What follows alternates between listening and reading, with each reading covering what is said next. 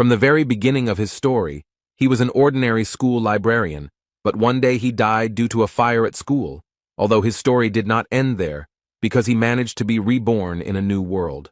In this position, he already had more opportunities than a simple high school librarian.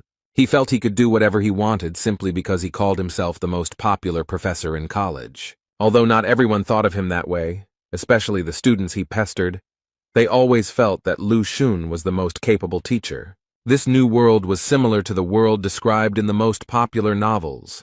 In this world, what was important was the power that he thought he possessed in full measure. He always thought that he would become like the hero of novels, become a scoundrel, and thus conquer the whole world, and his name was Zhang Huang. But he soon realized how wrong he was, because it was clear that everything would be different. Anyone who knew his name immediately abandoned him because they considered him a scoundrel and a liar, as well as the worst in terms of coolness. Zhang always thought that working in a library was the worst thing that could happen, but he never thought that he would one day become such a loser. He was a teacher, but unfortunately there was not a single student in his class, because no one wanted to come to a loser. This guy is just unbearable, and in the end he became such a loser that the students felt sorry for him, but still did not go to him. And if there are no students, then everyone hates him.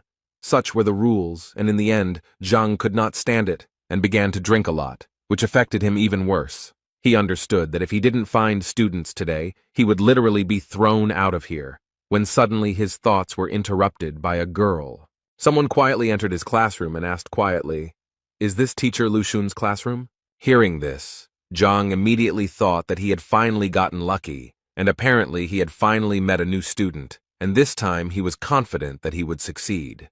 So, having collected his thoughts, he carefully turned around and asked the girl in response if she wanted to become his student. She didn't hesitate, and immediately said yes. According to her, she heard that Lu Xun was the strictest and most famous teacher at Hongting University. In response to these words, Zhang told her that she was actually confused, as he thought that choosing a mentor was like choosing shoes, where only the size mattered, and if it didn't fit, nothing could be done. But he still believed that there are some teachers who may not be so famous, but if they are ideal, then the progress from their teaching will be noticeable. At first she was a little upset to hear this, but then she told him that in fact her brother had told her the same thing, but her problem was that she just didn't know which teacher would be right for her. Zhang continued to talk, and got to the point that a teacher is someone who teaches and explains, and he, as one of Hongting's oldest teachers, could no longer watch students stray from the true path without even knowing it. But today the girl was lucky because Zhang was willing to recommend a teacher to her based on her skills. It took her a while to collect her thoughts, after which she began to show everything she was capable of. Zhang, looking at this, thought that he actually couldn't see anything from such a distance. But it didn't matter that much, because it was time to show off a little to attract the girl even more. And when she finally finished showing everything she was capable of, Zhang put on a smart face and said that, from his observations, she had a well-developed base, and therefore he believed that she had excellent prospects. He also added that she had quite a rare talent, and so it was obvious to him that she had trained a lot before this, and as proof, he said that she has amazing footwork. Every movement is like a tiger's jump, and her support is trained and you can be completely confident in it. And this is the most important thing, because trained legs are the key to success. But the girl didn't quite agree with him, because if you believe her words, her leg was injured, and the doctor gave her a diagnosis that meant that she had no chance of full rehabilitation, which Zhang clearly didn't expect to hear. He tried to turn the situation around and said that the fact that he couldn't see the obvious only proved once again that she had a clear advantage, despite her leg injury. The girl listened to his praise for a long time, but at some point she wanted to know what advantage he was talking about.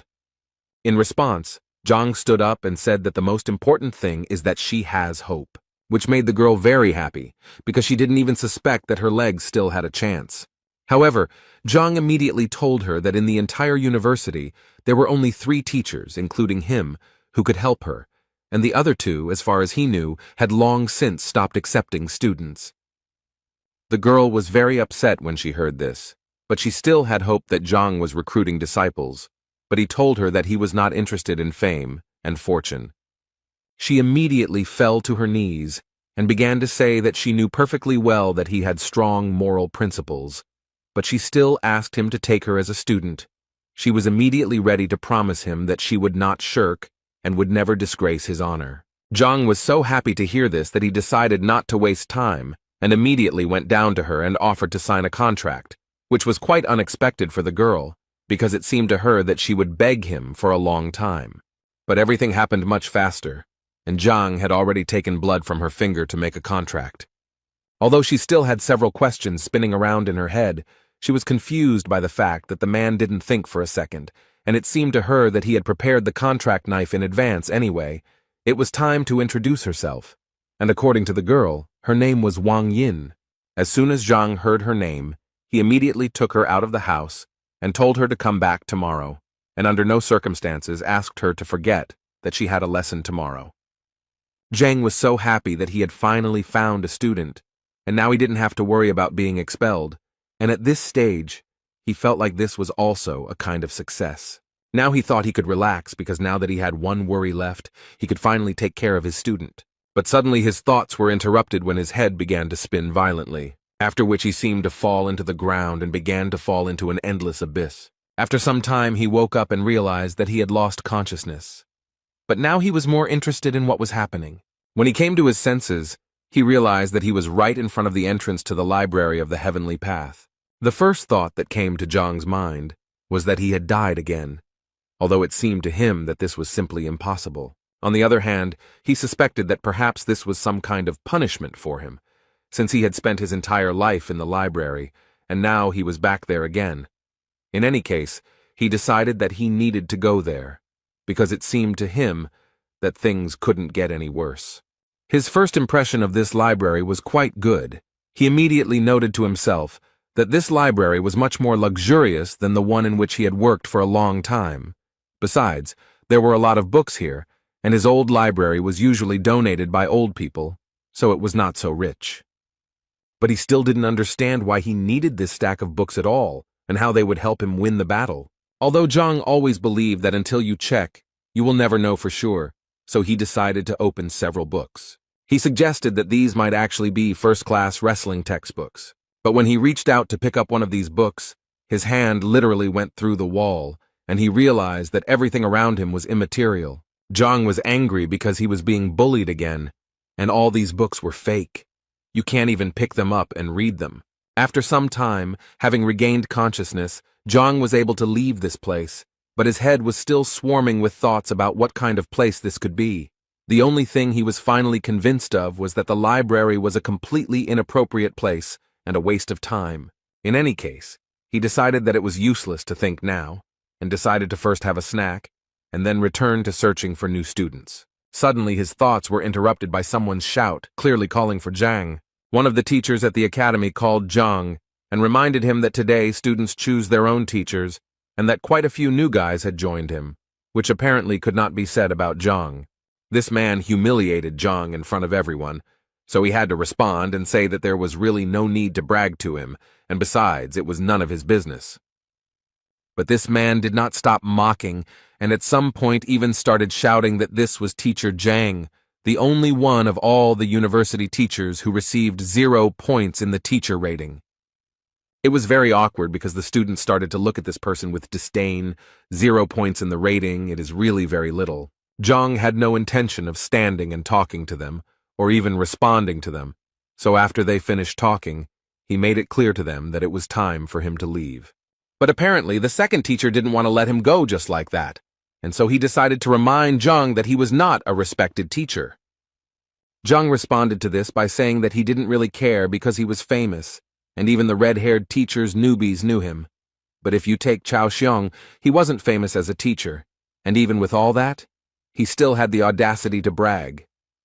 At some point, their dialogue was interrupted by a female voice, which said that Teacher Zhang was not really what everyone said. It was Wang Yin who also added that the teacher was very good because he not only accepted her as a student, but also gave her hope for recovery, so she believed that he could easily become number 1.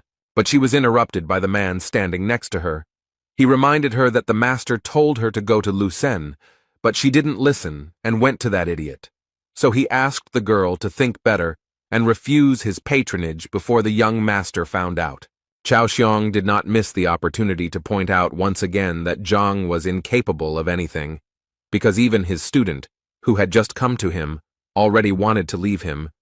This clearly did not please him, because he remembered how difficult it was for him to recruit her so as not to be expelled from the university.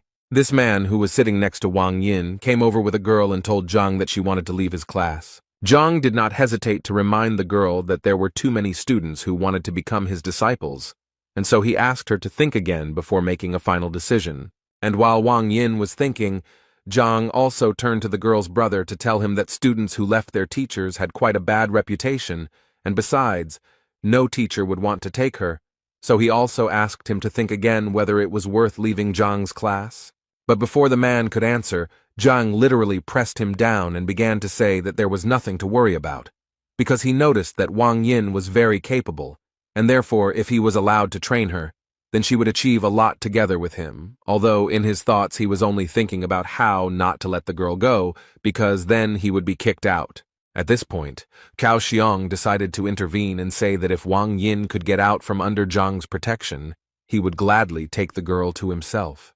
Zhang immediately turned around and told him that it was impossible to poach students in broad daylight, and therefore he would be forced to report to the administration, in response to which Cao Xiong suggested that they simply fight and thus arrange an open day. The university charter clearly stipulated such an option. This was an unexpected offer, because Zhang knew that although Cao Xiong had a bad character, he was a much better fighter and teacher, and he would definitely lose here. But on the other hand, if he refused, Wang Yin would definitely abandon him. So he decided that he had to at least try to do this. Otherwise, he would definitely not gather disciples. So he agreed to this proposal. A few minutes later, on the training ground, Cao Xiong introduced the students to the rules of the university. They showed each other students, and then talked about their mistakes and shortcomings, and the one who showed the student the most effective way to progress becomes the winner. The first one will be the young lady Wang Yin, who will first have to demonstrate a series of strikes to them. Wang Yin dealt quite a strong blow, and during this time tried to show her best side. After this blow, Cao Xiong noticed that the girl had a well-developed upper body, but he still felt that her legs were clearly not working, and from what he saw, she clearly had a leg injury. Although Zhang didn't show it, he was shocked that Cao Xiong noticed it right away. By doing this, he once again proved that he was much better than Zhang. After the first series of blows, Cao Xiong walked up to the girl and whispered in her ear that he would tell her what could be done with the leg. While he was telling all this to Wang Yin, Zhang tried to understand what they were talking about. He clearly didn't hear what they were talking about. Cao Xiong advised Wang Yin to imagine that her foot was rooted into the ground, and now she would try to do as Cao Xiong advised her. And as soon as she did this, she immediately noticed that the support in the form of a root clearly helps her accumulate more strength in her hands.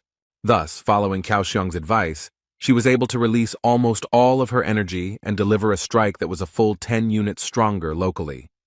This clearly surprised the other guys, who didn't expect that in 1 minute her striking power would increase by 10 units, but Cao Xiong's disciples weren't surprised by this, because they already knew very well that teacher Cao Xiong was very perceptive and attentive. At this point, Master Cao's instructions were finished, and Master Zhang now entered the battle to give advice to disciple Cao. Zhang immediately stopped Cao's disciple, not allowing him to show what he was capable of. The whole point was that he felt that all this was unfair. He meant that if he lost, he would have to hand over Wang Yin to Cao Xiong, but they hadn't discussed what would happen if he won, so he felt like he was at a disadvantage. Cao Xiong was not at a loss and declared that if Zhang defeated him, Yang would become his disciple. Cao was not at all worried about losing such a disciple because he was sure that Zhang would not be able to defeat him. Apparently, that's how it will be, because as soon as Zhang saw Yang's technique, he knew it was all over, because he didn't even recognize his fighting style, and therefore didn't understand how, in his situation, he could even correct the guy's shortcomings. At that moment, Jan thought that he needed to give it his all, because the last thing he wanted was to be a student of the teacher at the bottom of the list. However, Zhang wasn't going to give up so easily, so he tried to find fault with this guy. Suddenly, his thoughts were interrupted as if he had been hit on the head with a hammer. Zhang was transported back to that huge library. He honestly didn't understand why he was here again, until the inscription "Heavenly Path of Deficiency" appeared in front of him, although this phrase was a mystery to him. A few seconds later, he noticed a book fly off one of the shelves and towards him. He managed to catch her, and it was a big surprise to him that she turned out to be material and he could support her in his arms, because last time this clearly did not happen. The title of this book was quite unusual. It was called Yan Li, just like the name of the guy Jang was currently looking at and trying to find fault with. From the very beginning, the book said that Yang Li was the youngest of the Yuncheng Li family, and it also said that his fighting style was White Lotus, but most importantly, it pointed out his shortcomings, among which were too many unnecessary strikes. This was only the first drawback, so Zhang did not stop and continued to read this book carefully, and at some point, he reached the 12th drawback, which was that his left hand was much more developed, but Yang used his right more often, so the strikes lost their potential. After reading all this information, he finally returned to the training ground, where Yan was able to land 62 punches on the first try. At this time, Zhang finally realized that the library of the Heavenly Path was created specifically to identify and record all the shortcomings. Considering the information he can get, it's a pretty good gift for him to start his new life with. And now Zhang is absolutely ready to finally show everyone around him his true strength. He started by saying that Yang had 12 faults, which made Chao Xiong laugh. The rest of the guys also started laughing, because each of them understood that Yang was using the White Lotus style, which was known to everyone for its power, meaning that it was incredibly difficult to see any flaws in such a fighter, especially in such quantities. He was angry that they didn't want to believe his words, so he said he didn't want to continue competing. After that, he turned to Wang Yin and told her that they were leaving because such bets were simply unacceptable. He was immediately stopped by Chao Xiong, who assured the man that they all trusted Mr. Zhang, so they all wanted to hear his advice. Zhang knew that Chao was only doing this to laugh again, but this time it would be different, and Zhang knew it, so the smile never left his face. The first thing he asked Jan to do was to punch with his left hand instead of his right. This clearly surprised the guy, and the other students started laughing even more because he simply asked the guy to change his hand.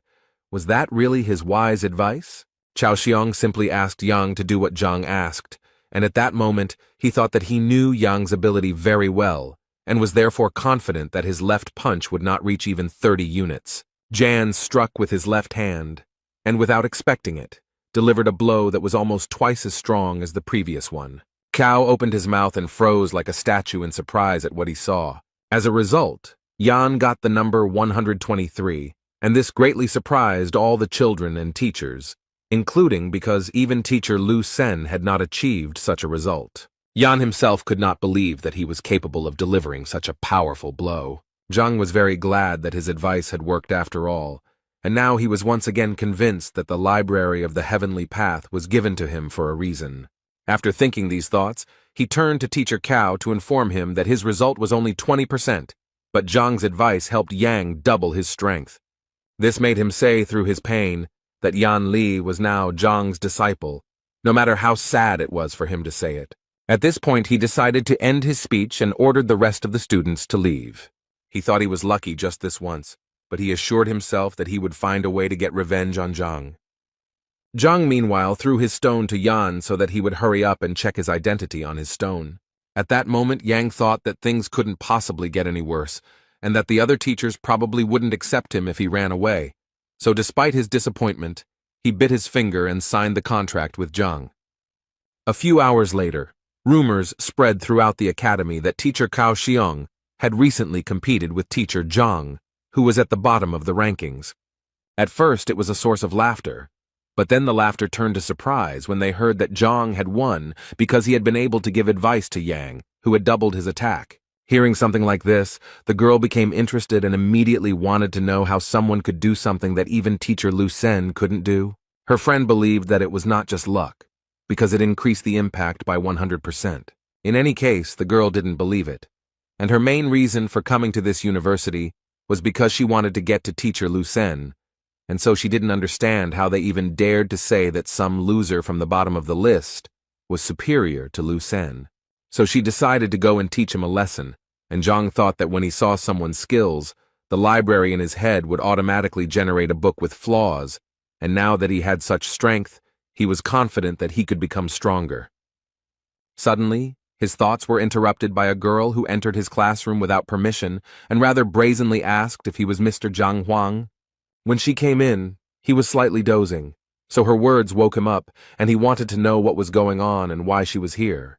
The girl immediately started talking about how she came here because she found out that he was able to increase Ian's punching power by 100%, but she didn't believe it and wanted him to prove it and give her some advice so that she could also double her strength. Zhang, without thinking twice, refused her, which angered the girl because she thought that he was not busy with anything at the moment.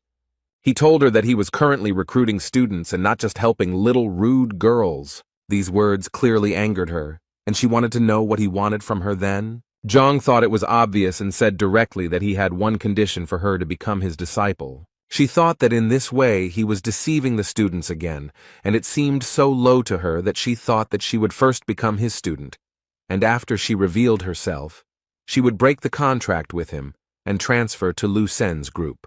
So she agreed with this idea, but immediately told him that if she found out that he was deceiving the students, she would tell everyone about it. Her friends followed their dialogue closely and could not believe that the girl really wanted to become his student, and it seemed to them that it was very terrible. So they immediately got together and ran to tell her family about it. Zhang suddenly said that he had changed his mind and now did not want to take her as a student because she was terribly impatient, and he preferred attentive students. Inside, this made the girl even more angry, and she wanted to expose him more than anything, so she put on a sweet face and asked him not to be angry because she said she sincerely wanted to become his disciple, so she asked him to accept her again. He told her that if she wanted to become his student, she would have to clean the place so that not a speck of dust remained, and also asked her not to forget about the toilet outside, thereby assuring her that he would test her patience, and if he was satisfied, then she would study with him. The girl's whole appearance showed that this was clearly too much, but Zhang didn't give in to her, and said that if it was so difficult for her, then she could always turn around and leave, but in his mind, he thought that she clearly couldn't play such games with him. And apparently he was right, because at that very second the girl suddenly changed her mind and took the broom, while assuring Zhang that she would do everything. She started cleaning with the thought that she had never had to back down before, and this time she was ready to do it. She would just wait for the moment and take revenge on him for everything. After some time, she was finally able to clean up as Zhang told her. But that was not all. He also wanted her to confirm her identity, so that he could be sure that she was indeed his student. She happily took his stone, and said that she was actually already looking forward to all his instructions, although she was mentally thinking about how to restrain herself from tearing his head off. After she did everything Zhang asked, he finally told her that he needed to look at her strike first to see what level she was at. The girl was clearly surprised that it took him only one blow, because she didn't understand what could be seen in one blow. While the girl was delivering that very blow, Zhang was already in the library of the Heavenly Path to read a book about that girl. He found it quite quickly, and within a few seconds it was already in his hands. The girl was the daughter of the Lord of Baiyun City. She had the highest level of mastery of the basics. Her fighting style was white jade kung fu, and yet she had as many as 27 shortcomings. Given such a number of mistakes, Zhang immediately thought that there was nothing special about the girl, until he saw that with so many mistakes, she was dialing the number 123. Zhang was the first to praise her, and so he said that her strength was worthy of a lord's daughter. The girl was happy to hear this, but she was still eager to hear his analysis and see what mistakes he might have noticed. Meanwhile, she held the crystal in her hand that she had been recording their conversation with, and thought that if he screwed up, she would show it to everyone and watch him make excuses. But the girl had to change her mind when Zhang told her that she was sick, although she immediately began to deny it and became embarrassed. He in turn assured her that he was not scolding her, but simply saying that she was physically ill. The girl continued to deny this and responded by telling him that he didn't know what he was talking about. But he paid no attention to her words and continued to talk about how often she felt pain, especially during the full moon, when the body and mind are especially irritated. And one more thing, he also knew that no matter whether she trained or not, she was still always irritable. All this made an impression on the girl, because he literally told her everything she felt, but she did not tell anyone about it. Zhang smiled and said that there was really no point in being surprised, since he was quite an experienced teacher. She lowered her head and asked him sheepishly, "Is there a solution to her problem?" Zhang immediately told her that the solution was actually simple. All she had to do was come to his class tomorrow, where he would definitely explain everything to her.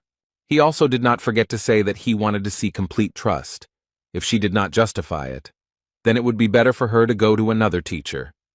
In response, she assured him that she now trusted him completely, and after hearing these words, Zhang wanted to know if she still wanted to keep that crystal with the recording.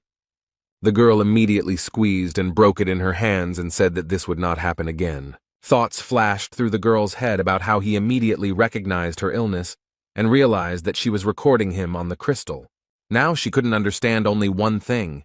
How could such an experienced man end up at the very bottom of the rankings? The only explanation she had was that he was too noble and didn't need wealth and recognition. Suddenly her thoughts were interrupted by a man who stopped them both.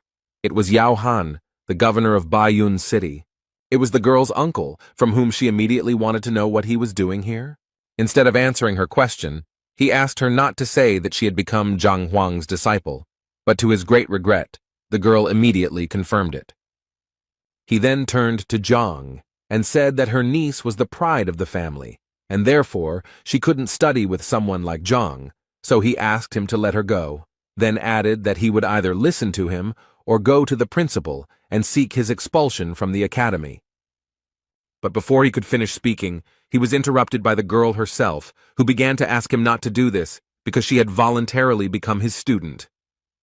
He was clearly surprised that she didn't understand that he was not a worthy teacher who would definitely not be able to increase her strength.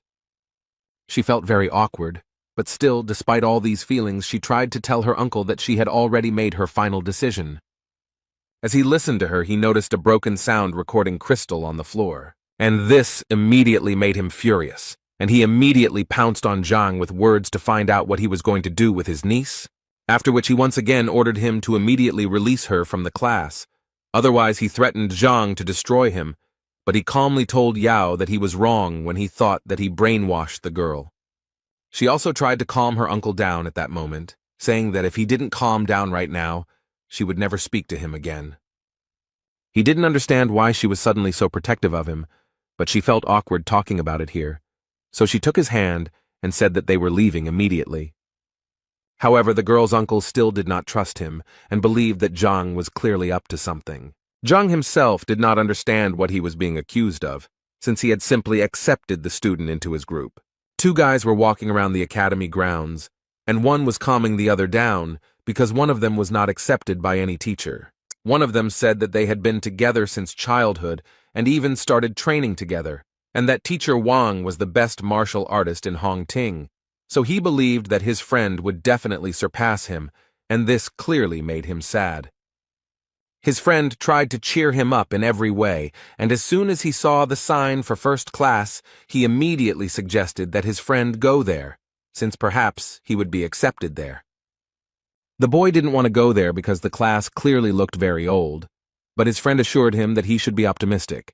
If the class is old, it means the teacher is experienced. Zhang was a little surprised when two guys came to him and one of them wanted to become his disciple. But what surprised him even more was that his friend was so eager to prove to Zhang that the boy was a good spearman and would therefore become a good student. Zhang was not against taking another student onto his team, but first asked him to demonstrate his skills. The boy was clearly not prepared for this, but his friend assured him that everything would be fine because the teacher just wanted to give him a couple of tips. At that moment, the boy couldn't get the thought out of his head that everything around him was unkempt, and so he thought that the teacher was exactly the same and was unlikely to teach him anything. But he still decided that even if he really was that terrible, he simply wouldn't become his disciple. And to test his theory, he decided to show everything he could do and see the teacher's reaction. He was able to knock out 123 units of power on the testing stone, after which he bowed to the teacher and asked him for advice. But as soon as he looked up, he noticed that this teacher didn't even look at him. So the guy decided that, apparently, his guesses were exactly as he thought. But suddenly, his thoughts were interrupted by Zhang, who couldn't help but notice that someone had emotionally hurt the guy. Moreover, he noticed that the guy felt humiliated. The guy clearly didn't expect to hear this, so much so that he even casually mentioned that he secretly loved one girl, but nothing worked out between them. Although he immediately came to his senses and said that it didn't matter anyway. His friend immediately ran up to him and began to find out who had offended him and why he hadn't told him about it, but he didn't want to discuss it now, so he asked the teacher not to talk about it, since it was his personal business and had nothing to do with his preparation. But Zhang clearly didn't think so, and then added that his punch was fierce and purposeful, and that it spoke volumes about his personality. Zhang immediately noted that he only thought about the present, not the future. The most important thing, though, is that this injury made him indecisive and he became very afraid of failure, and because of this his punch became much weaker. The guys were very surprised that Zhang was able to see that he was in love and what kind of character the guy had in general. But Zhang immediately told them that in fact there was nothing surprising about it, because a fighter's blow directly depends on his emotional state, and if it is unstable, then the blow will be exactly the same, and in his case it was clear at first glance that love was to blame. The boys stood there with their mouths open in surprise, as they saw how quickly Zhang had found his true problem. Even Weapon Master Wang hadn't noticed it. Zhang broke their shock to give the guy some advice, telling him that in order to earn respect in a relationship, he had to be strong, and asking him to think about how he looked to others if he didn't respect himself. Now he asked him to understand himself, let go of his grievances and learn from his mistakes, so he should become much stronger. And now, hearing this, Zhang asked the guy to hit him again and see what he was really capable of. The only thoughts in his head were that he shouldn't insult himself, and all he needed was to believe in himself. It was with these thoughts that he struck the stone being evaluated. And what was his friend's surprise when the force of the guy's blow increased almost twofold and amounted to as much as 200 units. After that, the guy realized that his teacher must be Zhang, so without thinking twice, he knelt down in front of him and began to ask him about it, and Zhang himself was not against helping the young guy, so the first thing he asked him to do was to verify his identity on the stone. This guy's friend was a little jealous because the thought immediately occurred to him that if he knew this teacher was so cool, he would have gone to him too. But another question confused him. If there had always been such a great teacher in Hongting, then why had he never heard of him? So he decided to ask the teacher his name, and when he introduced himself, the boys realized that it was the name of the worst teacher in the academy. Zhang confirmed the boys' guesses on this matter with a smile and said that he really was that terrible teacher. They hoped until the end that the man would deny this information, but not only did he not do so, but he also confirmed this information with a smile. His new student clearly didn't understand why the teacher was so self-critical. In response to this question, he said that in fact, this world was full of price tags, and there was nothing wrong with that. Although in his mind he thought that if it weren't for the library of the heavenly path, he would most likely remain a failure, since without it he didn't have any special talents. Zhang's student, upon hearing this, immediately wanted to give Zhang credit, but Zhang stopped the guy and said that in fact it didn't matter. Like his bad reputation, what was important was to study hard and go towards his goal. The boy happily said goodbye to the teacher, and his friend could not help but notice that in the end, everything turned out well for the boy, and now he too has a wonderful teacher. Zhang also smiled happily because he realized that today was also a holiday for him, since he had 4 new students. Moreover, for the first time in his career, his license plate has expired, which he will have to get from the logistics building if he wants to continue recruiting new students. As soon as the man entered the building, he immediately noticed that it was completely deserted, but his opinion changed dramatically when he heard voices informing him that their first teacher, Zhang Huang, had appeared before them. The voice belonged to Can Biao, who was the head of the logistics department, and as soon as Zhang noticed him, the big guy decided to find out what he was doing there, because everyone knew he was having trouble recruiting people. Zhang immediately remembered how Can Biao always bullied him because he didn't earn much due to his reputation. And taking all this into account, Zhang immediately thought that maybe it was because of this big guy that he only had 4 tokens to begin with. Anyway, the first thing he did was tell the big guy that he was out of registration tags and would like some more. These words made the big guy laugh incredibly loudly, because he didn't understand how a teacher like Zhang could run out of tokens. Zhang actually expected this kind of reaction, so he offered a bet if he didn't believe him. Qianbao had always been interested in betting, so he immediately agreed. But before that, he wanted to know what exactly he could bet. Zhang was prepared for this question, and therefore immediately answered that he wanted to bet his face, which meant that the loser would receive 3 slaps in public from the winner. Qin was pleasantly surprised by Zhang's creativity, so he agreed to the idea without any problem. But he still decided to add that if Zhang lost, he would receive 3 slaps from each of them, not just from Qian. His 3 assistants went to get a book containing information about the relationships of students with teachers, and with the help of this book, they were going to find out if he was lying. But after a few minutes, their faces changed because they suddenly discovered information that actually confirmed that the 4 students recognized him as the teacher. Qianbao clearly couldn't believe it, so he ordered the book to be brought to him immediately so that he could personally verify its authenticity. Reading this, he convinced himself and the other teachers that if this was true, then the guys who went to Zhang were complete fools. But when he started reading the detailed description of each of the disciples, a smile appeared on his face because he noticed that Wang Yin had a leg injury, and it seemed to him that all the others would have the same thing. This satisfied face did not last long, because then he saw that among his disciples was the daughter of the Wang family, which was one of the richest in Qianshuan. But that was not all, because what happened next was even more fun. Zhao Ya, who was 7th in the entrance exam and was the daughter of the ruler of Baiyun City, and right behind her were Yang Li and Zheng Yang, who were among the top 100 fighters. After learning all this, Qianbao came to the conclusion that Zhang had simply brainwashed these children. Otherwise, they would not even look at a loser like him. Zhang had no intention of proving anything to them, and immediately said that it was really up to them whether to believe him or not, but it would still remain the truth.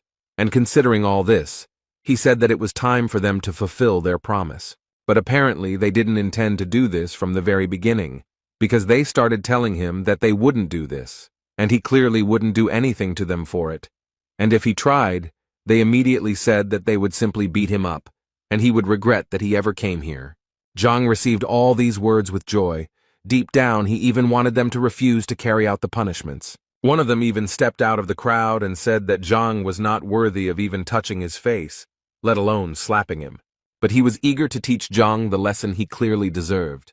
At this moment, Qian thought that Zhang was only 3rd ranked, and he would definitely not be able to stand up to a 4th-ranked master. It was simply beyond his capabilities.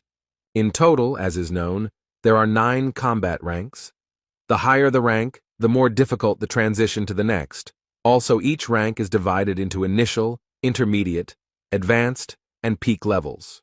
Therefore, given this information, it was clear that even if Zhang was well versed in other people's skills, he was only at the level of a 3rd-rank master, and with such skills, it would be truly difficult to win. While Qianbao was thinking about all this, blood appeared in front of him, which made him very angry, because he immediately asked them to deal with it cleanly and without unnecessary aggression.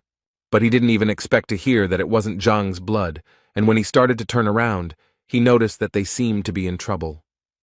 Zhang managed to knock out one of the teachers with one punch, and now he stood up and slowly called the other boys to him.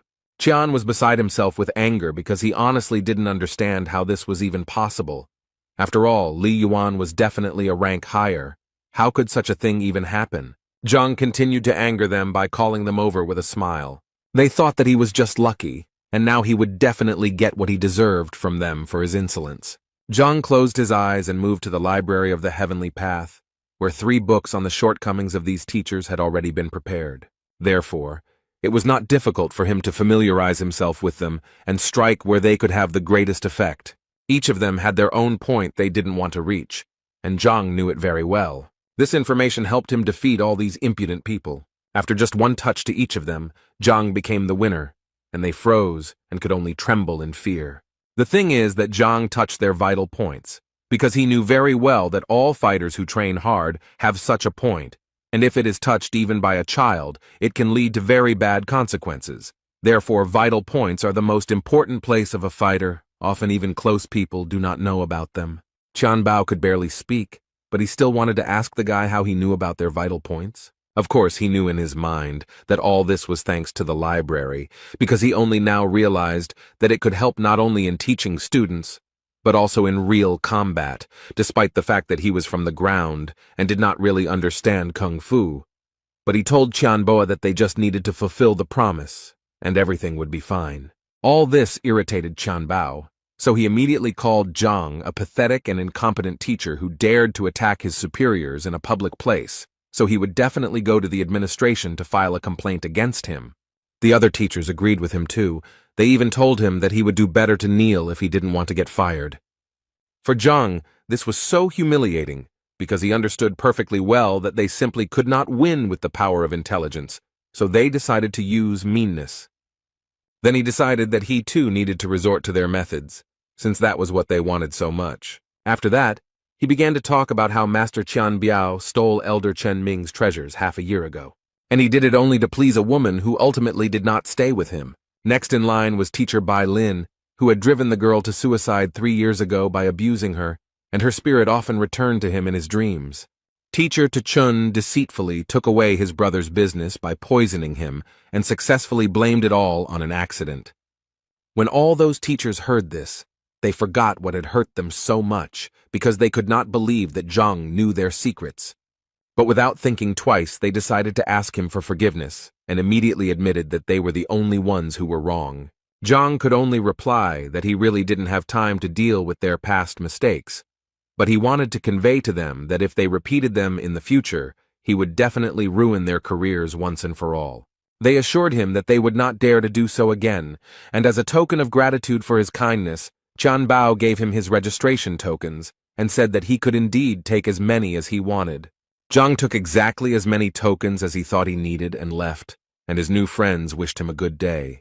The man's head was filled with thoughts about how long he had been waiting for this exciting life, and that this was exactly what he needed. Suddenly, his thoughts were interrupted when he saw 2 guys pulling a third one, who seemed to be screaming that he didn't want to live anymore. As it turned out, the big guy was shouting that he wanted to die, but at the same time he was holding another student's hand and not letting him leave. And the third one was trying to explain to him that if he wanted to die so much, then he didn't need to drag anyone along with him. But he asked them to leave him alone because he was already dead.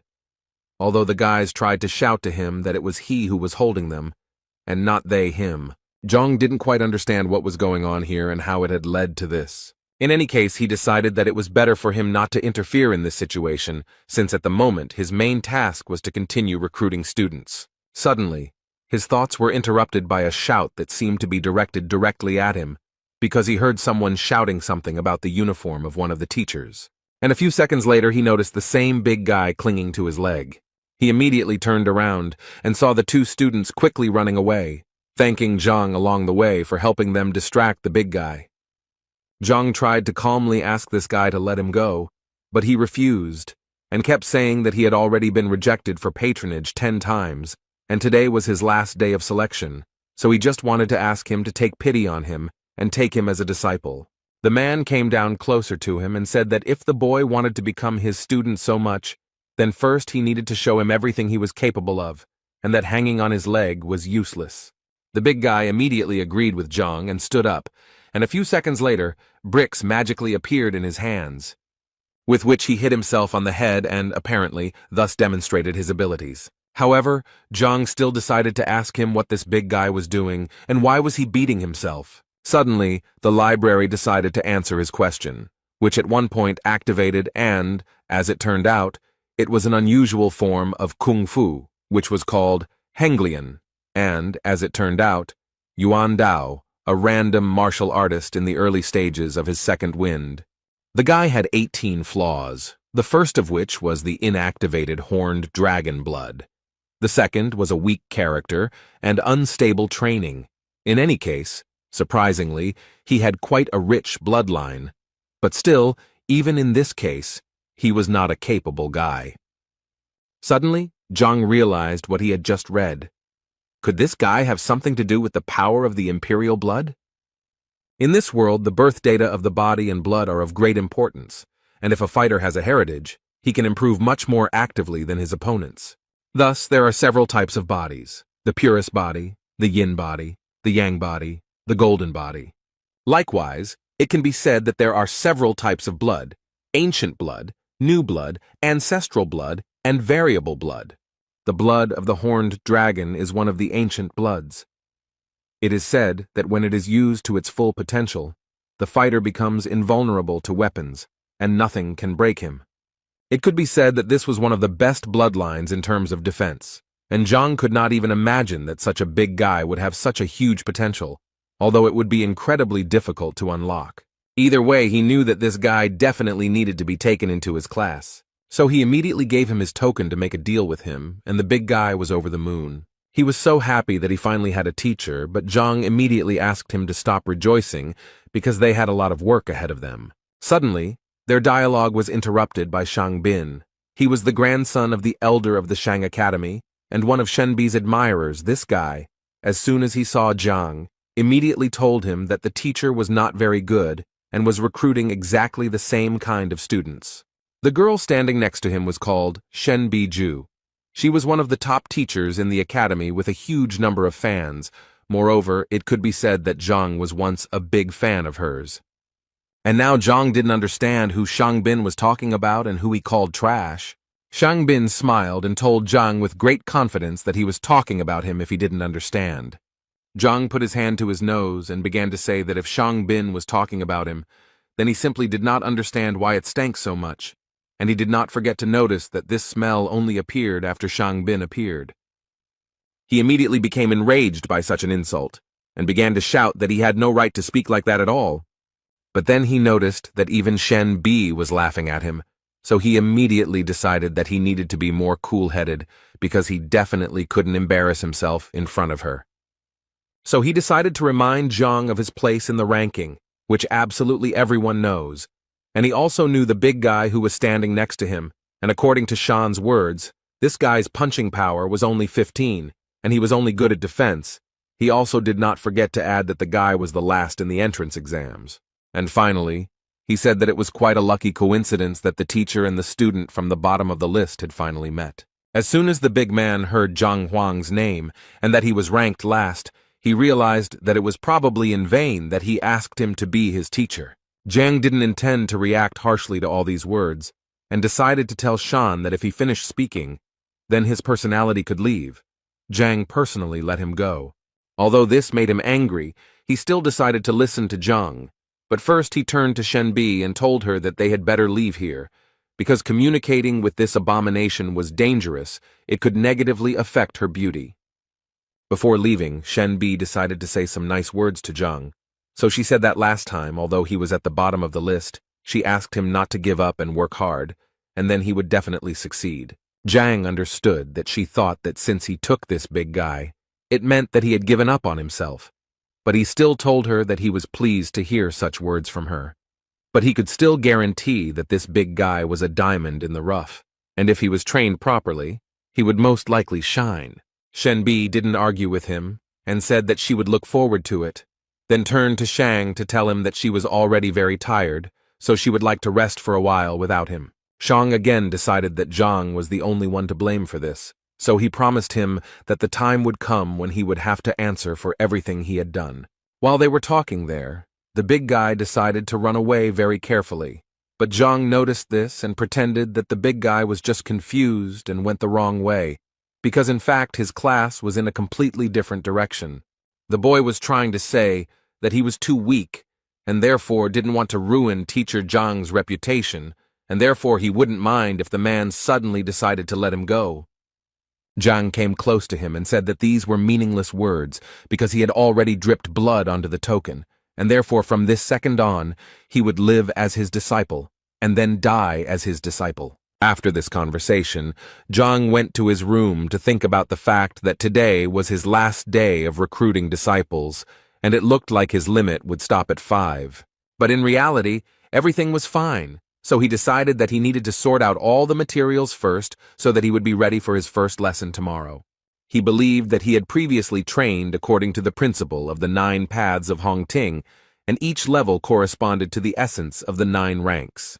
Many in Hongting train according to this system. And it looks like he's the last one of all the teachers left at rank 3. Everyone has already reached at least rank 4, so he needs to pull himself together and catch up with them as quickly as possible. But his training methods weren't quite up to the task, so he decided to visit one place where he thought he might find a more successful training method than he had the last few times. The essence of unifying true ki is to collect the spiritual energy that is around them, and this process is very slow and difficult because the spiritual energy needs to be reconstructed to reunite with the true ki of the body, and some masters study day and night for at least 3 years to achieve an acceptable result. And all this clearly did not suit Zhang. He most of all did not want to do this for years. Besides, his classes were tomorrow, and if the students found out that their teacher was not even capable of high-quality qi collection, then they would definitely drop out of school. He knew that he could search for multiple paths in the Heavenly Path library, but the catch was that there were over 1,000 of these flaws, and he literally couldn't eliminate them all in such a short period of time. So he thought that perhaps he could gather enough information about other teaching methods to use the strengths of one system to compensate for the weaknesses of another. And for this he came to Elder Shin Mo, who was quite surprised to see the guy here because it was already late, and at such a time no one visits the library. Zhang explained to him that the thing was that he was going to cross the 3rd rank, but he had some questions, which was why he came here. The elder took this information with a smile and told him that there was actually nothing wrong with him cultivating slowly, as the university always needed fresh blood like him. So he told him that the information about the 3rd rank was in the 4th line, for which Zhang was very grateful. The elder had always known that Zhang was actually a good boy, he just always lacked ability, and so he sincerely hoped that his results would not be so dismal. As soon as Zhang entered this library, the first thing he noticed was that there were quite a large number of books in it. It even seemed to him that the university library was no poorer than an ordinary modern library, and besides, he almost immediately found a row with the books he needed. He picked up the first book that suited him, and was a little surprised that this book described a method that had more than 3,000 shortcomings, and he was a little confused as to why this system was so popular. It seemed simply impossible to him to correct so many mistakes, but at one point, he realized that now was not the best time to despair. And thanks to this, an idea came to him, the essence of which was that he did not have to correct all the shortcomings. He decided that he could simply fix the thing that was bothering him on his stage, and he was absolutely right, because it turned out that there were only 10 flaws on his stage. The only thing he regretted was that the library of the Heavenly Path only talked about errors and not about the methods of correction. But he did not despair because he understood that he could find the advantages of different methods that would cover the shortcomings of others, and by combining all the information, something new and more advanced could be obtained. This thought gave him the understanding that since he had come here, he had a great chance to gather information about the 4th and 5th ranks. He sat for quite a long time over the books until he had become familiar with everything he wanted. After quite a long time, Zhang walked out of the library with the thought that the information about the 4th and 5th ranks had been found, and now he knew that it was time to return to practice. The elder was surprised that Zhang was able to finish so quickly, and so decided to offer him a copy of one of the books to take with him, but Zhang assured him that his question was not really deep enough to warrant taking copies. After which, he thanked the elder for his kindness and left.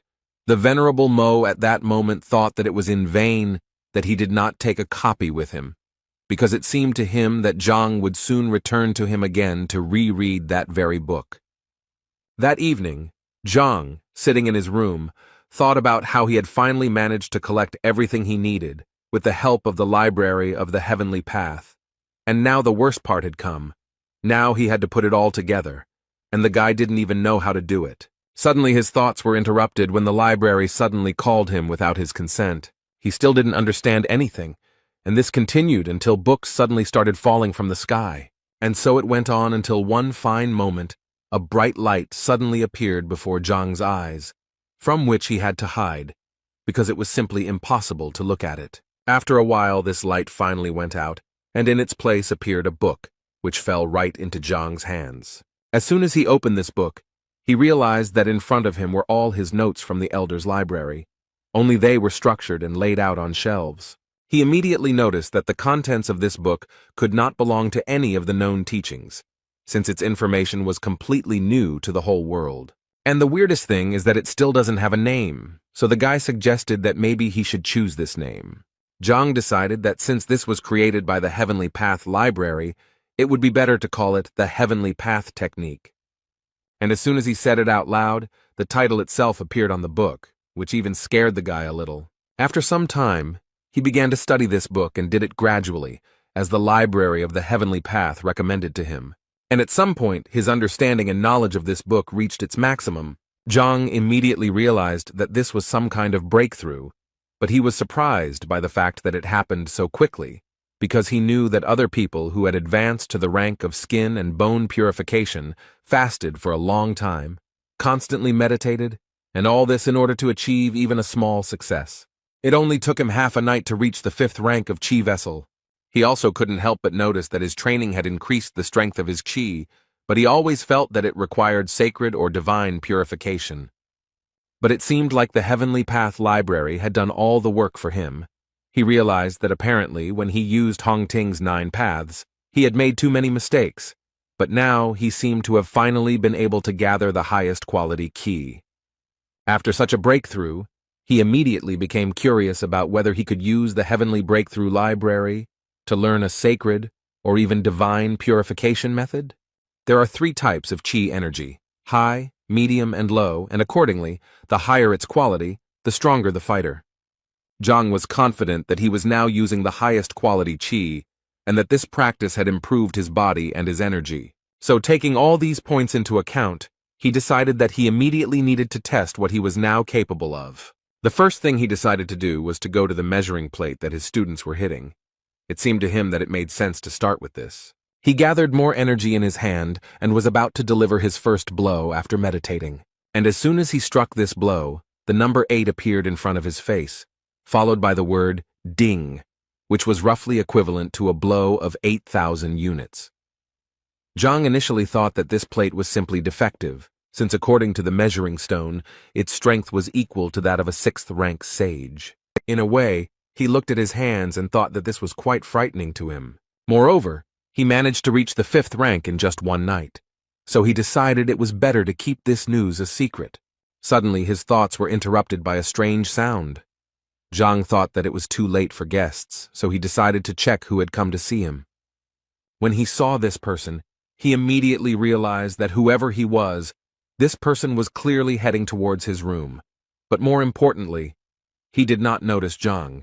This unexpected guest at that moment thought that Zhang himself was to blame for what would happen, because he should not have taken everyone as a disciple.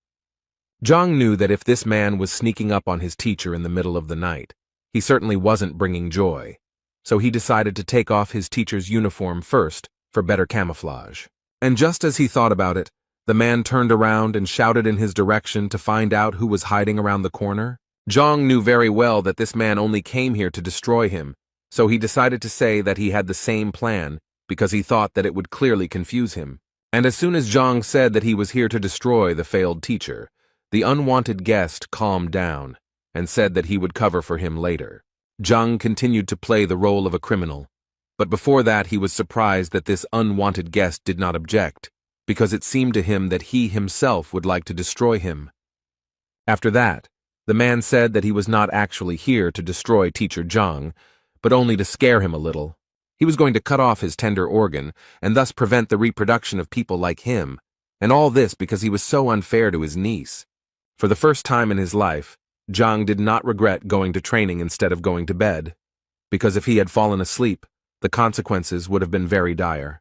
In any case, this strange man decided that it was time to end the conversation and get down to business, and Zhang decided to offer him to start first, because if he simply destroyed him, there would be no point in castrating him. The man at this moment thought that it was such an incredible coincidence that they both came that night to finish off Zhang, so while thinking about it, he suggested to his unexpected partner that they go on this mission together. First of all, the criminal asked him to focus on his energy in order to better feel his body and deliver the most powerful blow. Zhang was transported to the library of the Heavenly Path at this moment, because he realized that he had heard this man's voice before, and the book itself fell into his hands. This man's name was Yao Han, and he was a servant of the Baiyun house, a sixth-rank fighter who had opened the 8 chakra points. Zhang immediately understood that Yao was Zhao Yao's direct assistant, but he didn't understand what he had done, that this mercenary had come to destroy him. In any case, he decided to ignore the fact that he was already 6th in rank, and that he had beaten 12 dings on the evaluation stone, because if he didn't teach him a lesson, then he wouldn't be able to be called Zhang Huang. But he still understood that this clearly had to be done not in direct confrontation, because then he would definitely lose. So he decided to outsmart Yao a little and at one point shouted at him to look at the sky because there was a UFO flying there. Yao didn't understand what a UFO was and how it related to their case, but he didn't even think that this was all just a common trick by Zhang, who deceived him in such a childish way. Zhang didn't miss his chance and delivered a fairly strong blow from behind, which sent the man flying into the nearest wall. He thought that the 6th rank should be much stronger, but apparently the fact that he knows all of his opponent's weaknesses decides a lot in this regard. Yao didn't quite understand why the guy suddenly attacked him, because it seemed to him that they both wanted to take revenge on Zhang. But apparently Yao was very wrong when he decided that he had an ally in such a matter. After that, Zhang dealt several dozen blows to his opponent, and realized that in fact, all this was not as difficult as it might have seemed to him. This guy was the assistant of the Yao family, and Zhao's uncle, so he did not hit him very hard. But before he left, Zhang knew he first needed to divert suspicion from himself. The idea immediately came to him to blame everything on Shan, although Zhang believed that it was his own fault, because if he had not approached him that afternoon, he would not have even remembered him. After that, he turned to Yao and said that Zhang had angered him during the day, so he wanted to teach him a lesson. Zhang pretended to talk to himself, but Yao heard everything perfectly well, and so Zhang made him understand that he was Shan. After that, he made a threatening face and ordered Yao to get out of here immediately. This scene made Yao think that he saw this person talking to Zhang today, and he also knows very well that they often quarrel with each other, and in the end he said something for Shenbi, so he was sure that it was that guy. Zhang thanked himself again for deciding to train today instead of just lying around and resting. Besides, tonight had given him the understanding that he needed to become much stronger if he wanted to survive in this world.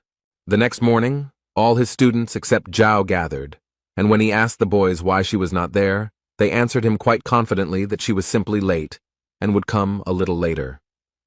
He decided that they would start without her, and then began to talk about how his teaching methods differed from others, saying that individuality was important to him, so he would work on each of their styles. And he decided to start with Wang Yin because she was his first student. Although the girl agreed with him, at this moment she thought about how yesterday, when she returned home, she found out that teacher Zhang was actually a liar. So she mentally didn't want to have anything to do with him, although she couldn't tell him about it yet. At this point, Zhang asked her to come closer to him and show her her strike again, as he needed to examine it more closely. Wang Yin felt that there was too little space for this, but Zhang assured her that it did not matter. The thing is, when he first looked at her strength, he didn't have the Heaven's Path library yet, and so he didn't quite understand what shortcomings the girl had. So she had to give another blow, which was quite strong, and Zhang immediately decided to praise her. Then Wang Yin wanted to say something to her teacher, but he did not let her do it because at some point he simply interrupted her. And he began to say that if he was not mistaken, then she injured her leg 2 years ago in a fight. Wang Yin didn't even understand how he could know all this. Zhang ignored her questions and continued to talk about how there were 3 points on a person's leg that were responsible for strength, speed, and agility, and it seemed to him that her opponent had touched the point that was responsible for strength, which caused it to close and the blood to flow in the opposite direction. At this moment, Wang Yin thought that one of the top doctors they had invited had said the same thing, but he couldn't do anything about it, since it required a master of at least the 8th rank. So she asked him without much hope if he could cure her, but the answer completely changed her expression, because Zhang said with complete confidence that for him it would be just a piece of cake, although the girl had thought all her life that her injury could no longer be cured, and the teacher said that for him it was a mere trifle.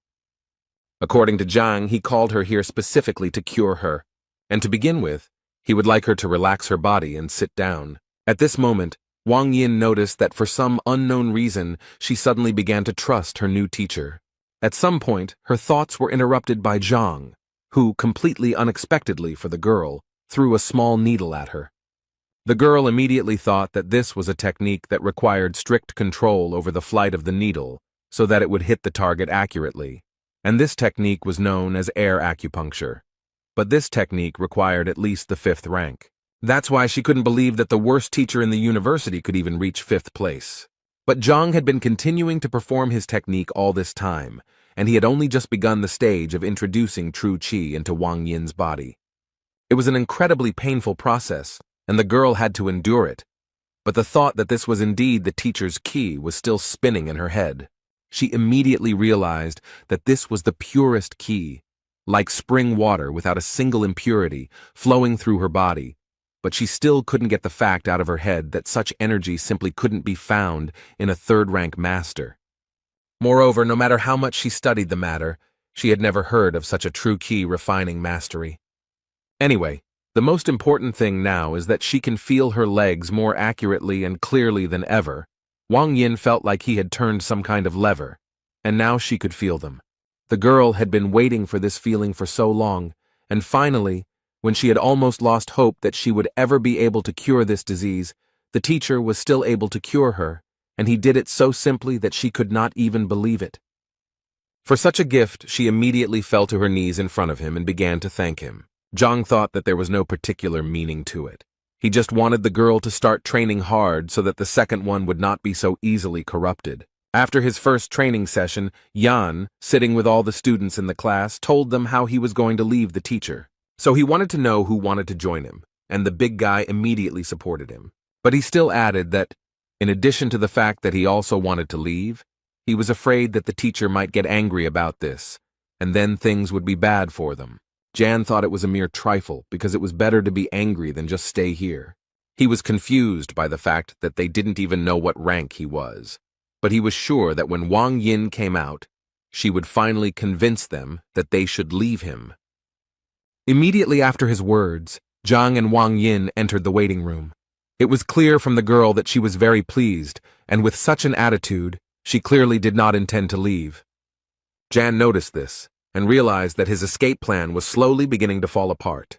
The big guy also noted the fact that Wang Yin clearly didn't look disappointed, but Yang couldn't believe that Zhang actually told Wang Yin something worthwhile.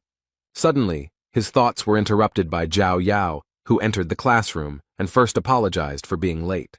Zhang, of course, was very happy to see her, but he couldn't help but ask the girl who was this disabled person next to her.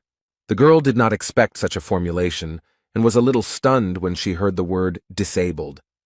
But the man who was next to the girl did not tolerate this and immediately responded by calling Zhang a cripple because in fact his name was Yao Han and he was a servant of the Bayun house. He also added that he came here to check on Zhang and how he would handle this lesson. Zhao tried her best to calm him down, but it seemed to be quite difficult to do. Zhang, in turn, decided to add fuel to the fire and said that he actually needed absolute silence in the classroom in order to teach, and besides, he believed that it was not a public place where anyone could enter. Zhang gently hinted that he should leave here, which made Uncle Zhao even more angry, and so he immediately began to threaten Zhang, saying that he could slap him right now. The teacher did not argue with him and asked Zhao to deal with her relative herself. Zhao immediately sent Han out of the classroom and told him that he was disturbing her while she was studying. A few seconds later, the doors closed in front of the man, and he apparently would not be able to watch his niece's occupation. And when Zhao finally dealt with her uncle, Zhang decided to call Yang to him, because it was his turn. The guy happily agreed because he really wanted to see what his new teacher was capable of, and he also decided that if Zhang really was as bad as everyone said, then the guy would quit without hesitation. He entered Zhang's room, and the first thing he did was ask the teacher if he wanted Yang to show him what he could do. But before he could finish his question, Zhang told him that it was actually useless, and that he had already figured it out. Zhang explained to the young master that at the moment the Feijoa strike was at the initial level, although the Kulong strike was at an advanced level. Yang was a little surprised that Zhang knew that he was practicing Kunlun, because absolutely no one knows about this training, not even his family. Zhang replied with a smile that it was actually quite simple. Yesterday he saw Feijoa in his style and ate it. This shocked the boy even more. He couldn't believe that Zhang was even able to see such a thing.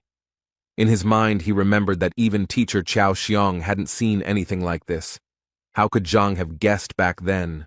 His thoughts were interrupted by Zhang, who assured the boy that every time he used the Kunlun strike, the pain in the boy's armpit increased and his shoulder began to itch. At this moment, Zhang amazed Yang so much that he even cried out upon hearing such detailed information about himself. The body of a Kunlun technique master is perceived as the body of a dragon, and if the warrior has reached the rank of skin and bone purification, there will be no side effects, since the qi energy will nourish the muscles and bones of its wearer. But according to Zhang, Yang is only at the second wind level now, and his body is still too weak, so the Kunlun is injuring him, and if he continues, the injury will become even worse. Yang was speechless, and clearly didn't know what he had said to his teacher. He simply remained silent, and waited for Zhang to continue.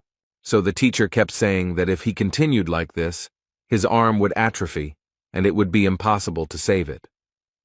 Zhang also suspected that the boy was already at the stage where his sleep was disturbed, and at night the spasm was felt throughout his entire arm. Jan realized that he was in trouble, so without thinking twice, he knelt down in front of his teacher and began to ask him for help. Zhang went down to him, and the first thing he did was ask him not to worry so much, because in fact, the solution to the problem was quite simple. He just needed to stop using Kunlun and focus on his rank for now, and Zhang would definitely find a solution to this problem. There was so much hope in Zhang's eyes, and in his head he was thinking about how wrong he was, but now he understands how lucky he is, because his new teacher is the best. The other boys waited impatiently for Yang to leave Zhang's room, and finally he came out, and they waited for him to decide that the guy would leave this teacher. But Yan, upon hearing these words, immediately pounced on the big guy to tell him that he really didn't understand what he was talking about.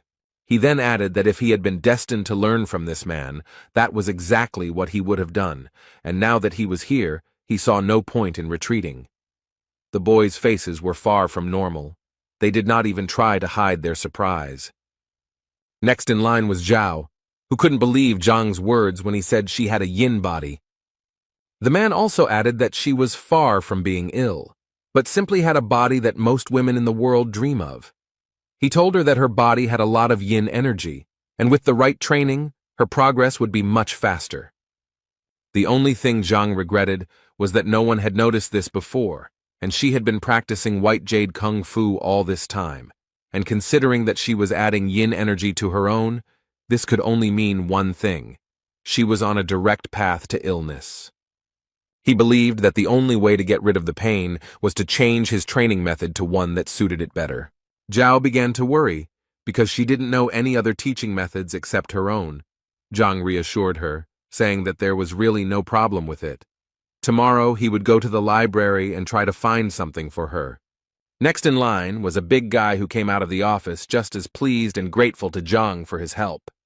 He never thought that he would have to kneel before Zhang for helping him so much. Zhang understands his emotions because he gave him the adjusted Hongting 9 Paths method, although he still felt that the big guy was getting too close to him. As for Zhang Yang, his strength increased greatly after his advice, and the boy was finally able to reveal his talent, after which he went out to the guys to tell them that he had analyzed almost all of their individual recommendations, but assured them that this was only the beginning, because they clearly would not be able to achieve success with simple words. Suddenly his monologue was interrupted when someone knocked down the classroom door. Brother Wang Yin said that Zhang was deceiving the students for his own benefit, but he would not tolerate him dragging his sister into it. This guy's name was Wang Tao, and he said that he wanted Zhang to stop being Wang Yin and Zhao Yao's teacher and let them go immediately. Otherwise, he immediately warned him that he would not pay attention to his title as a teacher and that he would be to blame for his injuries, to which Zhang only replied that this guy was disrupting the lesson. Wang Tao smiled because he didn't understand what Zhang could teach his students since his skills were laughable, and he didn't forget to add that Zhang was lucky that he was well-mannered and called him a teacher, but this would continue if Zhang continued to fool around. Zhang got tired of this and created a huge fire tiger, which scared Wang Tao quite a bit. He immediately noticed that this aura was the same as that of an elder. He didn't believe that a third-rank guy could be so strong, so he thought that it would be disgusting if they thought that he was afraid of such a weakling. So without thinking twice, he decided to attack Zhang and punish him for all the words and actions he had committed. But no matter how much force Wang Tao used, Zhang was still able to easily stop the guy's attack with just 2 fingers. Wang Tao couldn't even imagine how this was even possible. How could a third-rank fighter stop his attack and so easily? He decided that it was just a coincidence, and nothing more, so he demanded that Zhang let go of the sword so that they could fight in a fair fight. Zhang didn't listen to him, but continued to just stand there and wait for Wang Tao to simply leave and not interfere with his lesson. At that moment, the guy's head was spinning with only thoughts about how this was simply impossible, because the last time they tested Zhang's strength, it was at the level of the 3rd rank. Moreover, the guy believed that even if he had strengthened, he should now only be at the 1st stage of the 4th rank. But apparently this was not the case, because Zhang was able to throw Wang Tao out of the classroom with just 1 hand. Uncle Zhao stood outside the door of this classroom and listened carefully to what was happening in the classroom, and at some point, he began to hear a very loud noise, and so it seemed to him that Wang Tao was finally going to teach Zhang a lesson. And he clearly wanted to see this more than anything else, so he carefully opened the classroom doors. But apparently he did it in vain, because as soon as he opened the doors, he saw the body of a fighter flying towards him. It so happened that they landed on the ground together and together received the gift from Zhang. After he had sorted out his fans, to put it mildly, he decided it was time for them to continue their activities. The boys apparently still couldn't come to their senses after what they had seen. It seemed to them that it was a 4th-rank supreme power. Brother Wang Yin was defeated so easily, even though he is a famous fighter. How could a teacher from the bottom of the rankings do this? They all came to the conclusion that Teacher Zhang had simply been hiding his strength all this time. Uncle Zhao Yao, after such a not-so-soft landing, would like to ask Mr. Wang Tao what happened and why he was unable to teach Zhang a lesson. Wang Tao couldn't think of anything better to say than that he had just used a new technique and was just lucky because he hadn't fully mastered it yet. So today, he said, luck was on Zhang's side. His interlocutor thought that something was clearly wrong here, and even with the new technique, Wang Tao should have won.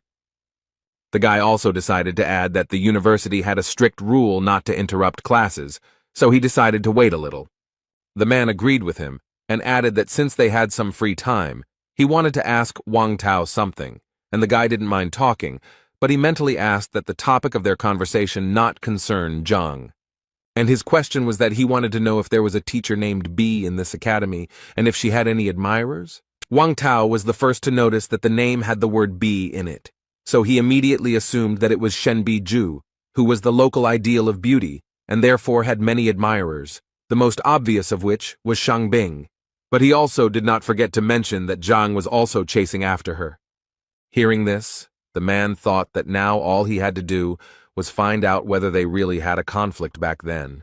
Shang Bing sat in his office and listened to Qiao's stories, who told him that Zhang had deceived his disciple, and so he decided to turn to the grandson of the academy elder. Shang Bing slammed his palm on the table and immediately told him to forget about it, because he was going to solve this problem himself. In his words, he had always wanted to teach this Zhang a lesson, but deep down he knew that if he attacked him there, it would lower him in the eyes of the precious Shen Biju. But now he had a good reason. And now he is ready to do everything for this.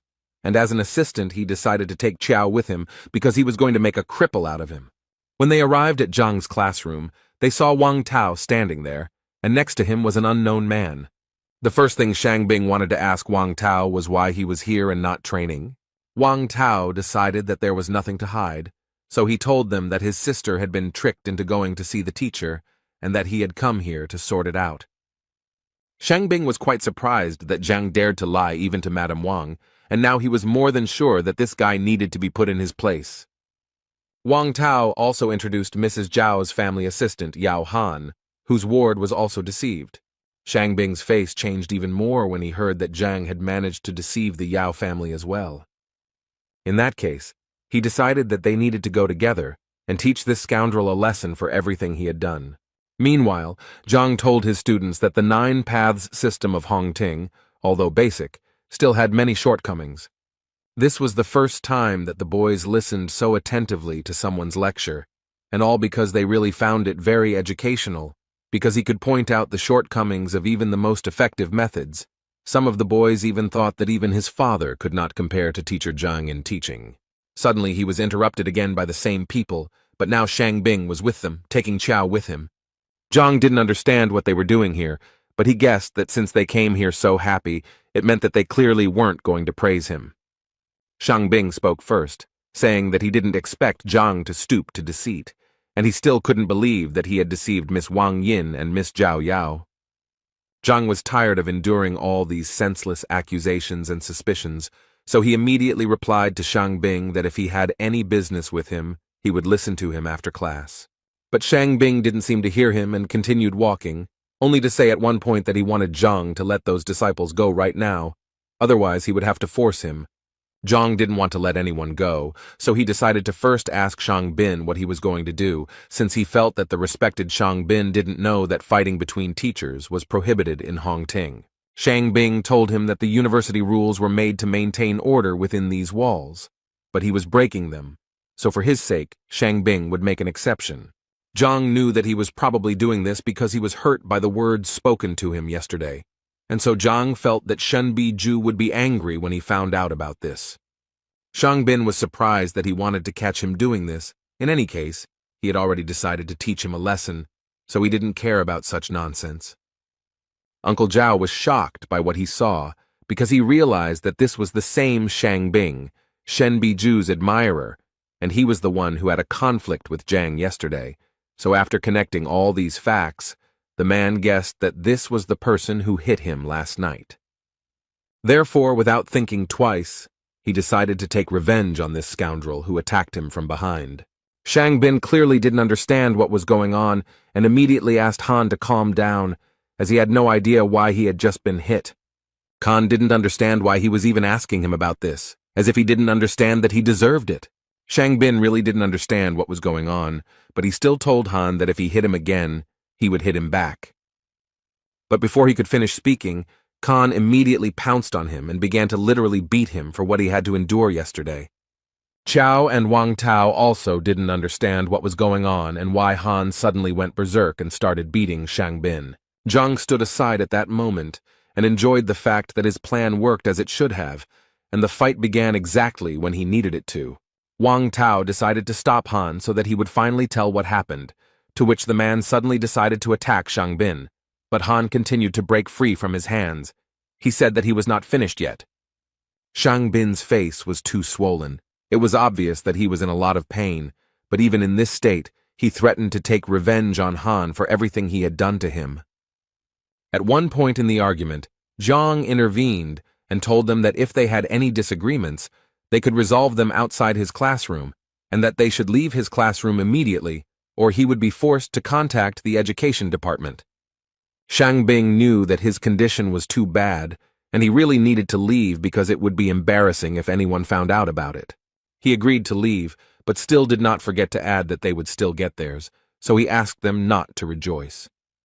After the lesson ended, the children finally walked out of the classroom in a great mood, because they found today's lesson exciting.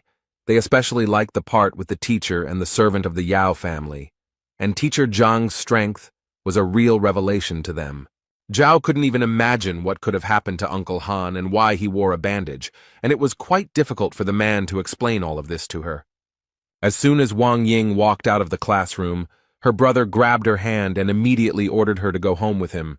She didn't quite understand why she needed to go anywhere if she was now living at the school, but he wasn't going to explain it to her because it wasn't up for discussion, so he repeated to her again that they were going home immediately. Meanwhile, Shang Bing was walking down the academy's corridor, almost screaming about how he was beaten for literally nothing. Qiao guessed that perhaps Zhang was in cahoots with Han. He agreed with him because Shang Bing hadn't actually done anything to be punished for, so he was sure that he had attacked him, because he wanted to teach Zhang a lesson. After which, he suddenly wanted to ask Qiao again if Zhang was really forcibly teaching Yang, because it was impossible to tell from the guy that he was sitting there forcibly. Chow once again assured Mr. Shangbing, having no doubt that it was true. Shangbing was happy to hear this, so since Chow was so confident, he suggested that he immediately apply for the will detector. He also asked Chow to remember to increase the penalty to the maximum, as he believed that this was the best way to put Zhang in his place. In the Wang family mansion, the girl was yelled at very loudly because her father thought that she didn't even understand what she had done. He wanted to hear her opinion about his teacher. He wanted to know if she knew that he was the worst teacher in the entire academy. The girl immediately tried to assure her father that teacher Zhang was not as bad as everyone thought, and that he was actually very talented. Her father didn't believe her, but the girl confirmed it with a smile. So he had to turn around and start yelling at her again, because he thought Zhang was only capable of raising trash like himself, and so his father didn't understand why she even thought he was fit to be her teacher. Moreover, he didn't even think that such problems could arise with her. He asked the girl again with all his anger if she knew what place her teacher occupied in the ranking. The elders of the family who were behind all this advised the girl to listen to the chief. They believed that he would definitely not say anything bad, and as an example, they decided to give her Wang Yang, who studied with Lu Sen. According to them, the guy's strength increased by 40% in just one lesson. Wang Yin, overcoming her fear and embarrassment, decided to say that with teacher Zhang, her strength had increased by more than 100%, and he was also able to heal her legs. One of the elders refused to believe this, because he believed that if their most famous doctor, invited from distant lands, could not cure the girl, then this scoundrel would not be able to do the same. The other elder also laughed when he heard that she had increased her strength by 100%, and the healing of his legs captivated him even more, after which they asked her not to lie, if only to cover up for this liar.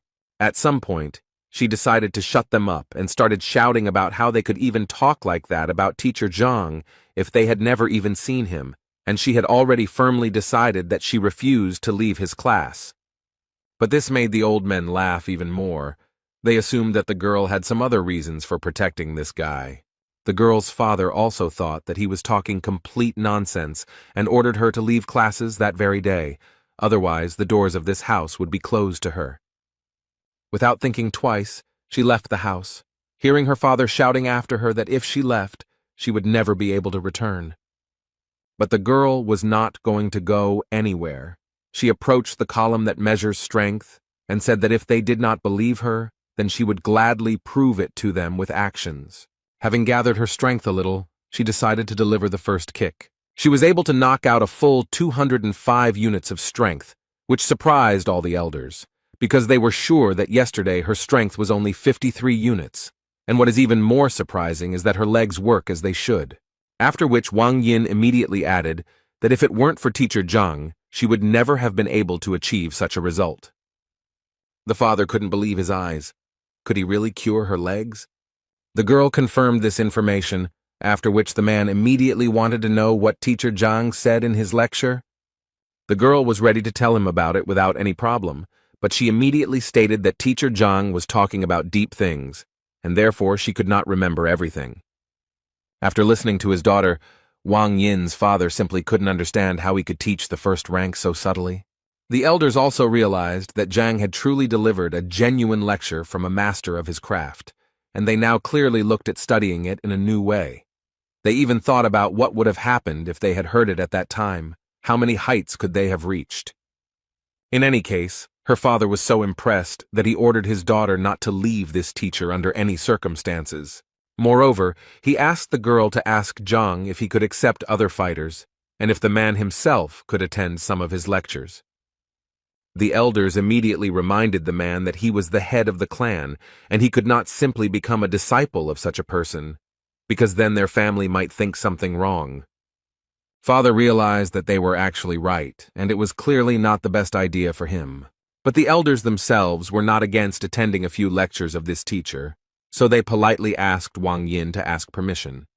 Meanwhile, Zhang decided to visit the library again, as he believed that although his skills had improved greatly, he still knew little about martial arts, and so he decided that he needed to study now.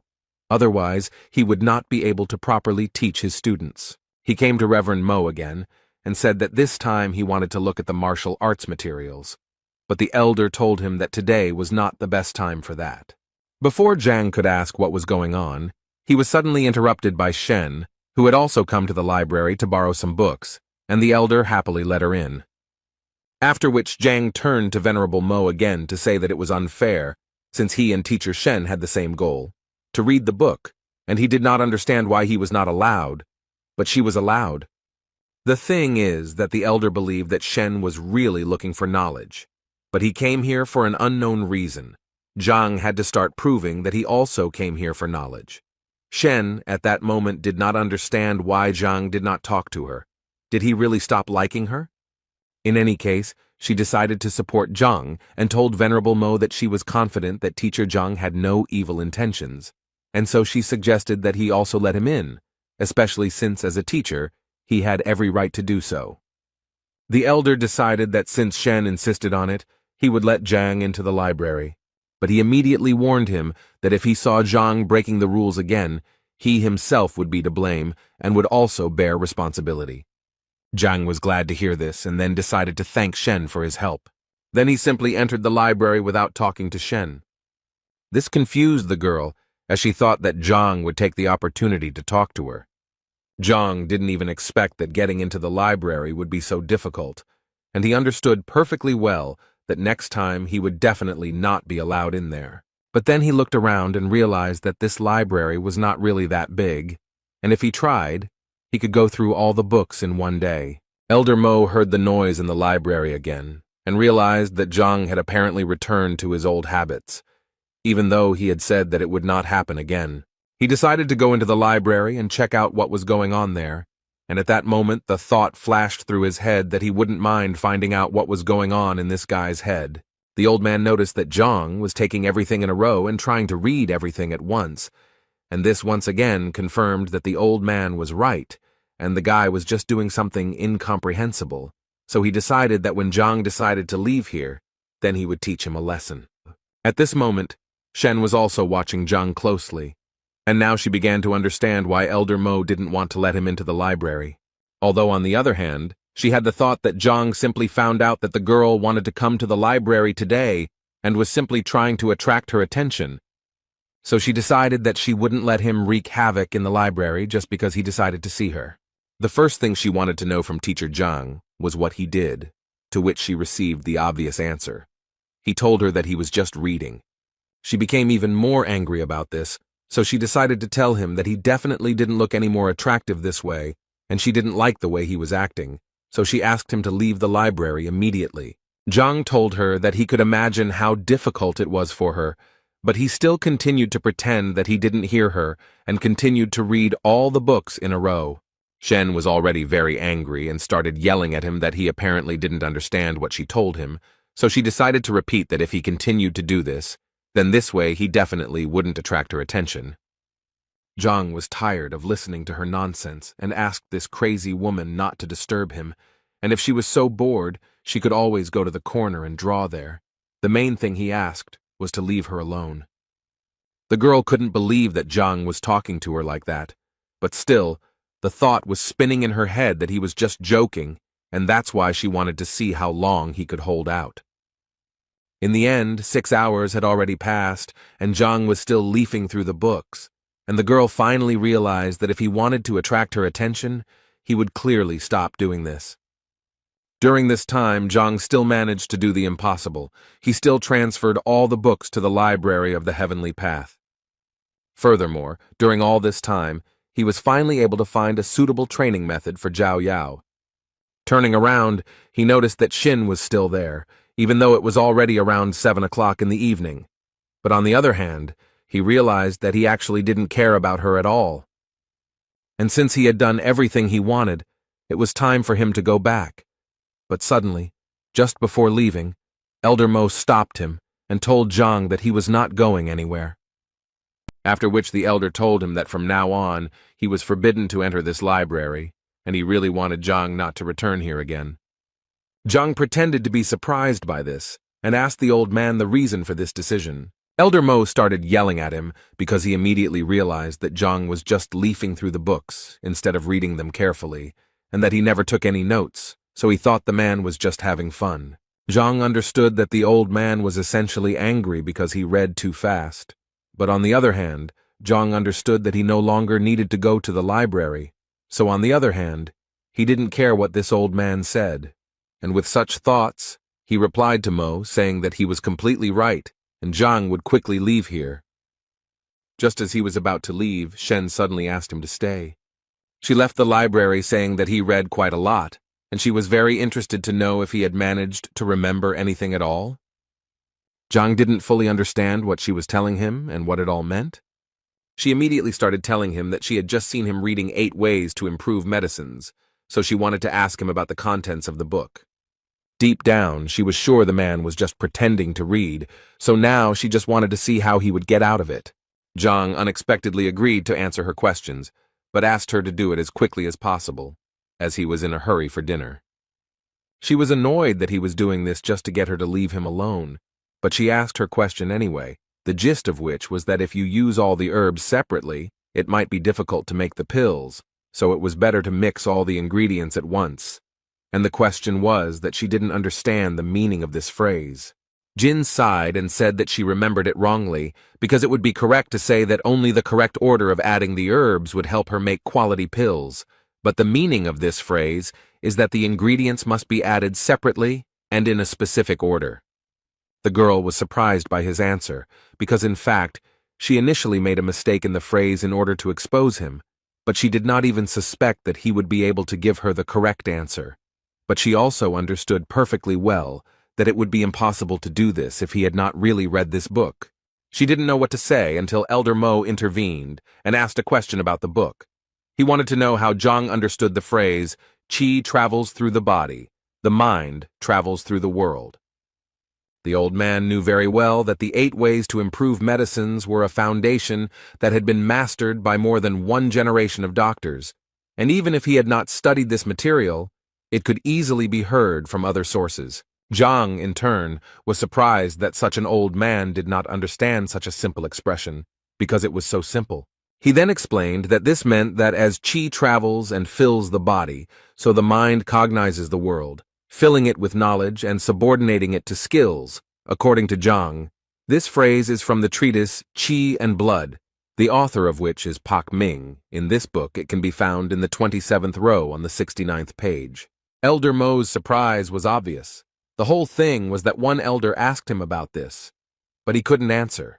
And even later, that old man couldn't find an explanation in the library, so he just couldn't understand how this guy got to this point. In any case, he clearly didn't trust him, so he decided to go and check this information himself. After a while, they found the very row where the book was, and then opened the page that Zhang pointed to and read exactly the same thing that the man said, which surprised them even more. Mo mentally repeated that the old man had not found the answer, turning the entire library upside down. He could not find this book and the answer to the question. But Zhang not only managed to find it, but also read it, and most importantly, understood what was written here. While they were looking for this book, Zhang decided that he didn't have time to just look at them, and he needed to leave quickly, because at this rate he might not make it in time for dinner. But Shen decided to stop him again. Elder Mo almost passed out from the realization of what he had learned. Questions were spinning in his head about why this guy was the worst teacher back then, because with such abilities he could clearly be the best of the best. Zhang asked Shen to speak up quickly about what she needed because, as he had already said, he was late for dinner, and Shen suddenly noticed the fact that she hadn't eaten for a long time either. Zhang mentally asked her not to say that she had just asked him this question only to propose having dinner together later, so he decided to answer her that if she was so hungry, then what did she want from him? She couldn't accept the fact that so many people were inviting her to dinner, and she was turning them all down, and when she gave Zhang a chance, he turned her down anyway. She overcame herself and invited him to have dinner together.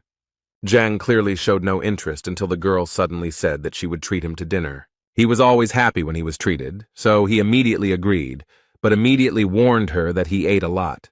This was Shen's first meeting with a guy like Zhang, because before that, she had obviously met other guys who invited her and paid for her. The Library of the Heavenly Path could see the disadvantages and advantages of techniques, allowing one to read the opponent's weaknesses like a book, but it could not reveal the heart of a woman to Zhang Huang.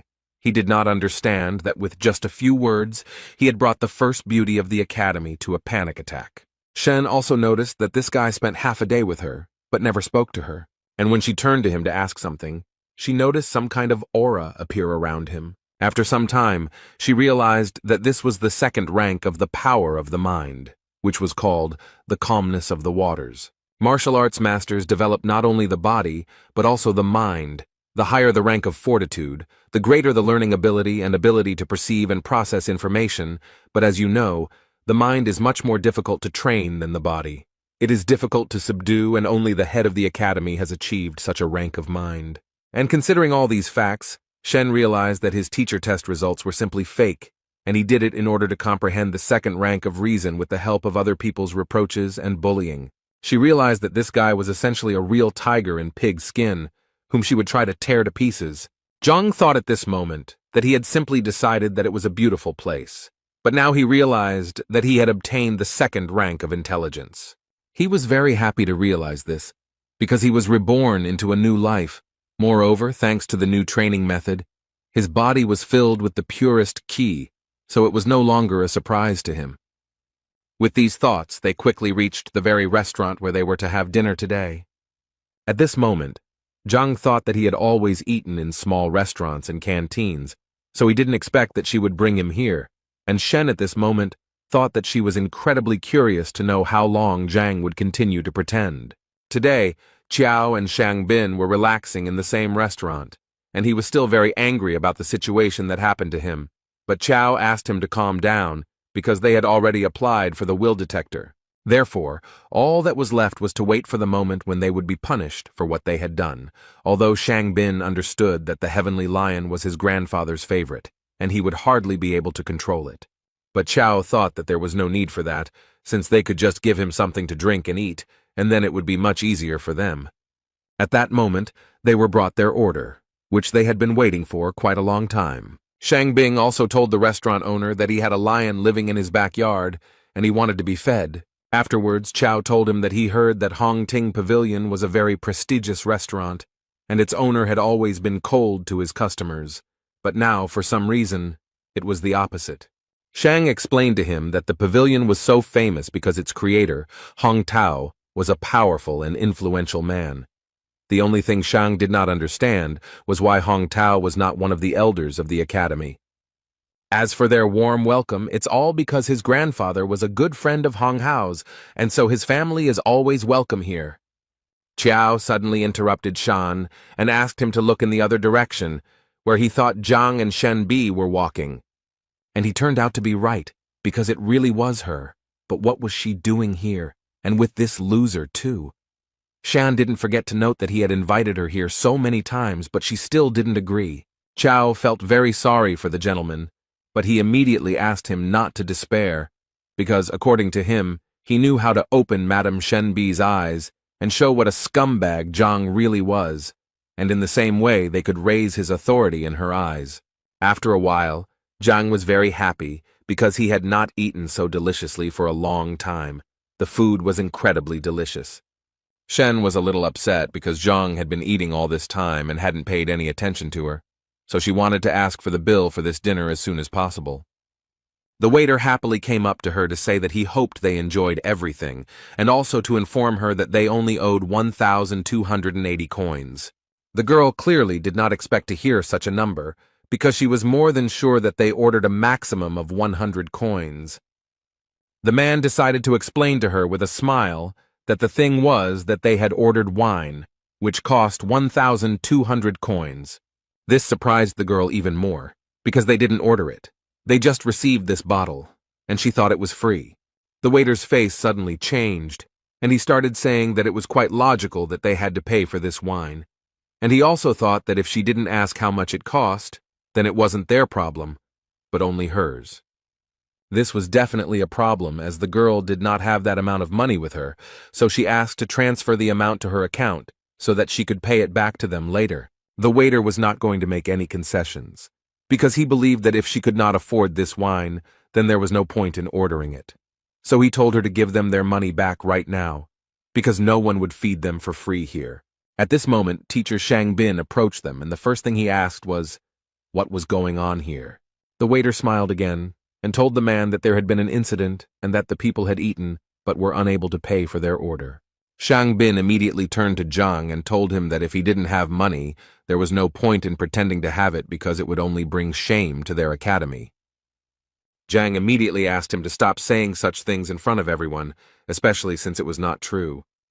But Xin Bin was clearly not deterred, and continued to say that he never thought that Zhang could stoop to such a level as to pretend to be such a generous person.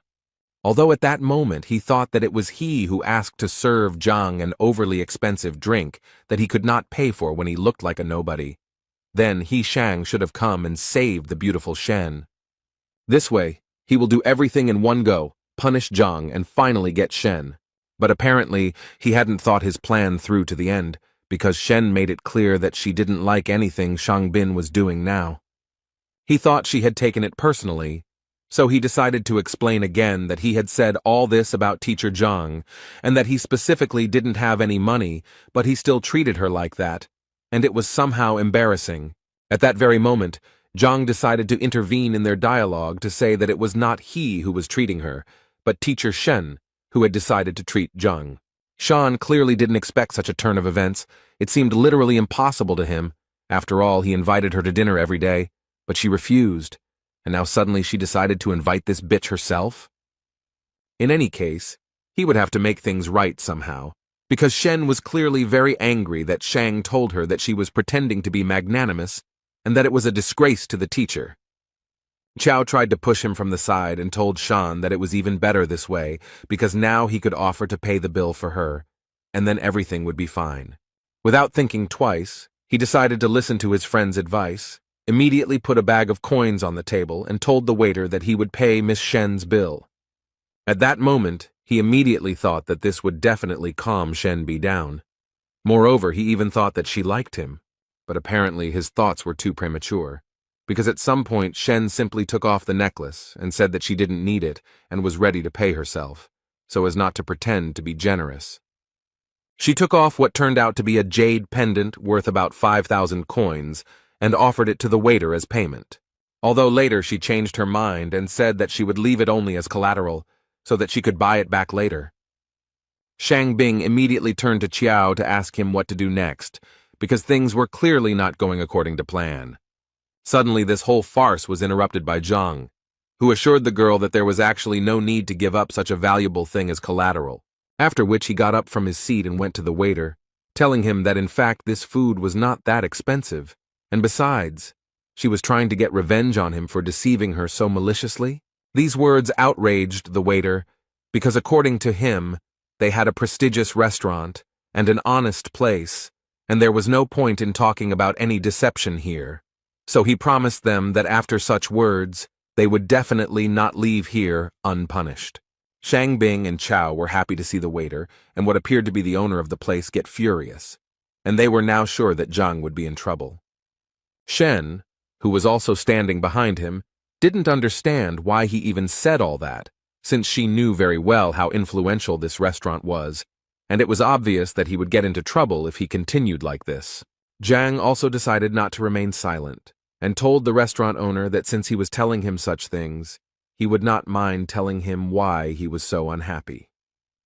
The first thing he mentioned was the fragrant violet-infused bear meat.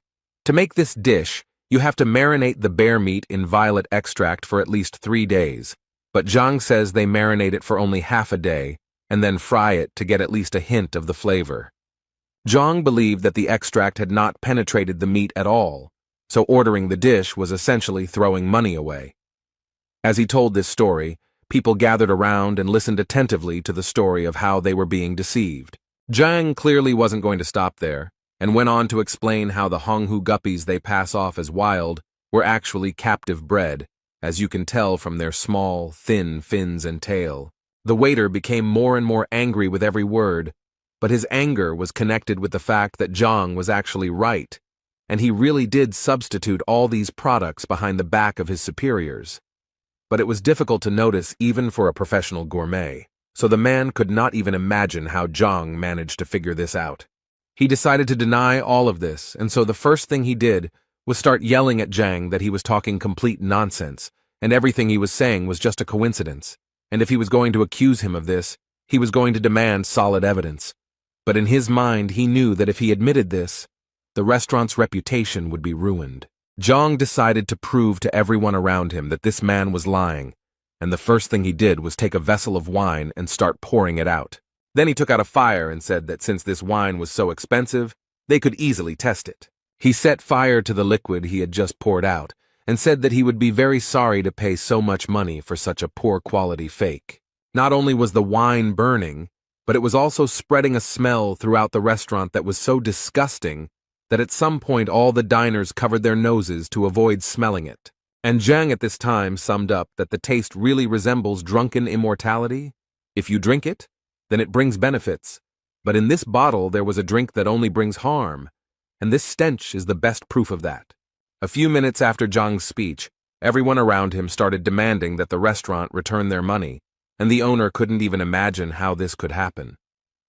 The waiter thought that Shan told him that the guy was a loser, but then how could such a loser understand all his tricks? After all, he spoke as if he was a professional chef anyway. He knew that if his superiors found out about this, he would be in big trouble. Shang didn't understand what had just happened at all, but Chow couldn't explain anything either. The owner of this restaurant at some point realized that in fact these two people who set him up with this wine were to blame for everything, so his anger towards them went through the roof. So at some point he couldn't take it anymore and asked these two to leave his restaurant immediately. They didn't understand what exactly they had done to make him react so harshly, but they knew that it was really best to leave because it seemed like the man had gone crazy. Zhang also suggested that Shen leave, as he felt that they would hardly get the bill. The girl at that moment was just thinking that teacher Zhang was really good, because he could so easily determine the quality of wine and food that she even assumed that he did so poorly on the teacher exam because he was honing his culinary skills. Zhang himself actually didn't expect that the Heavenly Path Library could determine the quality of dishes, but in any case, he had to be grateful for this ability, because otherwise, he would definitely find himself in an awkward situation. His thoughts were interrupted by Shen, who was incredibly grateful to him for saving her today. But suddenly she said that she couldn't just leave it like that, and so she was going to invite him to dinner again because they hadn't been able to do it. Zhang was not prepared for such a turn of events, and immediately told her that it was not worth doing, because he had eaten his fill for a whole year, although he would not mind having dinner with the Nettle girl, but he did not want to fight off her suitors later. He managed to surprise Shen again, because she never thought that someone would refuse her several times in a row. But then he managed to add that it was very good that they had just eaten together, and now it was time for him to go, and this literally finished off the girl. Suddenly, he was stopped by Shang, who ordered Zhang to stand in the place where he was now standing, and was going to make sure that Zhang would not leave here in one piece today. Shen immediately wanted to ask him what he was going to do and why he had rolled up his sleeves, but instead of answering, Shang asked the girl to step aside, because this should be decided only by him and teacher Zhang. But she wasn't going to do that, so Shang decided to shout at Zhang and tell him that if he were a real man, he wouldn't hide behind a woman's back. Although Zhang himself did not understand what was wrong with hiding behind a girl's back, moreover, he called it conflict resolution and saw nothing wrong with hiding behind a woman's back to calm her down. Once again, everything did not go according to Shan's plan. Moreover, Zhang managed to justify himself so bluntly that he simply could not answer him. But that was only the beginning, because then he turned around and said he was leaving, and asked teacher Shen to calm the two down, because he didn't have time for that. At that moment, all he could think was that they were complete fools if they thought they could provoke him with this, because he was a transmigrator from one world to another and had been through so much that they definitely couldn't surprise him with this. Shangbin continued to order him to stand still and also added that if Zhang died today, he would not have the right to bear his surname. Zhang wasn't going to listen to this madman, so without thinking, Shang summoned the heavenly lion, and then he ordered this animal to destroy Zhang, and if he did so, then Shang promised to feed him every day. Shen did not understand why he was doing this, because he knew very well that destroying a teacher was a terrible crime for which he would face a terrible punishment. Shang told her that teacher Zhang was trying to kill him, and the lion was simply defending his master and accidentally counterattacked too strongly, and so it could be taken as self-defense, and no one would be able to tell him anything. After his words, the lion immediately ran to attack to carry out Shan's order. Shen understood what consequences this could lead to, so she obviously began to worry about Zhang. The girl fell to her knees in anxiety because she began to understand that she was to blame for all of this. Shang Bin interrupted her thoughts by yelling at the girl that Zhang was definitely already dead and that there was no way to fix it, and all of this made him incredibly happy. But suddenly his euphoria was interrupted by Qiao, who noticed that something was clearly wrong here, and it was probably too early to rejoice. Shang started yelling at him because he was sure that this time everything was going according to plan, and there was no point in panicking, but Qiao asked him to just look over there, and everything would become clear at once. But when Shang finally looked in that direction, he realized that Qiao was indeed right, because Zhang had literally tamed the huge heavenly lion, which was definitely not going to eat him now. Shang couldn't believe his eyes, because he always thought that the celestial lion was his grandfather's pet. This animal was very proud, and would get angry even when it was touched, let alone stroked on the head. So he didn't understand why this powerful animal was groveling before Zhang like a loyal dog. He decided to try his luck again, and ordered the heavenly lion to immediately gather and carry out the order, namely, to destroy Zhang. But the lion did not hear a single word of Shan. He enjoyed the presence of Zhang, who was scratching him. Teacher Zhang got tired of listening to this madman's screams, so he politely asked his new friend to shut him up. The sky lion was ready to destroy Xin without any problem, and therefore immediately attacked him. Qiao immediately ran to Shang Bin to ask how he was and if everything was okay with him. Shan literally cried because he didn't understand what was happening here, because this lion was his grandfather's pet, who always obeyed him, and now Zhang was like his master. The lion continued to flatter his new master, and Zhang himself was not averse to praising him and saying that he was a good boy. Shen was also very interested to ask Zhang how he managed to do this. According to Zhang, it was all quite simple. He thought that this heavenly lion was very accommodating, although he did not deny that Zhang simply seemed handsome to him, so he did not continue to attack him. Although Shen knew very well that he was a heavenly lion, and if he were to respect anyone of his own free will, it would be another male heavenly lion. Anyway, Zhang thought it was time for him to go home and say goodbye. He also told the lion to go home, and that they would definitely see him again. Zhang continued to be amazed in his mind at the capabilities of the heavenly library. He couldn't even imagine that it worked on animals, and as it turned out, this lion had many shortcomings, so it was easy to tame. Shen asked him not to leave so quickly, because he still hadn't explained to her why the lion listened to him. Zhang was tired of being followed by so many troubles, so he asked her to leave him alone as he really wanted to live a long life. At first she yelled at him because he spoke to her so rudely, but then she calmed down and said that she was not holding him back, and that he could go about his business. The same man from the restaurant was called in by management to be scolded and punished for siphoning off food for his own gain, and the man agreed with it, but still felt it important to add that the other guy was much worse because he said it in front of everyone, without hiding it, as if he had no respect for the real owners of the restaurant at all. His boss slammed the table and ordered him to shut up immediately, as he considered that this in no way justified his theft, which sooner or later someone would notice, and now he was giving him exactly 5 days to restore the good name of his establishment, and then he would forgive him for the deception, otherwise he would die. After which he still wanted to know who this guy was, and who gave him the right to publicly insult the Kuntian restaurant. The frightened waiter overcame his fear and said that the man was the last-ranked teacher and his name was Zhang Huang. The restaurant owner was very annoyed that this Zhang Huang dared to disgrace the reputation of his restaurant. Zhang was just walking around thinking at that moment that he never thought that one dinner could bring so much trouble anyway. He knew that he needed to forget about it as soon as possible, because he had other important things to do. For example, he needed to figure out how to advance to the 6th rank.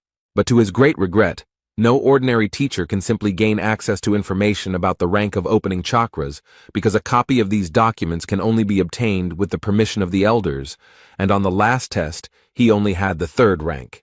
And if he now makes such a request, he will simply become a guinea pig.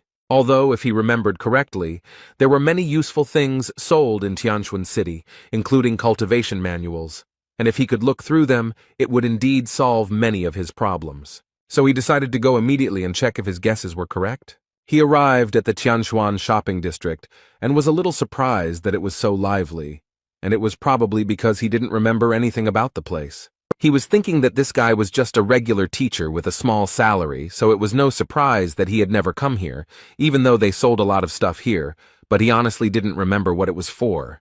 But for this, he now has a library, which he also decided to test on these products. As soon as he came closer to the product, the seller immediately turned to him and offered his help, and also did not forget to say that his product was of high quality, and he would definitely like it. He was literally ready to vouch for it. Zhang decided to take a look at one of the goods, and according to the seller, this bell was made by a real master, so it has an unusual effect and costs only 50 coins. The library also worked on the items, so Zhang found information that this bell actually causes dizziness when exposed for a long time and is effective against first-rank fighters. It was also said that it was made in Qing Yun's workshop. Zhang remained silent, so the seller decided to say that he could actually sell him the bell at a discount and thus give it to him for 20 coins. Zhang thought at this moment that he was actually lucky, because with the Heavenly Path library, he really didn't have to worry about buying a fake. Instead of buying the bell, Zhang decided to ask the seller if he had any ice grass for tanning. In response, the seller told him that Zhang was very lucky today because, according to him, he was the only one in the entire market who was selling this herb. And now he has 2 boxes with 5 plants in each. He charges 100 gold per plant. Zhang said he would first like to look at the product the man was offering him, and then perhaps buy it. After taking a closer look, the librarian made it clear to Zhang that this was indeed the same herb, and the seller had not lied to him. This herb grows on the tops of mountains. It loves sunlight very much, so it contains a lot of spiritual energy. He believed that the combination of hot and cold yin and yang was the perfect medicine for Zhao Yao's blocked points, but he was confused by one important point about this plant. One of the stems was dried out. Zhang first looked at the box and assumed that the seller had kept the plants in improper conditions. The guy assured him that the dried-out stem was normal, because he said he had made a career out of the herb and therefore knew how to handle it. And besides, the stem had always been like that, even when he had collected it. But he still told Zhang that if it bothered him so much, he could give him the flower for half price. Zhang continued to study these herbs at this time, and at some point he discovered the ancestral stem, which was known to produce medicine twice as effective as the regular stem. The most unpleasant thing is that if the seller had understood this, he would most likely have increased the price. But he still asked to pack this stem. At that moment, Zhang thought that with this herb the problem would be solved much faster, and he would not need any other ingredients. The seller carefully wrapped 1 stem of this flower and said that Zhang would give him 50 coins. But when it came to paying, Zhang realized that with this library he had completely forgotten about money. He didn't even have 10 coins in his pocket, let alone 50. Although he still decided to ask the seller to sell him this stem for 8 coins. Apparently, this really angered the seller, who considered Zhang to be an ordinary impudent fellow who had no respect for men's work, since he had actually risked his life to get the stem of this plant. After which the seller also added that although these flowers are not of the best quality, they are in any case medicinal, and their price is no less than 30 to 50 coins, and if he does not buy anything, then the seller is already going to call security. Zhang immediately stopped him and said that there was no need to call security because he was really interested in buying it. He just didn't have any money, but he wasn't a thief either. Zhang even suggested resolving the conflict in another way, where the seller would give him the flower for free. The guy couldn't believe that his new client was so impudent.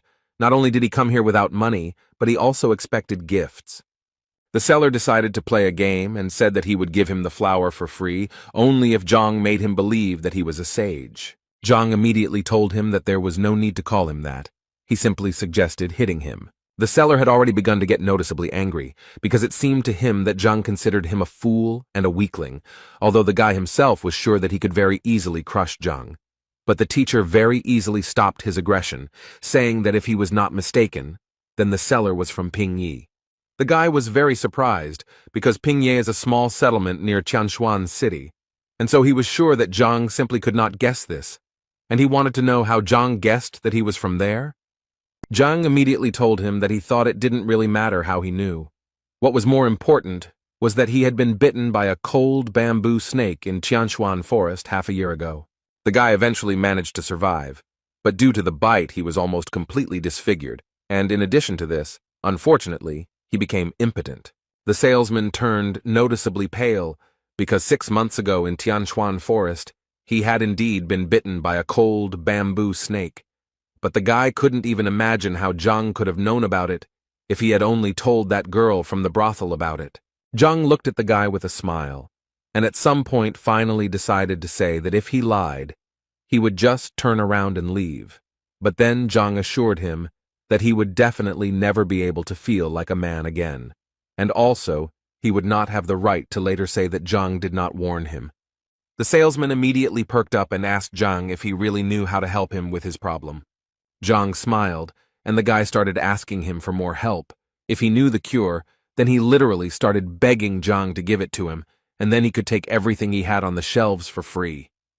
Finally, the teacher got the desired words, and after that, finally, he added that the poison of the cold bamboo snake, getting into the body, freezes the organs. And this is a fact. Medicines are powerless here. For this reason, people often amputate their limbs. Even the most skilled alchemists can do nothing.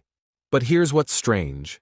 Despite the chilling properties of this snake's body, its bile has a warming effect, so it's enough to absorb it, and it will completely cleanse the body of foreign cold, and it will be able to become human again. The guy couldn't believe that all he had to do was eat the bile of a bamboo snake. Was it really that simple? Zhang confirmed this information and also decided to say that he saw these snakes in one kiosk, and if he did not believe him, then he could go and buy this snake right now and try it. But the seller thought that he had a better option, as it turned out. He had one of these snakes lying around in a distant drawer.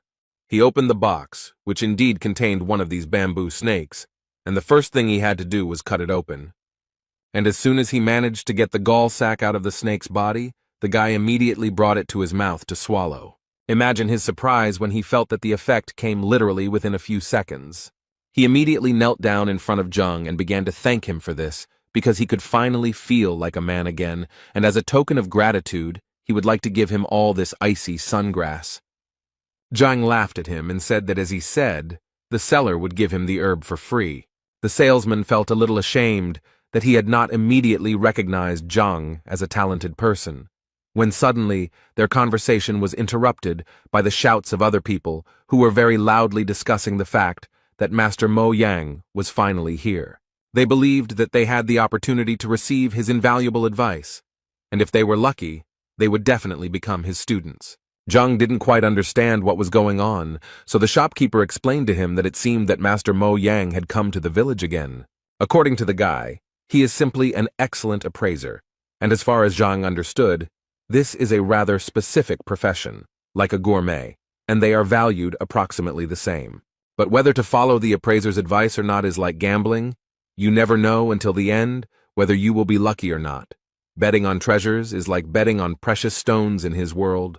Someone will get a fake, and someone will get a valuable artifact.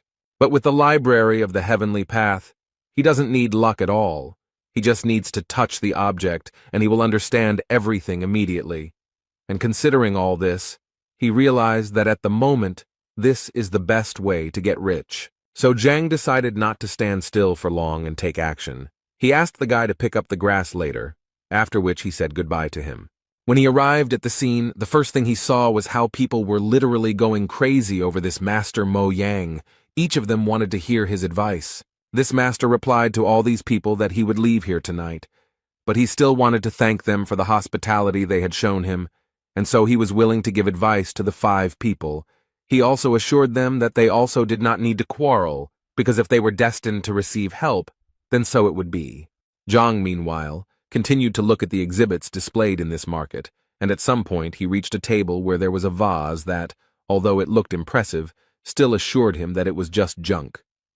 Now he was 100% sure that, as he thought, with one touch he would be able to find out detailed information about everything, and he also immediately realized that the prices here were terribly inflated. People were clearly upset when they heard that Master Mo was leaving that evening, and so they began to suggest that he stay for at least one more day.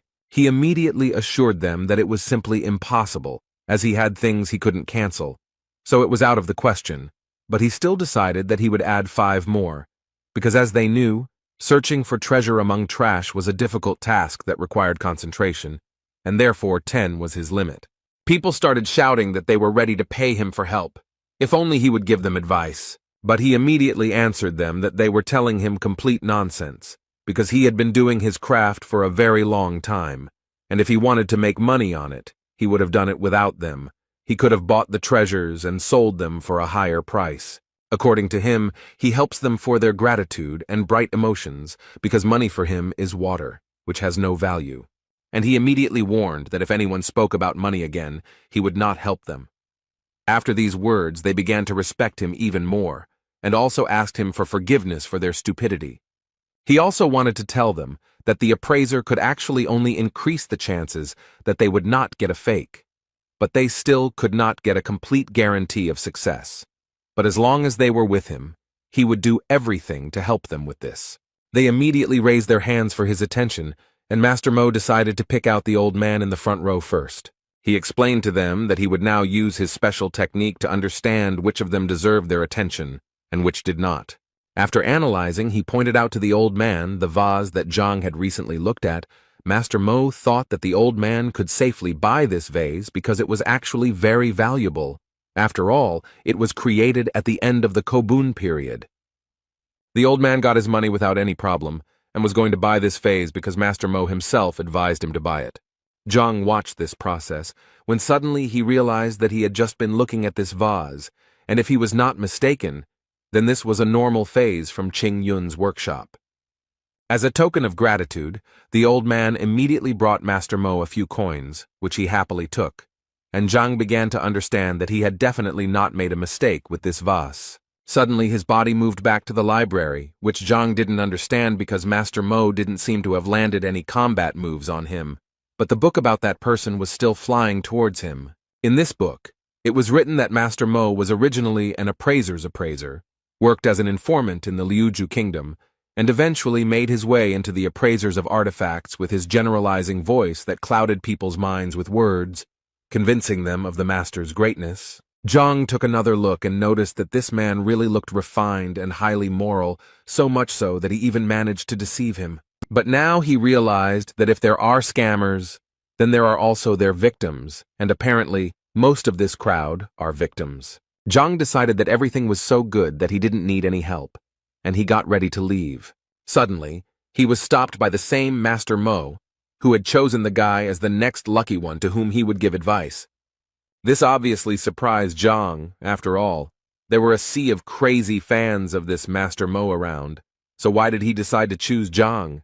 Zhang decided to immediately answer him that he certainly appreciated his kindness, but he did not need his help, although the old man did not think so, because he saw that the boy did not know what to choose, and he really did not want the boy to become a beggar at such a young age, so he asked the boy to think again. Zhang knew very well that if he listened to this master, he would definitely be left without money, so he assured Master Mo that he definitely did not need his help. But the old man still continued to insist, because he believed that it was not easy for a young man to quickly accumulate capital, and he was now giving him such an opportunity, and his kind heart could not allow him to spend a lot of money on scrap metal or other junk. His fans began to admire him even more after these words. At one point, Master Mo said that he was almost certain that the guy was probably thinking that he finally had a great chance to get the treasure, and he also felt that he wouldn't be able to protect it because they would most likely want to take it by force. Zhang, listening to all this, became more and more convinced with each passing second that this old man was too proud, and how could he even come up with such nonsense? Master Mo continued to tell his fans that he had chosen this young man, and no matter what treasure he received, he would always hope that none of them would covet it, otherwise he would consider it an insult, and then he would be merciless. After which the old man turned to Zhang again and asked the boy to rejoice, because if he was giving him the last place, it meant that it was his destiny, and he in turn believed in karma most of all, and therefore he was giving these treasures completely free of charge and only with good intentions. The old man even prepared a valuable item from one of the sellers, whom he asked to calculate the exact cost of this item. According to the seller's invoices, all they wanted from Zhang was 30,000 coins, and all the people standing behind the guy literally pressured him and told him how lucky he was, because as soon as he bought this thing, he would almost immediately become richer and then acquire a whole fortune. At some point, Zhang couldn't take it anymore, and so he yelled at the old man that he wouldn't buy anything. And if he wanted to deceive people, then the old man was unlucky today because he chose the wrong person, because Zhang didn't trust him at all. Master Mo couldn't believe that this guy would tell him such a thing, and the people standing behind him also stared for a long time and didn't understand what was going on here. The old man's face immediately changed, and he said that, apparently, they simply did not understand each other. Zhang couldn't hold back any longer, and said outright that the old man was just pretending not to understand what Zhang was telling him, because it was completely obvious to the boy that he was just deceiving ordinary people. But what irritated him most was that the old man acted as if he was better than him. The old man got really angry, called Zhang an impudent man, and told him to shut up. He then added that he had received his qualification 30 years ago and had been helping people all this time. According to him, he had always solved other people's problems honestly, and no one had ever called him a liar before. The common people also began to stand up for the old man and tell Zhang that Master Mo Yang had been helping people honestly, and so they couldn't understand how Zhang could even accuse him of lying. Then the old man said that the guy was incredibly lucky that he turned out to be a kind person, and if the guy now asks for forgiveness, then so be it. He will forget about his offensive words. But Zhang thought they needed to do something a little different, because in fact his words were very easy to verify. You just need to reveal what this scammer just sold to the person, and people will immediately understand everything. The old man pretended to be very surprised, because according to him, the purification of artifacts, which he advised people to do, would take at least half a day. But as he said, he had urgent matters to attend to, and he simply could not wait that long.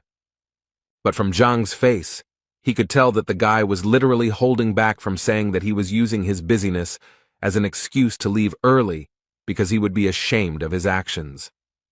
At that moment, Zhang thought that he was quite a professional liar because he had already thought of an escape route in advance and said so. Suddenly, their conversation was interrupted by one person from the crowd who suggested that since this guy claimed that the master was a fraud, then he himself apparently had knowledge of this craft, and if this was really the case, then he had better demonstrate it.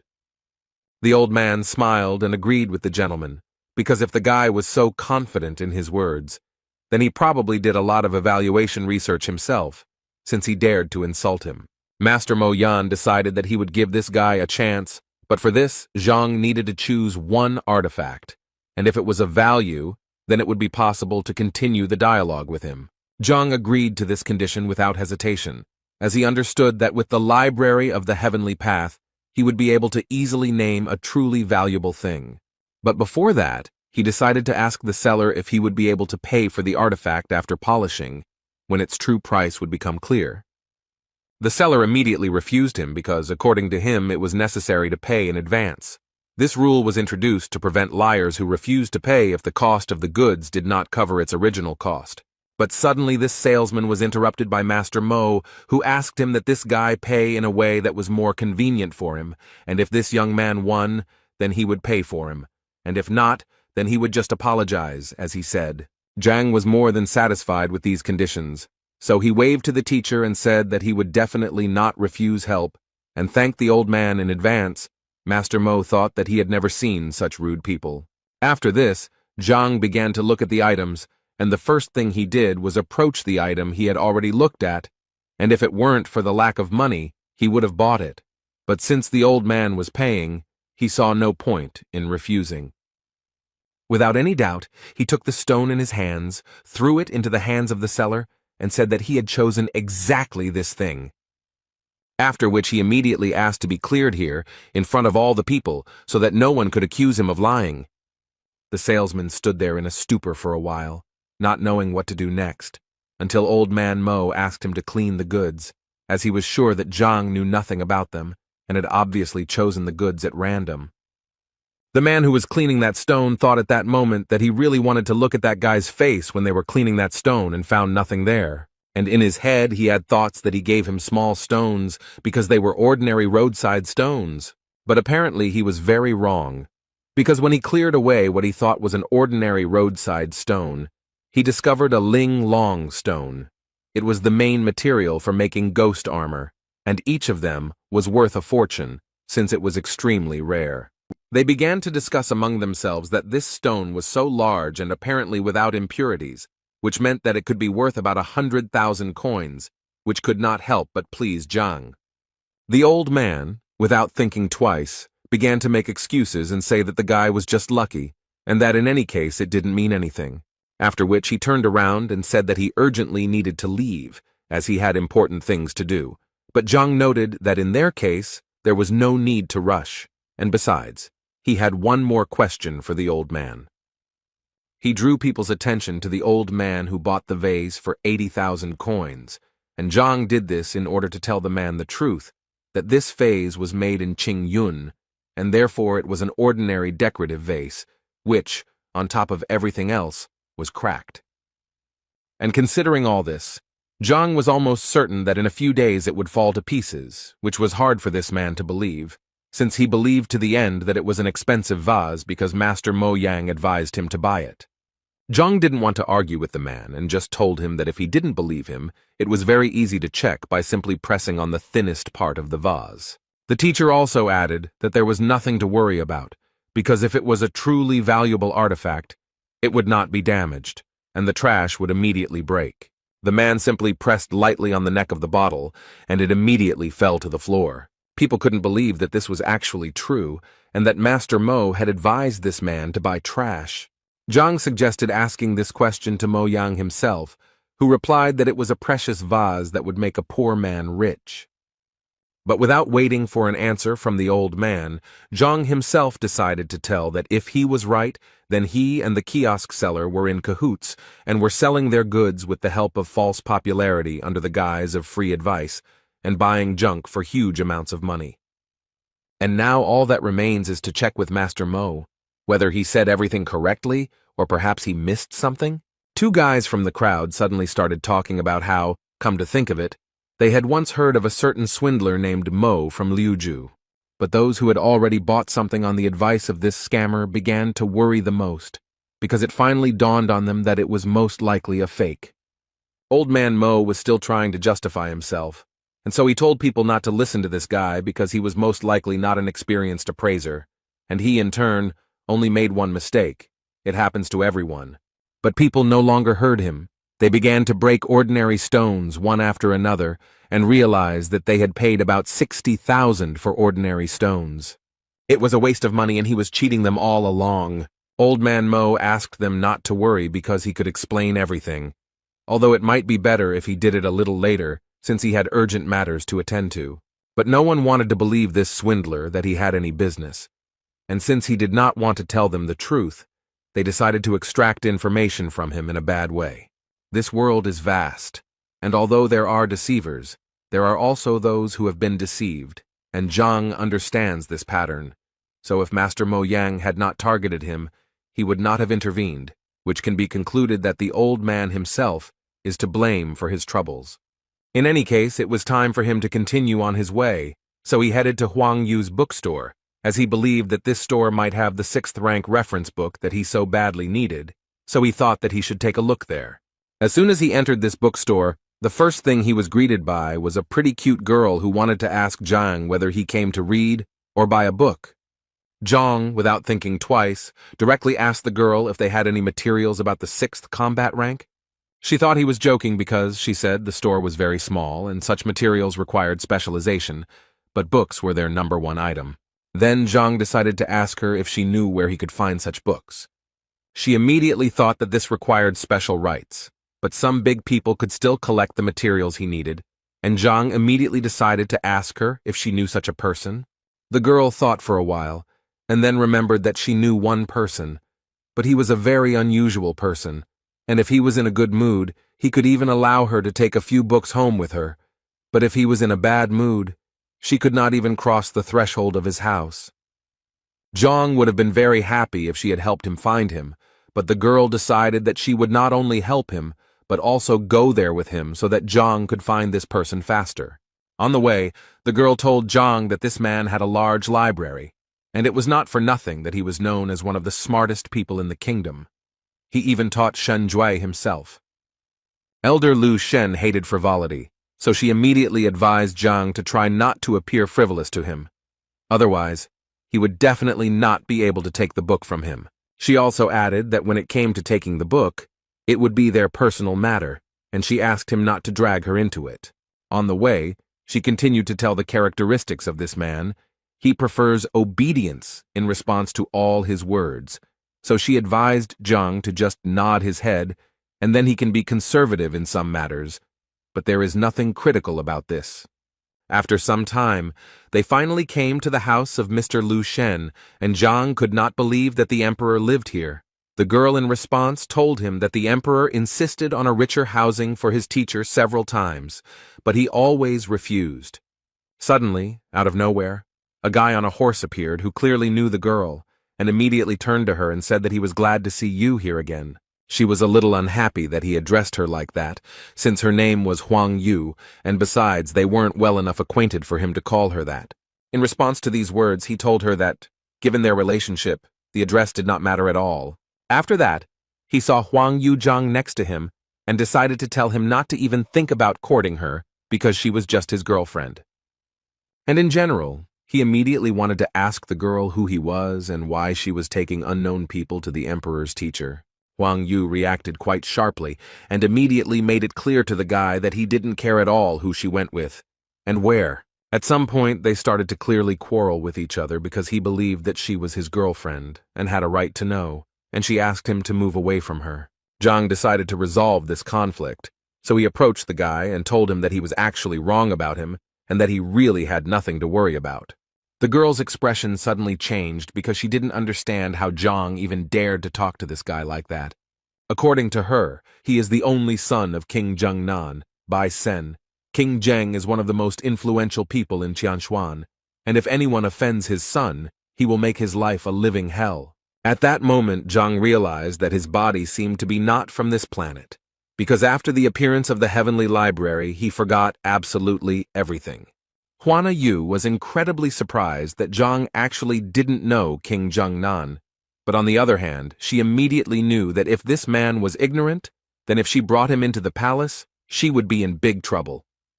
Suddenly her thoughts were interrupted by the opening of the doors of this palace, from which Chen Bo, who was the master's assistant, came out, and the guy immediately asked to take them to the teacher. When Zhang entered this palace with his new acquaintances, he immediately noticed that it was incredibly beautiful, as if all these walls were hand-painted with ink by a talented artist. As it turned out, this was exactly the case, so the guys were surprised that Zhang knew about it and suggested that maybe he was an artist. The master's assistant told him that their master used his soul as a pen and the yard as a canvas, and arranging everything around like a painting was a really good idea. They reached the waiting room, where the assistant asked them to wait while he called a repairman. The girl once again decided to clarify whether the guy understood art, but Zhang assured her that this courtyard really did look like a painting.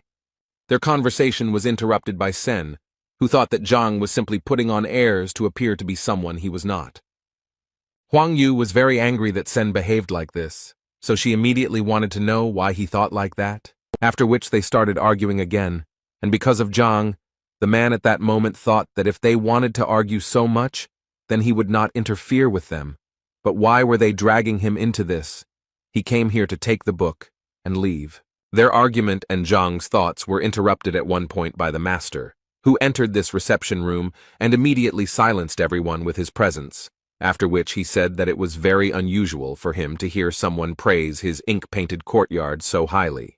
According to him, it is a great rarity to meet a young man with such a subtle sense of beauty. Sen immediately intervened in this dialogue to say that this guy clearly shouldn't be trusted, because most likely he was just a liar.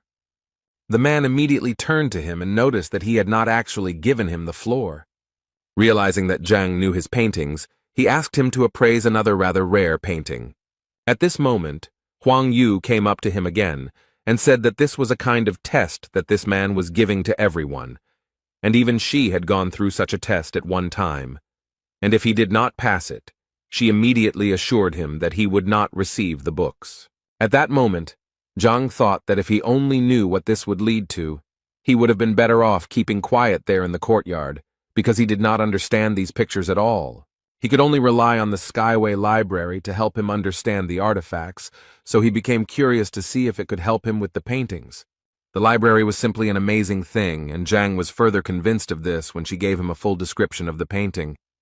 After which he asked the master again if he really wanted to hear his opinion about this painting. The man, without thinking twice, immediately told him that he would be grateful for his opinion, and Zhang replied that he would please him because in fact he had one comment. After which he stated with complete confidence that this was simply a nightmare come true, and this was one of the most terrible pictures he had ever seen, which the guys clearly did not expect to hear. Huang Yu immediately felt incredibly ashamed of him, because she thought that Zhang was truly an intellectually developed person, but she sincerely did not understand how he could say such a thing. Sen was very glad that Zhang said exactly that because he believed that it proved that he was truly right and that Zhang was a common swindler. But the master again remarked to Senya that he did not give him the right to speak. After which Zhang asked the master for forgiveness for such rudeness, since in fact he did not know that this was the master's work. But the man immediately told him that it didn't matter who exactly painted it, because he wanted Zhang to appreciate it first as a painting, and not as the person who painted it. Zhang was happy to hear this, so he went on to say that any roadside artist could indeed paint such a picture, but on the other hand, he also believed that if you look at this picture from another angle, you will notice that it reveals itself in a completely different way. The owner didn't expect the guy to add something like that, so he immediately wanted to know what he meant. Zhang stated that it was actually simple, and so if the master did not mind, Zhang would like to ask him for permission to reveal the secret of this painting. Sen immediately started shouting at him when he saw the knife in his hands, because he believed that this painting was priceless and definitely shouldn't be cut. But Zhang didn't listen to him, so without thinking, he did what he wanted. This act surprised even the master himself, and he followed further events with fear and curiosity. Zhang picked up the cut canvas by the end and said that the painting was a fake because it was painted on rice paper. The real canvas was hidden in sheepskin and had a much more modest appearance than the fake. Zhang's skill left a huge impression on everyone present, who were stunned by how quickly he managed to understand everything. The master praised Zhang, because not many people know about the technique of painting on sheepskin through rice paper. The master then decided to give Zhang another test and led him to the next canvas, waiting for his evaluation. The painting depicts a predatory giant monster, and Zhang said the painting was skillfully done but lacked precision. Zhang then suggested that the author of the painting had never personally seen the animal he depicted, and that is why the canvas has no great value, despite the skill of the painting. The author of the painting was the master himself, and he was amazed that Zhang very quickly understood the value of the painting. But he hadn't yet revealed himself, so he asked Zhang what exactly the inaccuracies were. Huang Yu was surprised that the emperor's teacher would turn to such a young man for advice. Zhang warmly explained that Qi Xiong, the beast depicted, has a streamlined body shape reminiscent of a blade, but this condition is not observed on the canvas. The master was so pleased with this answer that he began to clap his hands in delight. The master admired the skill of his new acquaintance despite his age, and equated his skill with that of a master. The master asked Huang Yu to introduce his new friend. Huang Yu was a little embarrassed because when she met Zhang, she didn't ask his name. The emperor's teacher was a little angry that the boy was being treated this way, because in his opinion he was his equal. After these words, the king's son looked a little embarrassed, as he did not believe that an ordinary average person turned out to be a master. Then the emperor's teacher looked at him sternly, as if to make it clear that all doubts would disappear. Huang Yu and the king's son bowed to Zhang as a sign of respect and honor for the title of master. Zhang was embarrassed by this, and said that he was just expressing his opinion about the paintings, so he cannot be called a master. The emperor's teacher assured him that he truly deserved all the honors, because he had unmistakably pointed out all the shortcomings of the paintings. And he added that he had every right to give instructions to Huang Yu and the king's son at any convenient opportunity. Then the emperor's teacher asked Zhang what the purpose of his visit was. Zhang said that he knew about the large library that was here, and he came to find materials on the 6th martial rank. The teacher replied that he did have a large library, and mostly all the materials were on art, but not many books on martial skills. The teacher readily agreed to show Zhang these materials, and to do so he had to go to his office, but the servant wanted to say something else.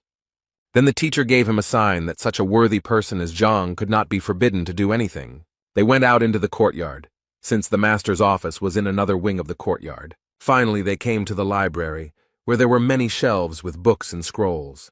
The master was modest and said that the library was not really that big, but Zhang could feel at home there. Zhang began to quickly leaf through book after book, and the emperor's teacher decided to ask if these techniques were suitable for him. Then Zhang noticed books on a shelf above, lying away from all the others, and the teacher said that they were his son's books. The master added that his son loved brute force, so he collected many books on physical improvement, some of which were from the royal library. Zhang asked if he could examine them, to which the emperor's teacher did not object. Zhang liked the service and decided to take advantage of the hospitality by reaching for the books. He began to leaf through them again at a furious speed, which made the teacher embarrassed, deciding that these books were also not suitable. In fact, all this time Zhang was using his superpowers of speed reading and rapid assimilation of information. While everyone else seemed to be just leafing through books, Zhang seemed to be in a whirlpool of information, looking at everything in detail. Zhang held the last book on the list in his hands and slowly unfolded it, as if carefully examining the binding. Holding the book in his hands, he felt warmth and energy envelop his body. Every muscle in his body was filled with the long-awaited qi energy, which made Zhang strong and resilient. Zhang unfolded the textbook and realized that the strength of qi depends largely on the strength of the body. And thanks to the library of the heavenly path, they were able to absorb the best knowledge from the book. His body unconsciously began to transform, and he could now practice the heavenly golden body. Thanks to this technique, Zhang's strength increased, but he still hadn't found any information about the 6th rank. The teacher, who had been watching Zhang all this time, couldn't figure out what he was doing. So he walked up to Zhang to ask him more closely if everything was okay with the young master, touching his shoulders. At the moment of contact, the emperor's teacher felt his body fill with insane energy. From such a powerful blow, the emperor's teacher seemed to be thrown back several meters by an invisible force. Zhang looked back to see what had happened because there was no one else in the library except them. The master, who now had a split lip, looked battered, but at the same time assured that everything was fine. He thought that this unknown power had caused damage that was not similar to a 5th rank power. Zhang ran to the master to help him up, but the old man assured him that he was fine and that he had simply tripped. Zhang placed his palm on the master's back to calm the old man, and he felt a surge of strength in his body again. An unknown but powerful energy burst out and shocked the master again. Zhang couldn't understand what was going on, and for a moment he thought the old man was pretending. He then approached the master again to ask if he was okay, but he quickly and sharply replied that Zhang should not touch him. With numerous bruises and sores, the old man stood up and asked Zhang if she had just reached the 6th rank. Scratching his head, Zhang said that he had indeed reached the rank he wanted, but he didn't think it would happen so quickly.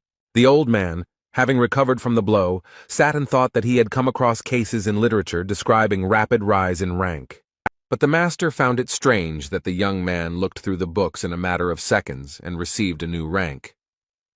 However, the old man suggested that Zhang might have accumulated a lot of knowledge and was only missing a few phrases. Meanwhile, the king's son asked Huang Yu how she knew Zhang, and she replied that they had just met today. The king's son inquired whether Zhang was really in 5th place, to which Huang Yu replied in the affirmative. This information made the boy happy, because he was eager to meet Zhang in a duel to measure his strength. The emperor's teacher entered the living room, grumbling, and his appearance somewhat embarrassed those present. Despite numerous bruises, he repeated the same thing. He was fine, and there was nothing to worry about. The old man asked his servant, Chen Bo, to bring a column to measure the strength. The king's son asked Zhang about his rank to confirm his guess.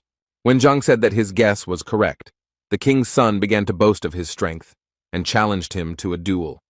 Hearing this, the emperor's teacher realized that this was the best way to test Zhang's new strength. Huang Yu tried to stop Bai Sen, telling him that he was not at Zhang's level and would be defeated. Then the old man intervened in the dialogue and said that he was not against a duel, if one knew the limits and did not harm each other. Bai Sen smiled and assured the emperor's teacher that the duel would be conducted according to all the rules. So, Zhang and Bai Sen stood in their stance, preparing for a duel that would show the boy's true strength and skill. Bai Sen swung his arm with all his might to hit Zhang, confident that victory would be easy. Zhang swayed back, wanting to test his strength and see how much his power had increased since visiting the emperor's teacher's library. Their fists clashed in a duel, and each of them tried to win the duel. But Zhang felt that Bai Sen's attack was weak and doubted whether his opponent really had a rank 5 peak.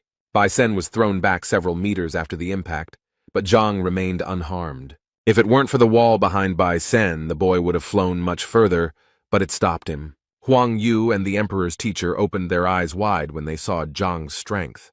Zhang was momentarily worried about Bai Sen's condition, so he asked if he was okay. Bai Sen, who understood that if he did not resist with all his might, he would lose the hand with which he entered the duel. But he didn't show that there was anything wrong with him, so Zhang suggested another duel. Ban Sen said that there was no need for this, since he considered Zhang to be strong and in that case the duel would be unequal. Zhang felt like Bai Sen was too lazy to fight and didn't even use his full strength. Meanwhile, the servant reported to the master that the force measuring column was ready. The servant also noticed that Zhang had managed to defeat the king's son, but he could not understand how this had happened. The master told Zhang that Bai Sen needed to recover and treat his wounds, but in the meantime, he suggested that Zhang test the strength of the column. Zhang replied that he had measured the strength just yesterday and got a result of 4 dynes, so today it was unlikely to be more. The master listened to Zhang, but still insisted on his own, so he made an inviting gesture towards the column. Zhang began to warm up in front of the pillar, and thought that even though he had used the heavenly golden body, his strength had not increased much. In fact, he measured his strength in the morning and got the result of 8 dynes, so he decided to hit the column with half his strength.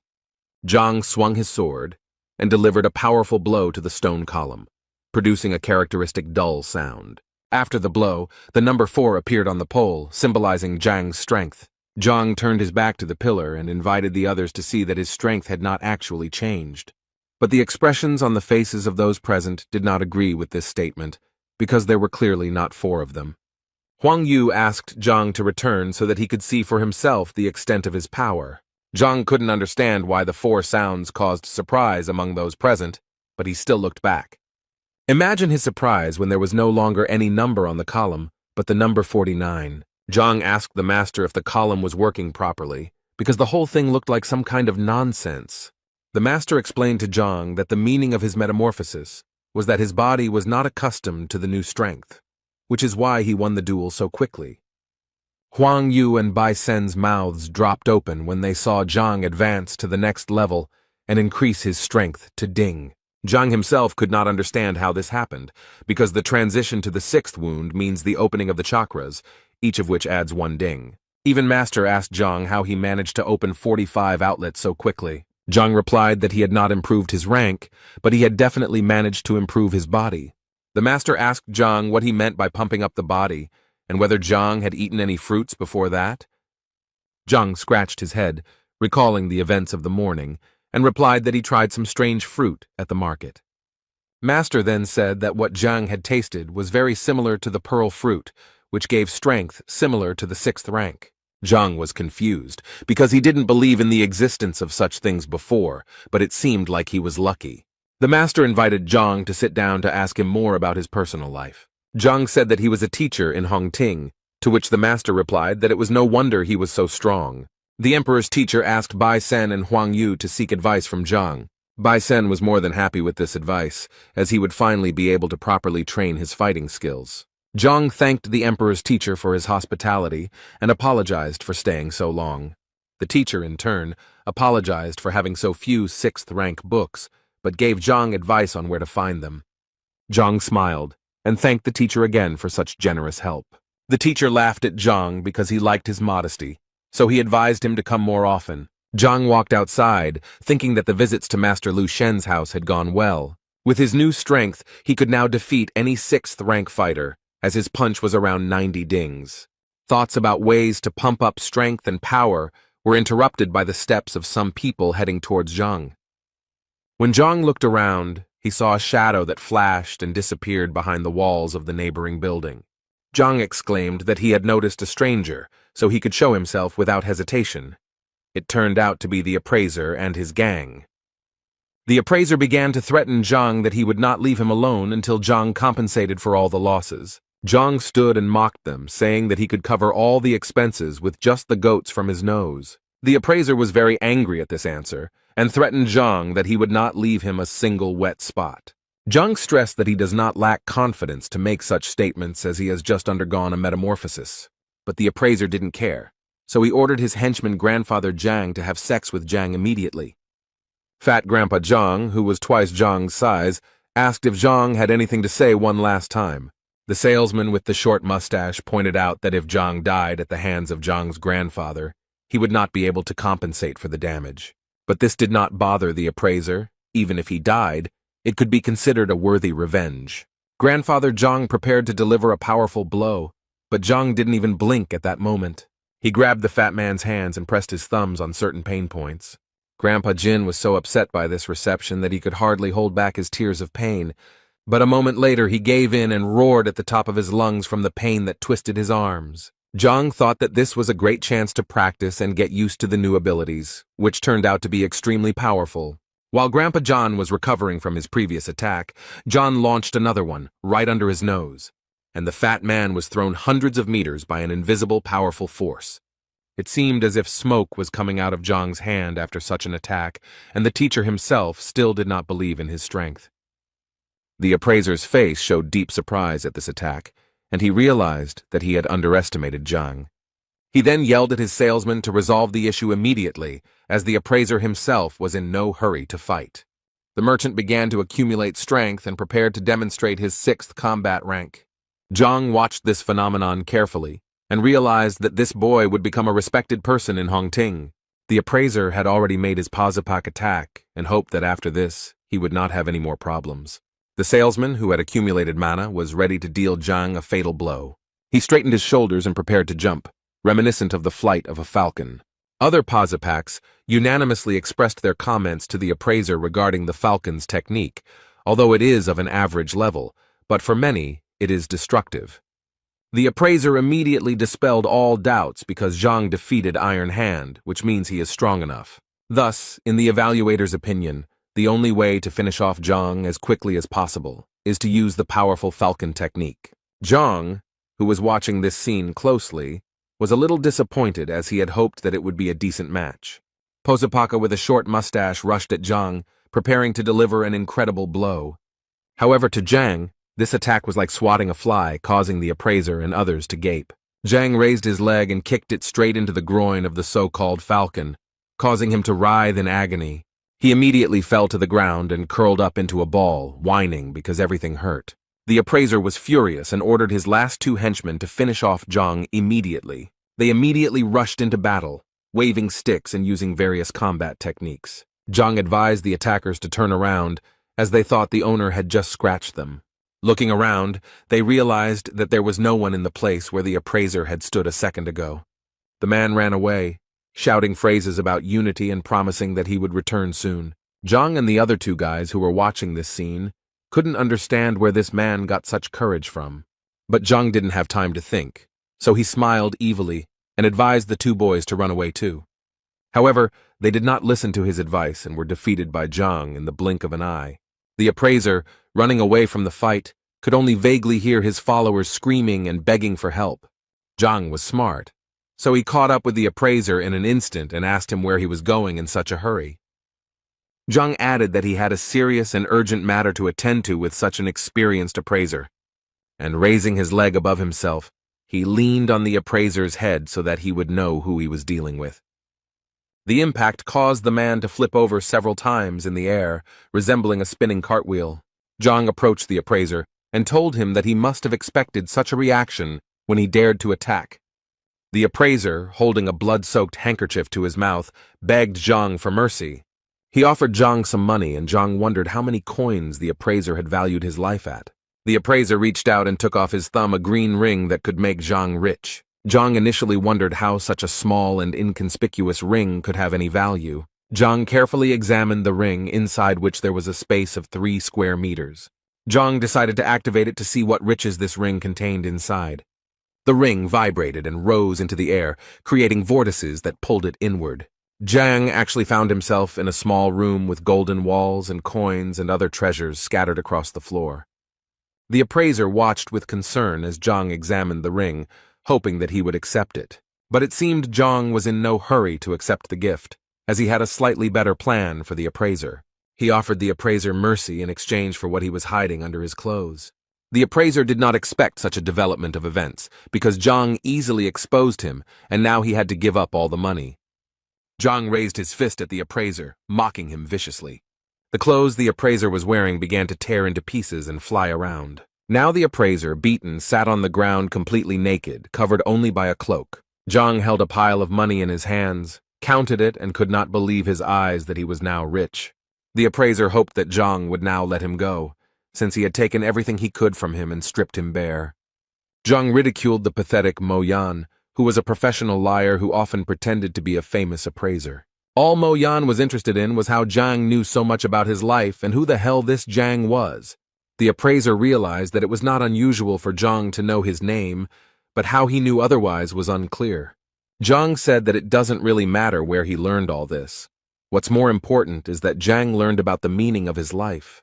Zhang couldn't get rid of the appraiser, but he could make sure that this charlatan wouldn't deceive anyone again.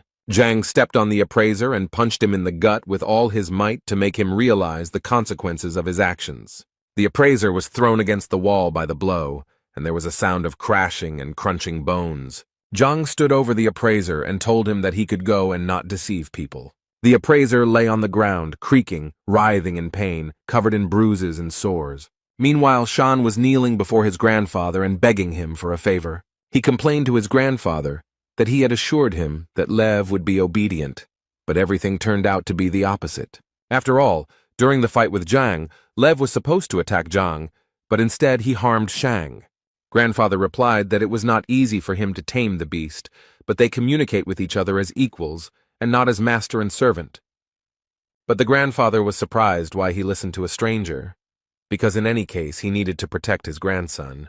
While Shang continued to complain that in Zhang's presence he had become as obedient as a dog, Leo sat proudly and imperturbably.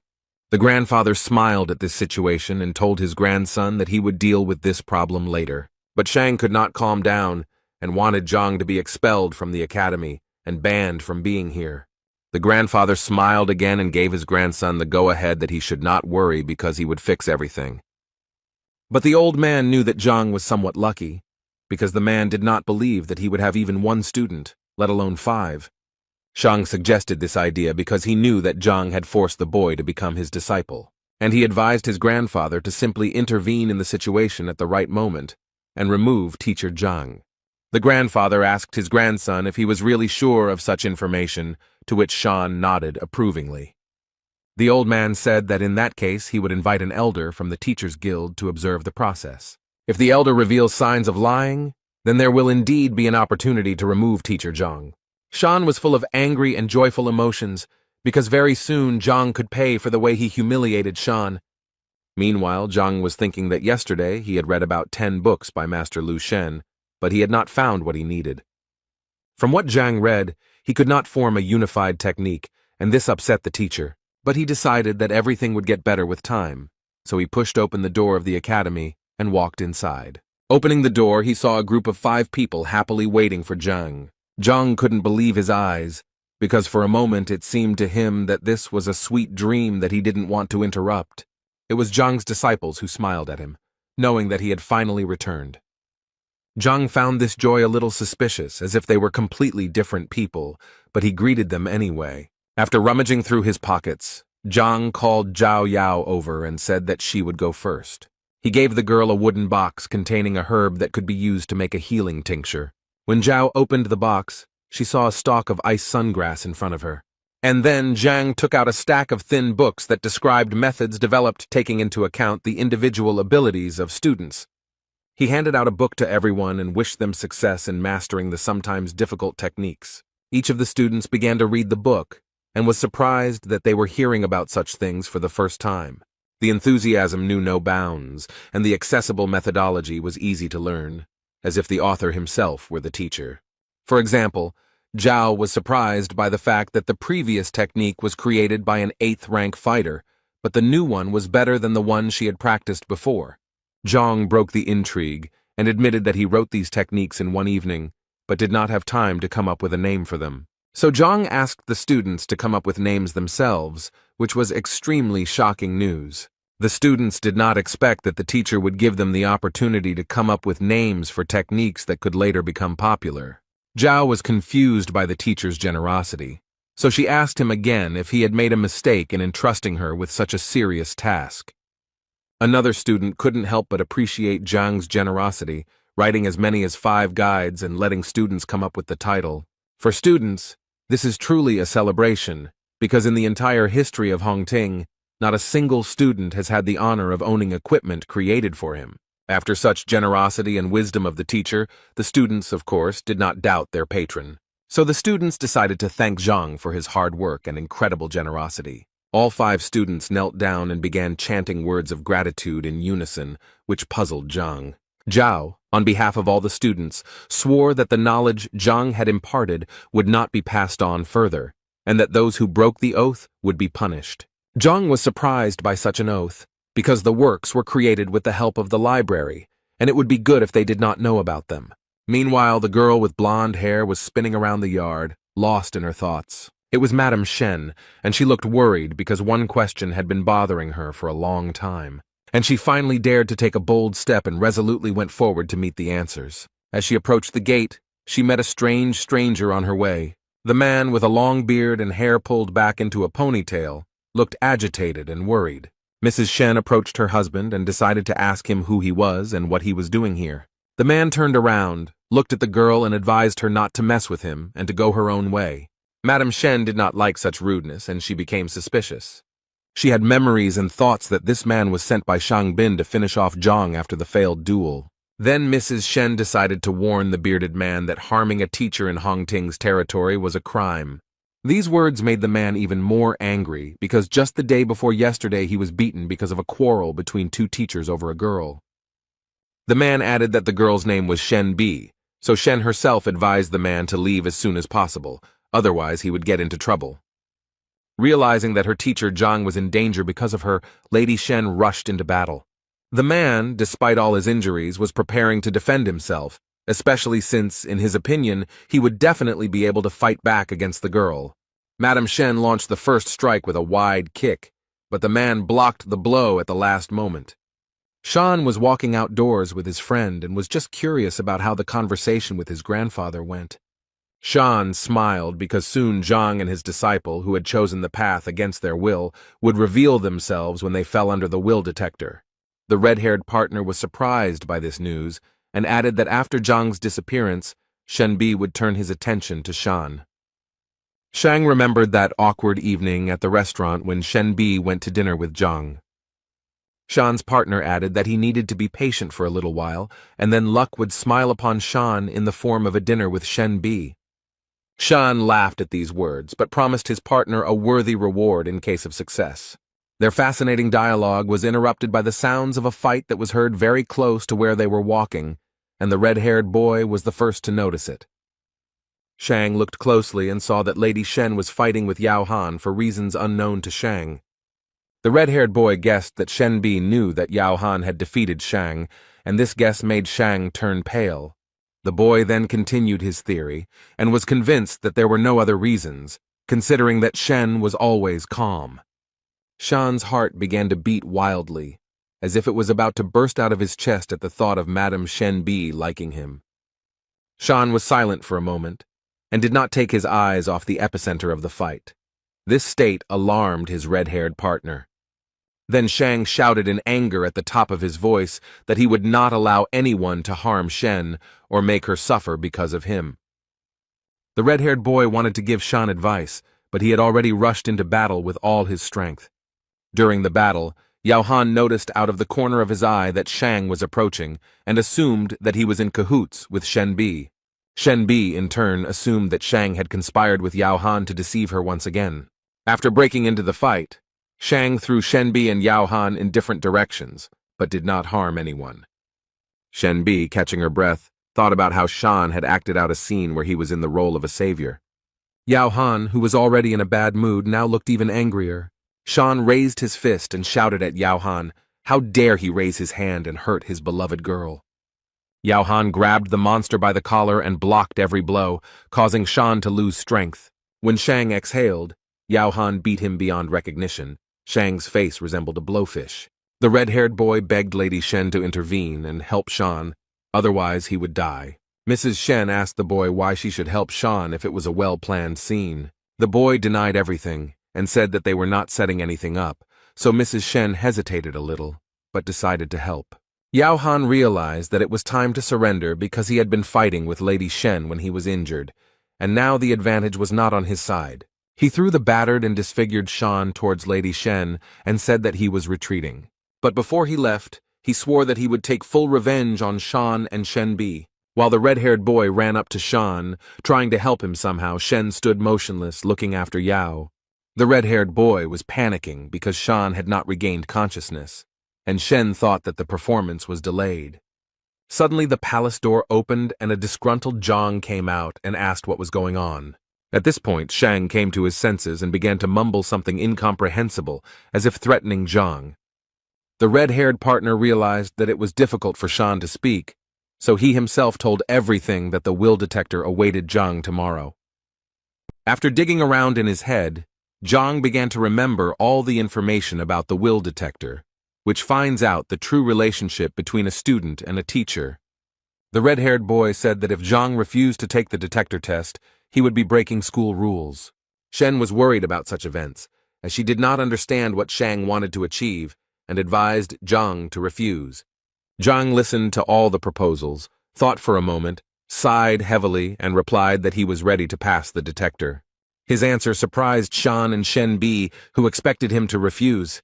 It was about Yan Li, who initially regretted his choice, but now he and everyone else are ready to give their lives for Zhang. The red-haired boy assured Shan that Yan Li still wanted to be Shan's disciple and that everything would fall into place very soon. Shenbi turned to Zhang to explain to her why he so easily agreed to this adventure. When Yan Li arrived, Zhang told Shen not to worry about these events because everything was under control. But this answer did not satisfy Shen because she knew about the entire strength of the Shan family and what they were capable of. Shenbi blamed herself for everything and could not stay away from this situation. Meanwhile, in the Will Detector Tower, Shan's grandfather was telling the elder about the events related to Zhang. Elder Mo listened carefully to the old man and said that he was always happy to help restore justice. The old man added that Zhang got the lowest score on the teacher exam, but he kept Zhang. Shan's grandfather also said that the complaint against Zhang was filed by teacher Cao Xiong, who exposed the lie. The elder reassured the old man, because daring to use the Vola detector was a bold step, but necessary for the sake of justice. Grandpa Shana smirked to himself, enjoying his well-thought-out plan. The doors of the academy opened, and a male figure appeared on the threshold heading inside the tower. When the door opened wider, 5 people entered the room, interested in solving the problem. When the grandfather saw his grandson Shan, he was very frightened by the fact that there was not a single living place on him. Shang quickly calmed the old man down and assured him that he was fine, so there was no need to worry about a misunderstanding. The grandfather rummaged in his pockets and took out some medicine for his grandson, which was supposed to improve his condition somewhat. While Shan was taking the medicine, the red-haired boy bowed to the elder, begging for a fair decision in this matter. The red-haired Cao Xiong revealed that Yan Li was once his disciple, but defected to his side due to Zhang's threats. Yan Li looked confused, as he didn't quite understand why he was brought to the Will Detector Tower. Zhang feigned fear in front of the elder and convinced him that Yan Li had chosen his path voluntarily. Yan Li was even more confused. Now he didn't understand why Zhang looked so embarrassed.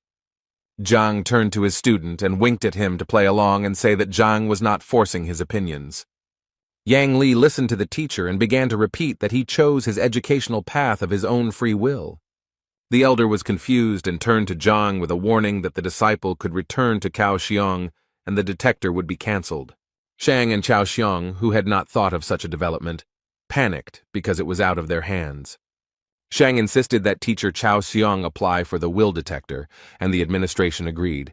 Chao Xiong also stated that the abolition of the will detector was a shameful disregard for the wishes of the young disciple. The elder agreed that it was worth holding a detector with clearly defined conditions, namely that the loser would be punished by agreement of the participants. Shan's grandfather informed Zhang that if he lost, he would face the maximum punishment, expulsion from hunting. Zhang again played the role of the upset teacher and said that he had no enmity with teacher Cao, so it was cruel to kick him out. And then Zhang proposed another idea, such as canceling the license and adding a punishment of 100 lashes from God. With this statement, Zhang stunned everyone present, because it was he who found himself in a disadvantageous position, and now he was proposing such severe punishments. The elder thought that if the teacher was simply fired, he would be able to work in another institution. But revocation of the license was a different matter. Chao Xiong couldn't understand why Zhang chose such a cruel punishment in the form of God's whip, which leaves a person half dead.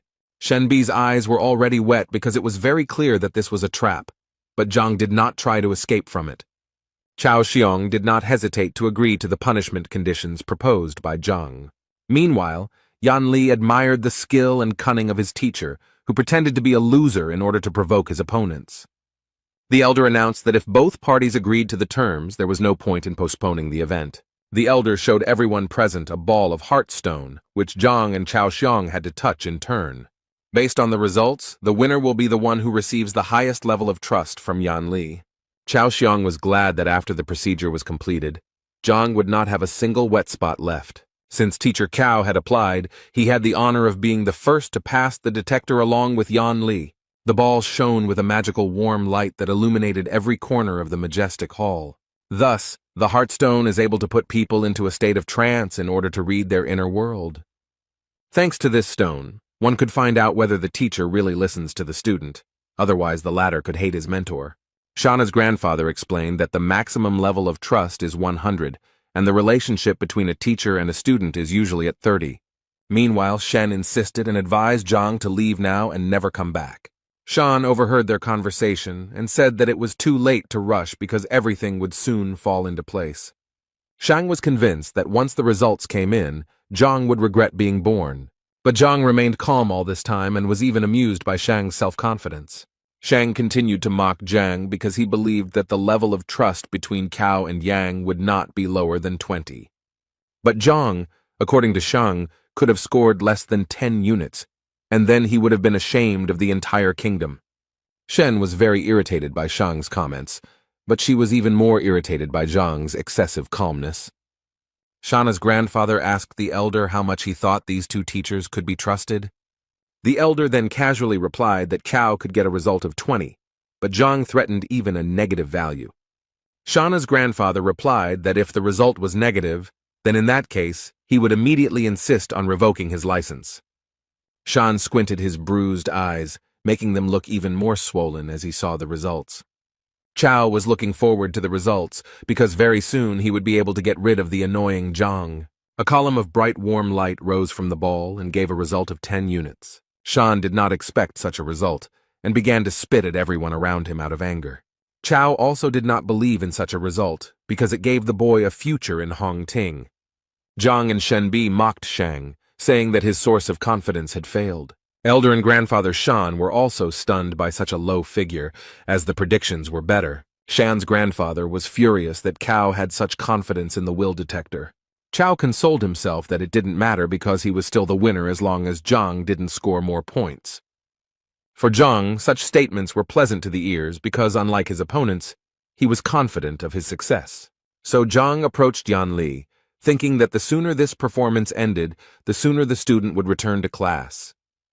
So Zhang and Yang touched the ball at the same time, and in an instant, everyone was blinded by a bright light that was much brighter than Chao's light. Shana's grandfather and the elder opened their mouths because these two had not yet managed to touch the bullet when the result was already visible above the flash. Shenbi, Shang, and Cao were no less surprised, especially Cao, who had just managed to step down from the pedestal. A huge number 64 was displayed above a bright column of light. The detector reading stunned everyone present, as no one expected Zhang's confidence to be so high. Cao did not believe that Yang trusted Zhang as a father, and what was the basis for such a high level of trust. Shang was again amazed by the results of the detector, because the difference between Cao was huge. The elder also did not expect such a high result, especially so fast. Shen knew that even extremely popular teachers who taught their students for years did not achieve such high results. So Zhang was confident of his indisputable victory, and asked the elders if he confirmed this fact. Cao continued to be indignant about the result, and exclaimed that the heart balls had broken and given a false result.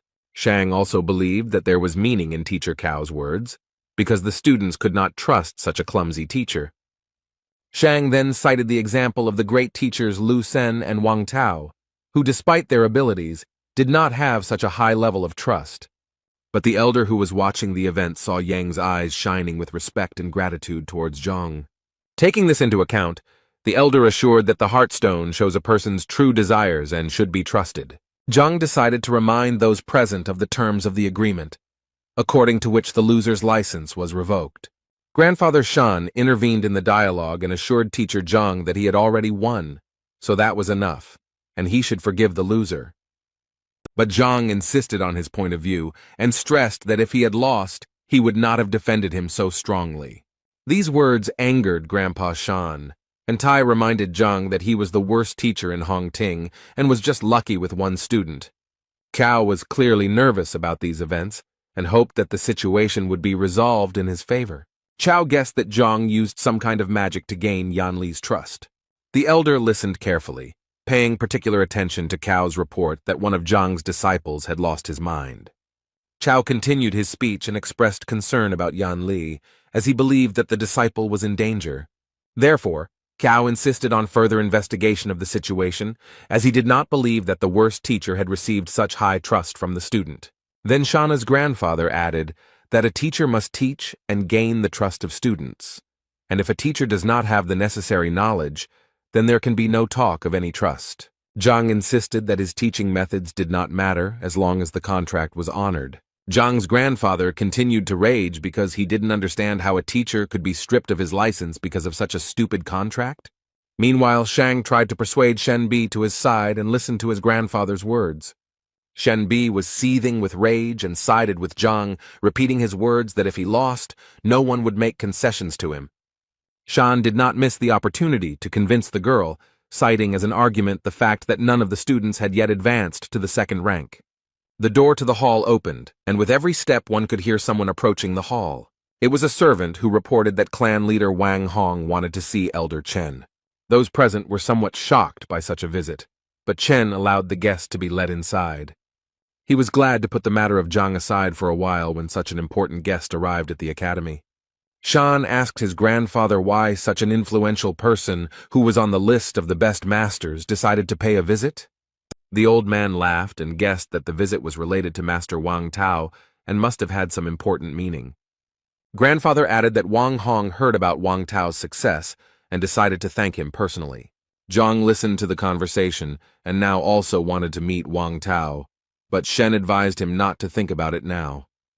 After all, in Shen's opinion, Elder Shang was too influential, and with Wang's support, he would be unrivaled.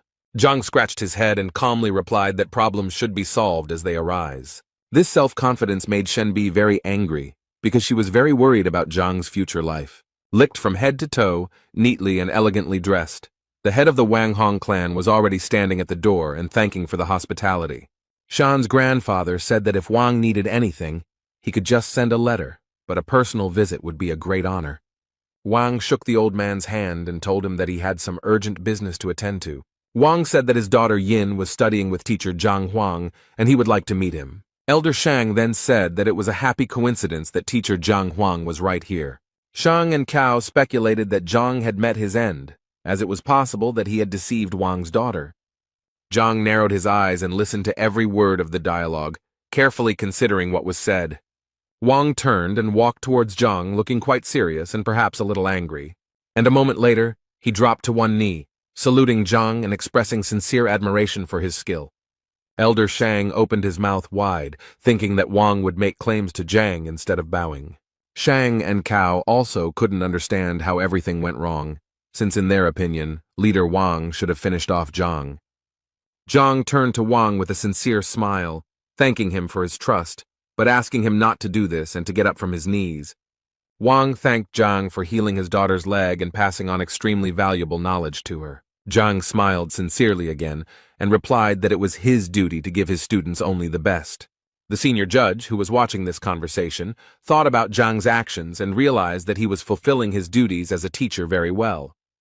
He looked at Zhang's disciple and now realized that the high level of trust was indeed based on something. But the judge did not believe that the real reason for Wang's visit was his daughter's recovery. So the man asked Wang what he wanted. Wang laughed in response and praised the elder's sharp mind before adding that he had business with the Shang elders. Old Shang immediately joined the conversation and convinced Wang that he would try to do whatever was necessary if he only asked. Wang thanked Old Shang for the son he had taught, and Wang regretted that he had not been able to thank him earlier. Wang wanted to give Old Man Shan a gift, but he refused, as he understood that this could not be done in the presence of Elder Mo. Wang noted Old Man Shan's honesty and integrity and added that he still talked about some changes in his son's practice. Wang told the old man that his son realized that he was not entirely comfortable with Master Shan, causing the latter's eyes to widen. So now Old Man Shan had to let the boy go, but it seemed he wasn't quite ready for that step. But although Wang expressed his request calmly, he was firm in his convictions. Old Man Shang had no choice but to argue with Wang, so he complied with his request. As he returned the pendant to his son, who was now free, Old Shang knew how shameful he would be for doing this. Wang took the pendant from Old Shan, and Tay assured him that it was normal for young people to have difficulty finding suitable teachers. Wang smiled back, then turned to Zhang and asked if he could take his son into his class. This request shocked everyone present in the hall because recently Zhang almost ended up in court, and now one of the best masters is sending his son for training. This request especially hurt the pride of Old Shan, who had lost a student who could have fallen under the care of the worst teacher. Junior Shang was also worried about his grandfather and couldn't understand why Venerable Wang made such a choice. Zhang smiled modestly and replied that he didn't think it was a good idea. After a pause, as if thinking, Zhang replied that he would have to refuse the offer, which shocked everyone present. Shang Jr. thought Zhang was a complete fool because a member of an influential family was asking him for patronage and Zhang was refusing. Shenbi and Huang calmly asked Zhang if he had thought about this offer because such generosity could not be refused. Old Shan got the most out of Zhang's answer because he was exchanged for some loser. Elder Mo wanted to change Zhang's mind, but what he created was not in his mind. In fact, Wang himself did not expect to hear such an answer, since the offer seemed tempting to him. However, Zhang remembered some events from the past, and assumed that Wang Tao did not tell his father that he had somehow attacked Zhang.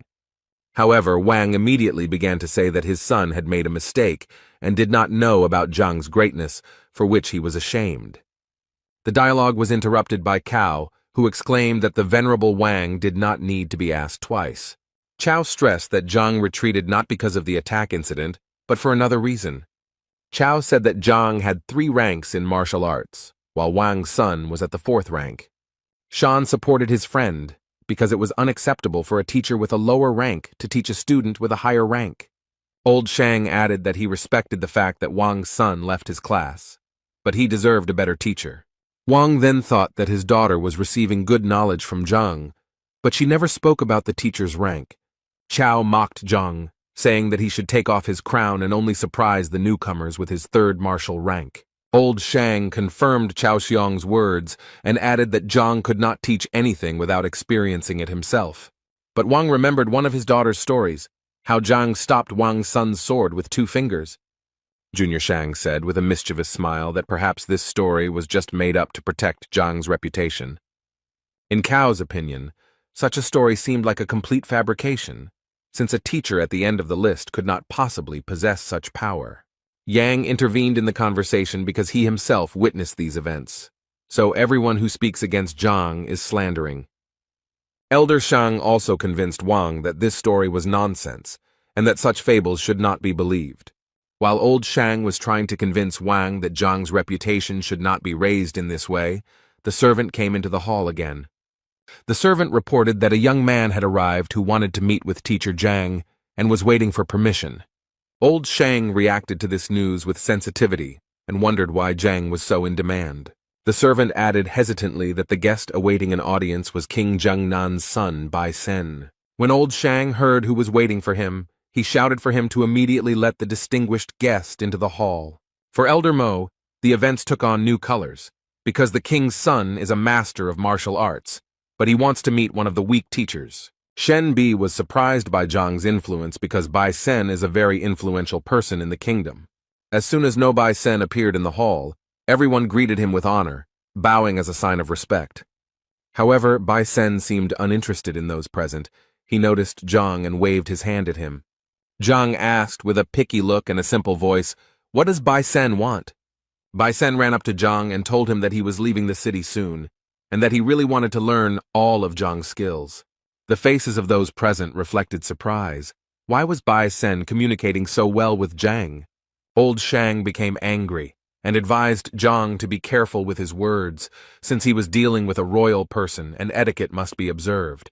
After this, Old Shang apologized to Bai Sen for Zhang's ignorance, as he did not understand who he was talking to. Bai Sen shouted at the old man to get out of here before he lost his head. Bai Sen Zhang was a master and equal to his mentor Lu Shen, so there was no point in dishonoring his honor. Hearing this, all those who had tried to humiliate Zhang in every possible way felt the ground slip out from under their feet. Old Shang analyzed what he heard, and could not believe his ears that a certain Zhang was of the same level as the tutor of the king's son. Junior Shang and Cao simply turned pale upon hearing this, and almost lost consciousness. Elder Mao also wondered why Master Zhang was considered so strong. Bai Sen said that everyone present heard the information correctly. Zhang's strength was 3 times greater than Bai Sen's.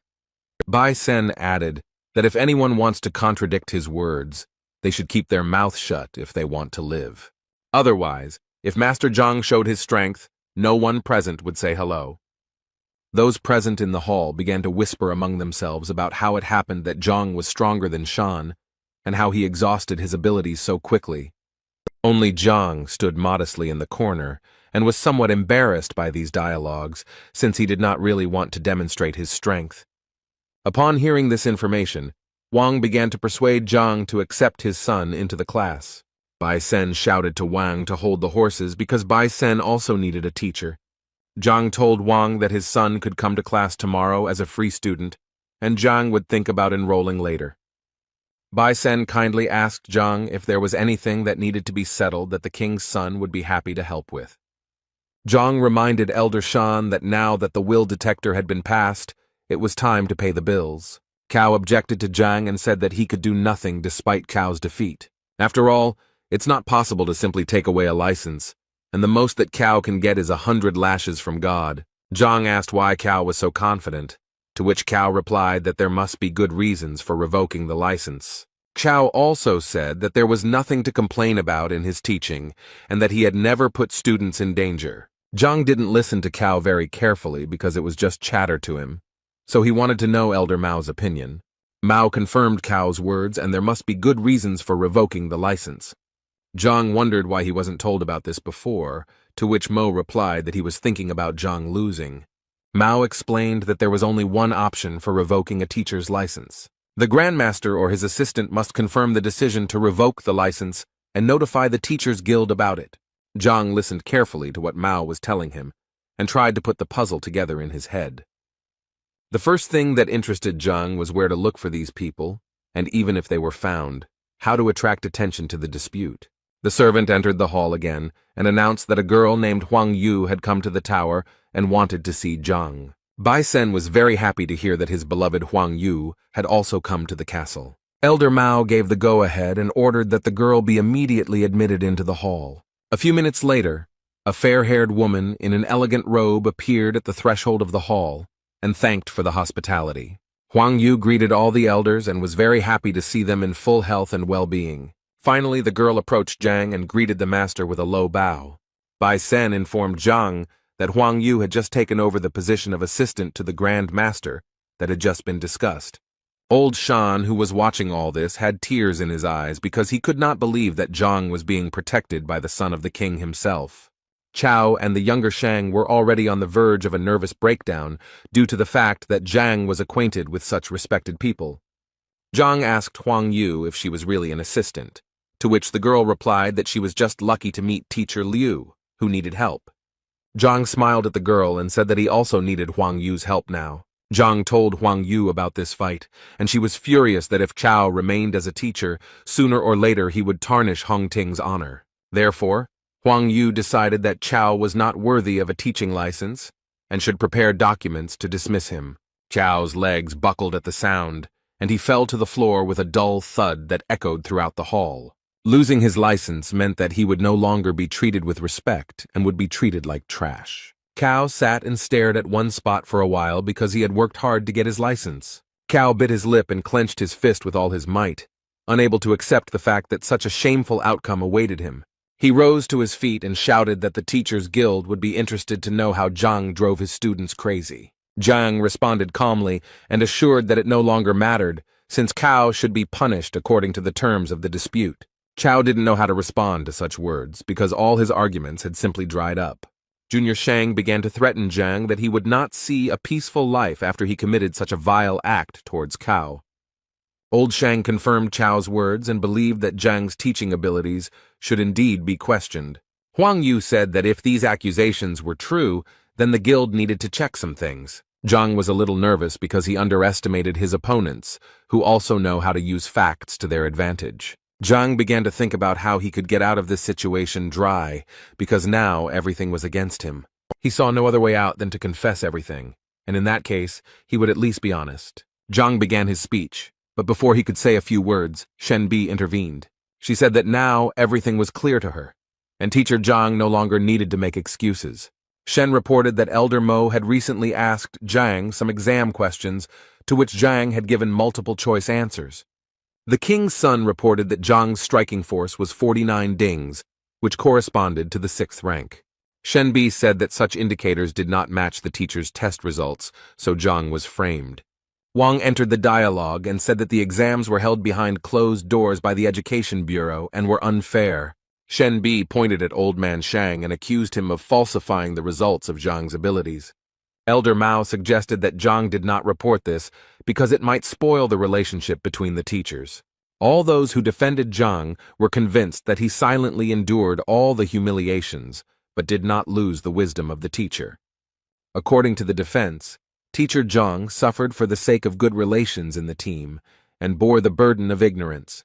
Old Shang had no time to process the verbal attacks that were flying at him like bullets. Zhang was embarrassed by this situation and only wanted to say that his skills were not fully appreciated. Old Shang took a defensive stance and said that he had no reason to interfere in the affairs of an ordinary teacher. Elder Mao, who had been listening attentively all this time, said that he already had enough evidence to draw conclusions, while Old Man Shang was simply defending his grandson.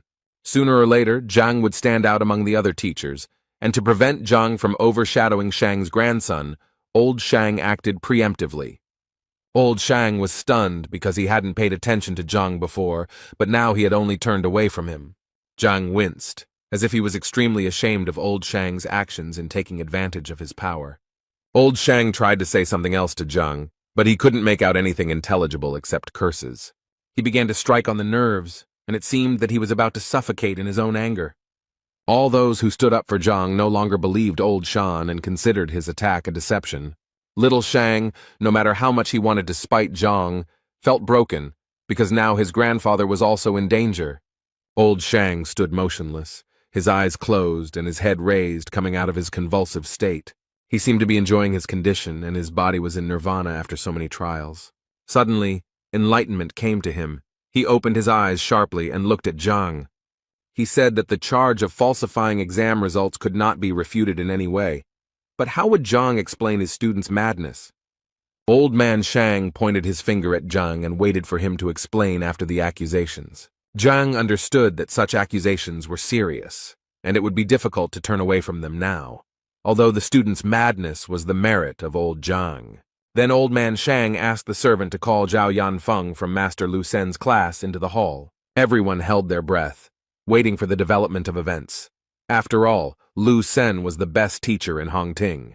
From his residual memories, Zhang recalled that this young man did not show up in class after the incident. Old Shang continued to argue that Zhao was going to retire after the incident, but Lu Sen came to the rescue in time. Wang thought that if Lu Sen could so quickly restore the strength of a student who was on the verge, then this spoke volumes about the strength of the teacher. The servant who had followed Zhao returned a few minutes later and reported that the young man had arrived. As soon as Zhao stepped into the hall, he immediately bowed deeply to show respect to everyone present. Old Shang immediately asked him a question, pointing his finger at Zhang. "Does Zhao recognize him?" Zhang watched his student carefully, hoping that he would not say anything that could harm the teacher. It only took Zhao a few seconds to recognize teacher Zhang, who had harmed him in the past. Then old Shang asked the young man if it was true that he had almost lost his mind while studying under Zhang Zhao. Zhao confirmed this information, and old Shang turned to everyone who had so actively defended Zhang, saying, "What a scoundrel." Mao agreed that causing mental harm to a student was a valid reason for firing a teacher. A sad expression appeared on Huang Yu's face because she didn't expect Zhang to be capable of such a thing. Old Shang began to ask Zhang why he was silent and whether he could say anything in his defense. Zhang bowed his head and scratched the back of his neck, saying that he saw no point in saying anything. Old Shang wanted to say that he knew that Zhang would deny everything, but a second later, he realized that Zhang agreed with everything. Zhang threw up his hands and said he saw no point in making excuses. Old Shang continued to say that Zhang was not even ashamed of what he did. Zhang advised the old man to calm down and not repeat the same thing several times. These words made old Shang even more angry, and he said that Zhang had better start worrying about his situation. Zhang turned to his former student with curiosity. How are his lessons with Lu Sen going, and will he show any skills? This request puzzled Zhao because now everyone was thinking about how Zhang had driven his student crazy. Huang Yu also decided that it was inappropriate to talk about the student's abilities now, and that they should discuss some other details. Zhao said that teacher Lu confirmed that the technique Zhang used was not only incorrect, but also dangerous. But Zhang insisted, and asked the student to demonstrate what he had learned from the new teacher. Huang Yu agreed with Zhang Guo, and asked Tai to demonstrate some of the skills he possessed. The guy did a warm-up, focused on his breathing, and began to confidently demonstrate elements of various techniques. The elders noted that despite his young age, the boy had excellent command of the power that corresponded to his rank. But old Shang was worried that Zhang asked him to demonstrate the technique. When he looked at Zhang, he stood with his eyes closed and did not look at his student even once. When Zhao finished the demonstration, he asked Zhang if he had seen enough to appreciate what he wanted. At this moment, Zhang opened his eyes and looked at the boy with a confident gaze, indicating that he had seen enough. Old Shang insisted that there was no time to waste, since all the evidence in Zhang's confession proved his guilt. Zhang asked the old man to take his time as he needed to explain why he had asked Zhao to show him some pieces of equipment. Before explaining his actions, Zhang told everyone present that he had deliberately driven the boy mad. After such a statement, it seemed to everyone present that the ground was slipping out from under their feet, because no one expected such a development of events. Old Shang decided to use this to his advantage, and began to say that Zhang was not even ashamed of his actions. The old man turned to Huang and Elder Mo, hoping that they had understood everything and drawn their own conclusions. Zhao was seething with anger, clenching his fists. He did not understand what had happened to Zhang, that he had treated him so cruelly. Zhao was just a student, and to him, Zhang's actions looked like he was deliberately teaching the student the wrong techniques. Zhang made a dissatisfied expression, indicating that Zhao had misunderstood. Such actions made Zhao even more angry, and now it seemed to him that Zhang was back to his old ways. Zhang asked Elder Mo and Huang if they noticed anything suspicious when Zhao demonstrated the technique. They shook their heads, and then Zhang explained that Zhao had a congenital stiffness of the gaze. Huang Yu thought about this statement because people with this disorder have narrowed acupuncture point passages and cannot release qi energy. Elder Mo was very surprised by Zhang's proposal because it was a very risky move. Zhao also didn't believe it, as he had not experienced any obstacles during the training process. Zhang advised Zhao not to jump to conclusions and to think about whether the boy had encountered difficulties before he lost his mind. Zhang gave an example of how every time the boy tried to gather energy, his body seemed to be torn apart. The boy was surprised by what he heard. Wang and Shenbi listened carefully to Zhang, and although his speech seemed stupid at first glance, they still guessed that there was a destiny of truth. Only old Shang was categorically against these judgments, because the hardness of the glasses no longer mattered. The fact was that the boy was injured. Zhang advised Shan to take his time and give him time to complete his judgment, and then asked how to characterize a person who has lost his mind. Old Shang was surprised by the question, but explained that the energy that bursts out cannot be controlled, and the person loses his mind. When the old man realized what Zhang was getting at, he became angry, and did not believe that this was designed to destroy the blocks. Huang Yu and Elder Mo wondered how realistic this tactic was, as it was very risky to use. Zhang then asked Cao if he still felt like his body was being torn apart when the qi was released. Zhao was surprised again, because when the state of madness passed, all the difficulties also went away, but the boy attributed these merits to Lu Sen. Zhang advised not to rush to conclusions and explained that the force in the fool's body is extremely powerful and capable of breaking down barriers. Teacher Zhang said that he had planned further steps that could improve Zhao's body features, but he left without saying goodbye. Old Shang was furious, shouting insults at Zhang and asking why he did not tell his disciple about his tactics. Zhang had a simple explanation. If the plan was revealed, Zhao would not agree, and everything would be in vain. Zhang added that you don't have to believe him because what he says is shocking, but Zhao is just one step away from second place. Zhao said that Teacher Lu said that if he worked hard, the boy would reach the second rank in 6 months. Shenbi and Wang were convinced that Teacher Lu's evaluation was quite high. But Zhang had a different opinion. For him, 6 months was too long a period, which could be significantly reduced. And when Zhang started talking about layoffs, he offered to move to a second position in just half an hour. This harsh statement caused a stir among those present, as in their minds it was an unrealistic term. Old Shang said that training is not like hunger that can be satisfied in one sitting. What is important is consistency and time. Zhang, confident in his words, saw completely how those around him did not trust him. Zhao was lost in his thoughts, which threw him from side to side, where it seemed that Zhang wanted to help or, on the contrary, harm.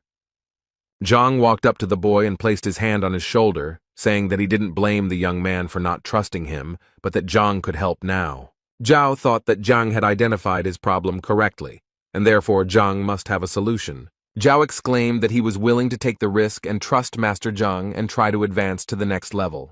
Zhang thanked the student for his trust, and promised that he would not let the boy down this time and would do his best. Zhang explained that he would use silver needles to widen the passage around the energy release points. Zhao sat on the floor, and Zhang took a silver needle out of his pocket and stuck it into the right spot.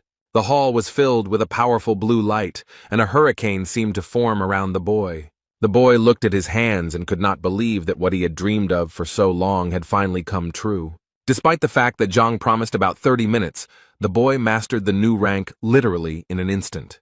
Those around them could not believe their eyes, because a miracle had just happened before their eyes, which at first glance seemed unreal.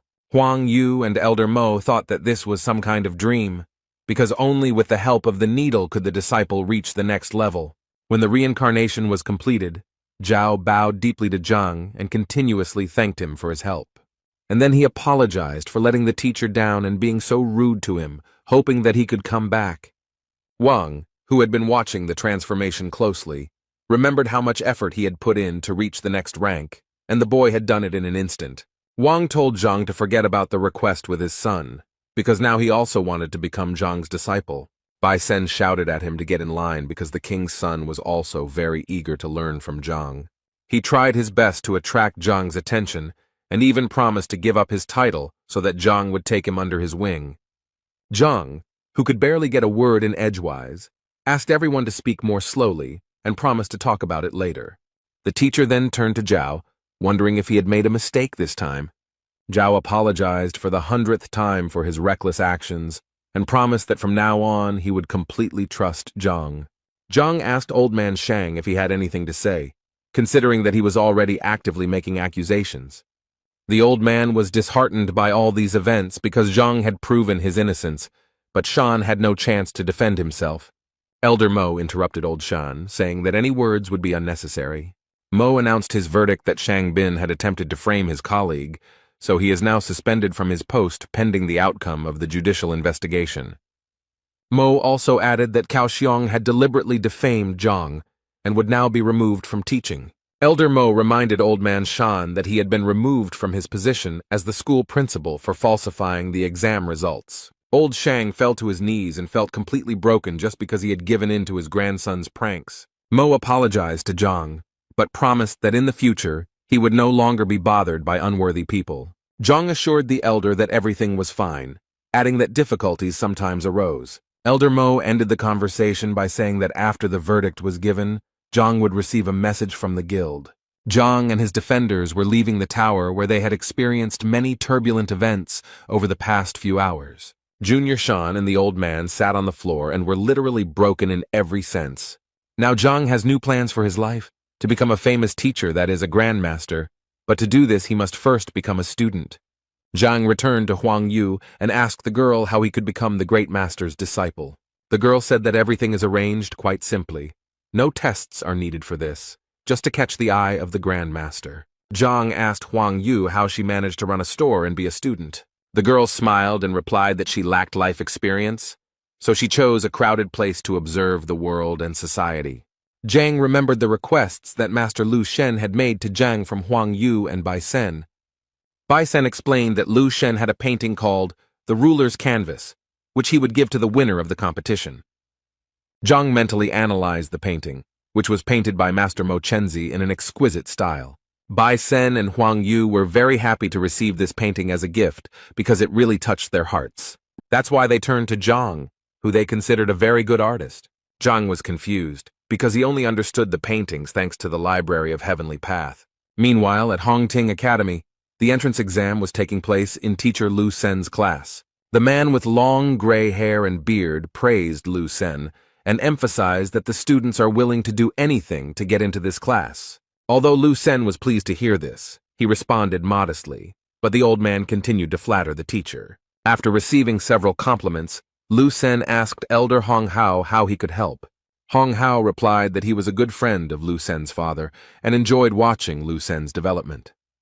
Lu Sen asked not to mention his father's name in his presence and to get straight to the point. Hong Hao then revealed that it was a young and annoying teacher named Zhang Huang. Lu Sen wondered how the boy with the worst test score could cross his elder. The elder explained that the whole thing was due to the pogrom of the restaurant that Zhang had carried out, after which the business became unprofitable. Lu Sen assured the elder that Zhang was just a loser who would be fired sooner or later. The elder agreed with this statement, and added that he heard the administration give him an ultimatum to fire him if Zhang did not have any disciples. That's why the elder asked Lu Sen to lure all of Zhang's students into his class.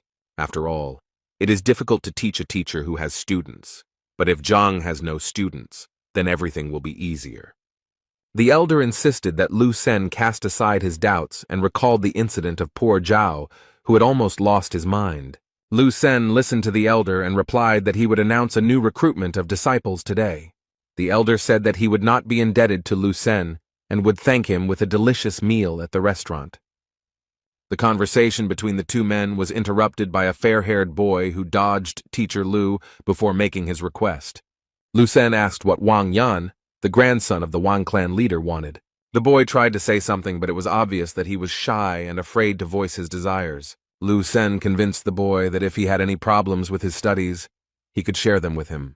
The elder did not miss the opportunity to praise Lu Sen once again, and assured the boy that he would receive an answer to any question. Wang Yang knelt down and announced that he intended to leave teacher Lu Sen's class. Lu Sen didn't expect this development, because people want to get into this class more than anything else. Lu Sen wondered what the reason for this decision was, whether anyone had offended the boy, but Wang Yang insisted on his initiative. Lu Sen tried his best to keep the boy, so he said that if he left this class, no other teacher would accept him.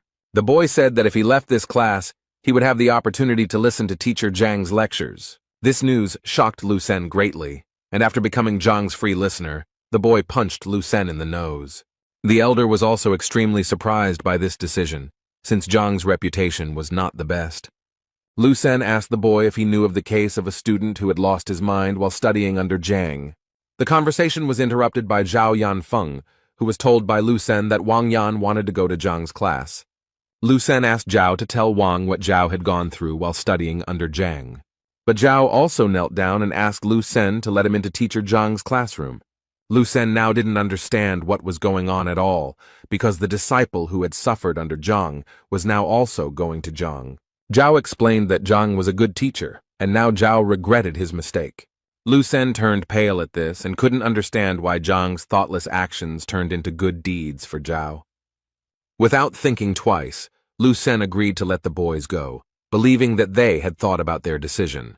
The boys were very happy that they would now be able to listen to lectures from such a talented teacher as Zhang. Before Lu Sen could finish speaking about what the boys looked like, the spirit disappeared as if they had never been kneeling. Now Lu Sen was very angry with Zhang because he had somehow taken away his two disciples. The anger burning inside Lu Sen made him act immediately and decisively, so he called Zhang Hong for help. The boy, who looked like the embodiment of evil and hatred, was already standing next to Lu Sen, waiting for instructions in a moment. Lu Sen ordered his disciple to go to Zhang and give him a letter declaring war. The elder was surprised by the decisive step of declaring war on the freshman competition.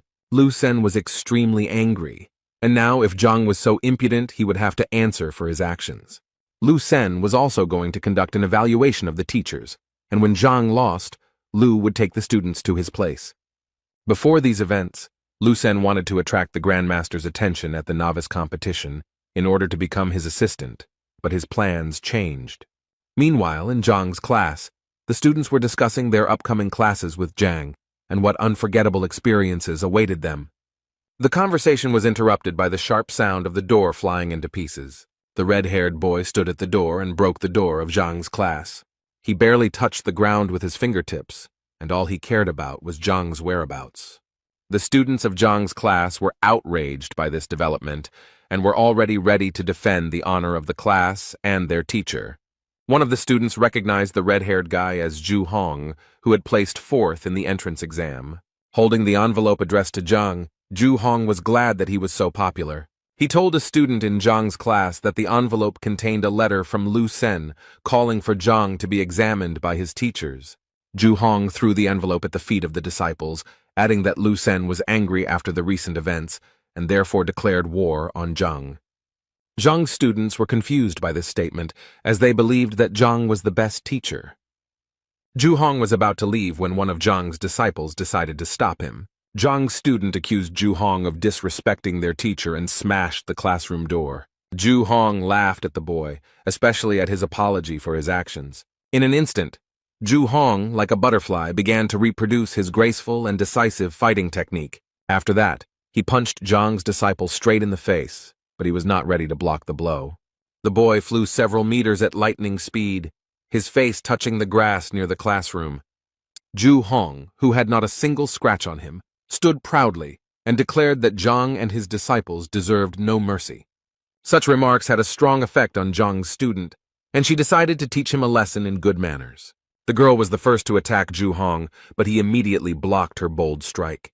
And the next step, he counterattacked the girl, and so quickly that the student did not have time to understand anything. Zhu Hong's blow was precise and powerful. He also kissed the girl on the face, and she flew away with a cry of pain. The boy who wanted to help the injured Zhao Yao didn't have time to look back before Zhu Hong was already behind him. He deceived Zhang's disciple and also injured him, leaving him no room for counterattack. A pink-haired girl from Zhang's class ran up to her injured colleagues and tried to help them, but Zhu Hong approached her like a ghost, preparing to cause irreparable damage. A moment later, Zhu would have carried out his plan, but Zhao stood up to defend himself, blocking the aggressor's blow. He tried his best to resist Zhu, but it was not easy because Zhu was quite professional in his technique. Zhu taunted his opponent, adding fuel to the fire by pointing out that Zhao lacked strength and training. Zhao held on with all his might as Zhu Na dealt him blow after blow, sapping his fighting spirit. Each attack was extremely exhausting for Zhao, and he was already at the limit of his capabilities. At one point, Zhu broke through Zhao's defense and delivered a powerful blow that left him unable to stay on his feet. Zhang's students, beaten and mutilated, barely regained consciousness after Zhu dealt with each of them. Zhu emphasized that this was just the first lesson, and if they did not want it to happen again, then Zhang should apologize to Lu Sen. Suddenly, Zhang appeared in the courtyard with Zhang, who had already heard Zhu's threats. Zhu told Zhang that he was just in time because he was talking about the defeat that awaited Zhang. Zhang ran to his disciples to help them, and told Zhu to return to Lu Sen with the news that Zhang accepted the challenge. Zhang was momentarily saddened by the fact that he had spoken to Bai Sen and Huang Yu and saw his disciples now suffering. Zhu, mocking Zhang and his disciples, was already saying goodbye to them and rejoicing in his victory. One of the injured students told the teacher that Zhu had spoken disrespectfully of Zhang and smashed the classroom door. The boy asked Zhang if there was any way to get revenge on Zhu for the damage he had caused, when Zhu suddenly heard this and stopped abruptly. In Zhu Zhang's opinion, he was the worst teacher, and such worthless students would hardly be able to stand up to him again.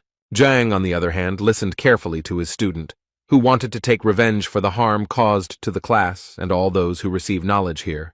The student wondered if he had a chance to take revenge, and Zhang convinced him that it was possible.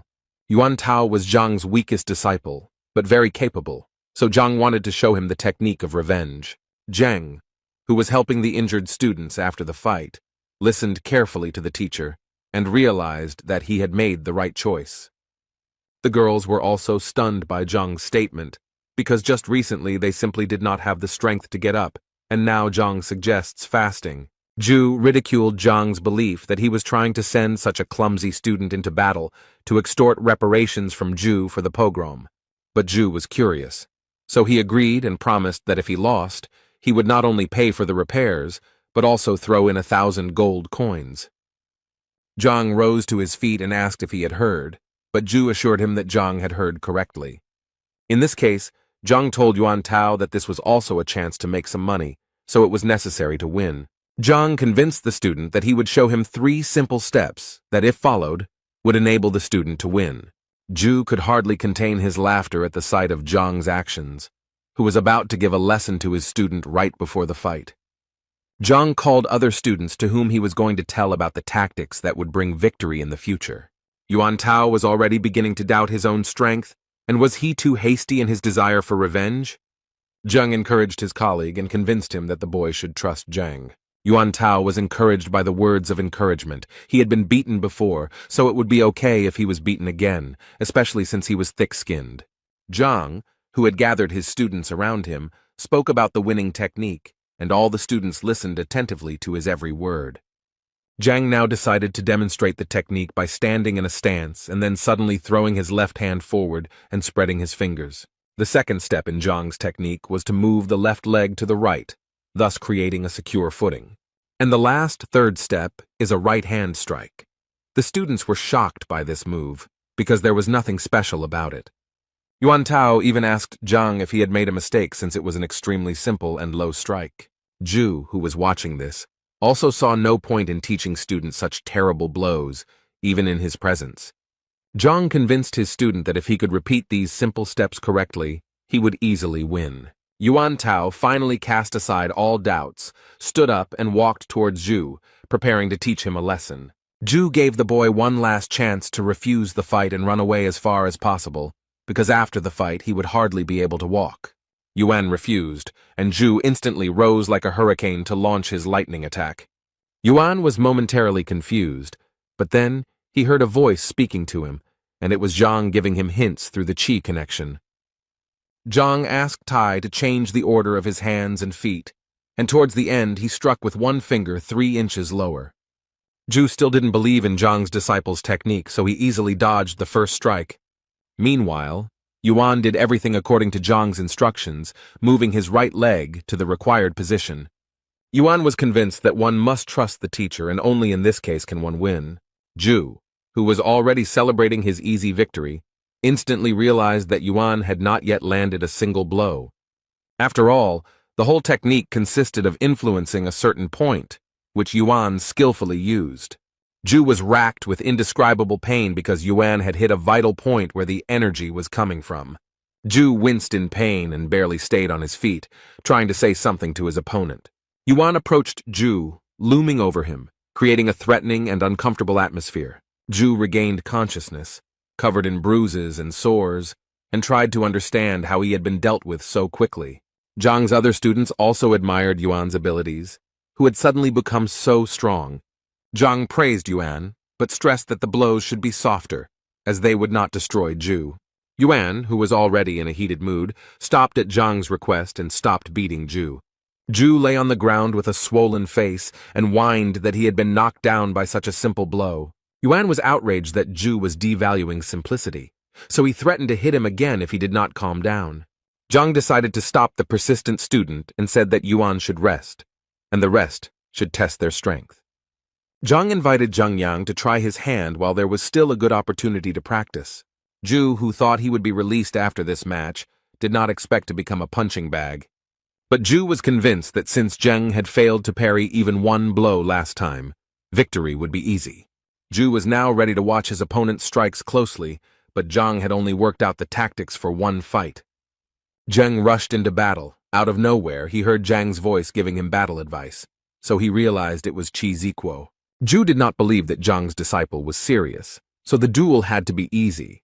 Therefore, when Zheng dared to strike, Ju forestalled him, as he was already familiar with such tactic.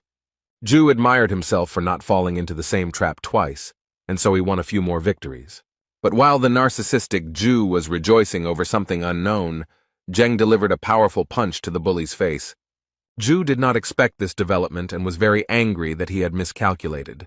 So he tried to strike back at Zheng, but Tai successfully dodged it. Zheng even managed to counterattack, and it was powerful because the boy hit the mark again. Ju fell to the ground, clutching the spot where the attack had just occurred with his hands. Ju accused Zheng of being mean and of Zheng's student having touched a vital point. Zheng saw nothing mean in his tactics because in battle there was no difference in how to win. But if Ju spoke of meanness, then Zheng decided to act honorably and struck again, but this time with his fist in the face. Ju's face now resembled a chopped steak with a crimson hue and numerous wounds. With such injuries, Ju had no choice but to admit defeat. Zheng prepared to deliver another decisive blow, but upon hearing that Ju was surrendering, he was disappointed. Zhang, who was watching the duel, smiled sarcastically and invited the next student to duel. Ju was barely able to stand when he was soon forced to compete with another of Zhang's students. Zhang asked Wang Ying and Liu Yang to also prepare for the fight after Zhao Yao finished. While all of Zhang's students were practicing their martial arts on Ju, he lay on the ground and barely moved. Yuan approached Ju and reminded him that it was time to pay. Now each student had to pay 1,000. And when Yuan added that the total payment was 10,000, Ju's bloated body could not understand where such a sum came from. Yuan reminded Ju that he included the broken door in the compensation amount, which was not that expensive, only 5,000. Yuan suggested a backup plan that Ju could use in sparring during the entrance exam. Ju was covered in bruises and sores and cried in pain, but he had no choice but to agree to the payments. Meanwhile, in Lu Sen's class, Hong Hao wondered if Zhang would accept Lu Sen's challenge. Lu Sen didn't care anymore because he couldn't just leave the situation like that. Otherwise, he wouldn't be able to succeed. Hong Hao fully agreed with Lu Sen's vision and wanted to add something, but their dialogue was interrupted. Ju appeared in the classroom, and now it was difficult to recognize him due to numerous bruises and a swollen face. Master Lu Sen did not recognize his disciple, who now resembled an aggressive needlefish. Then Ju Hong had to mutter his name, but his swollen lips were unable to do so right away. Lu Sen asked his disciple what could have happened to him when he only had to deliver the letter to Zhang.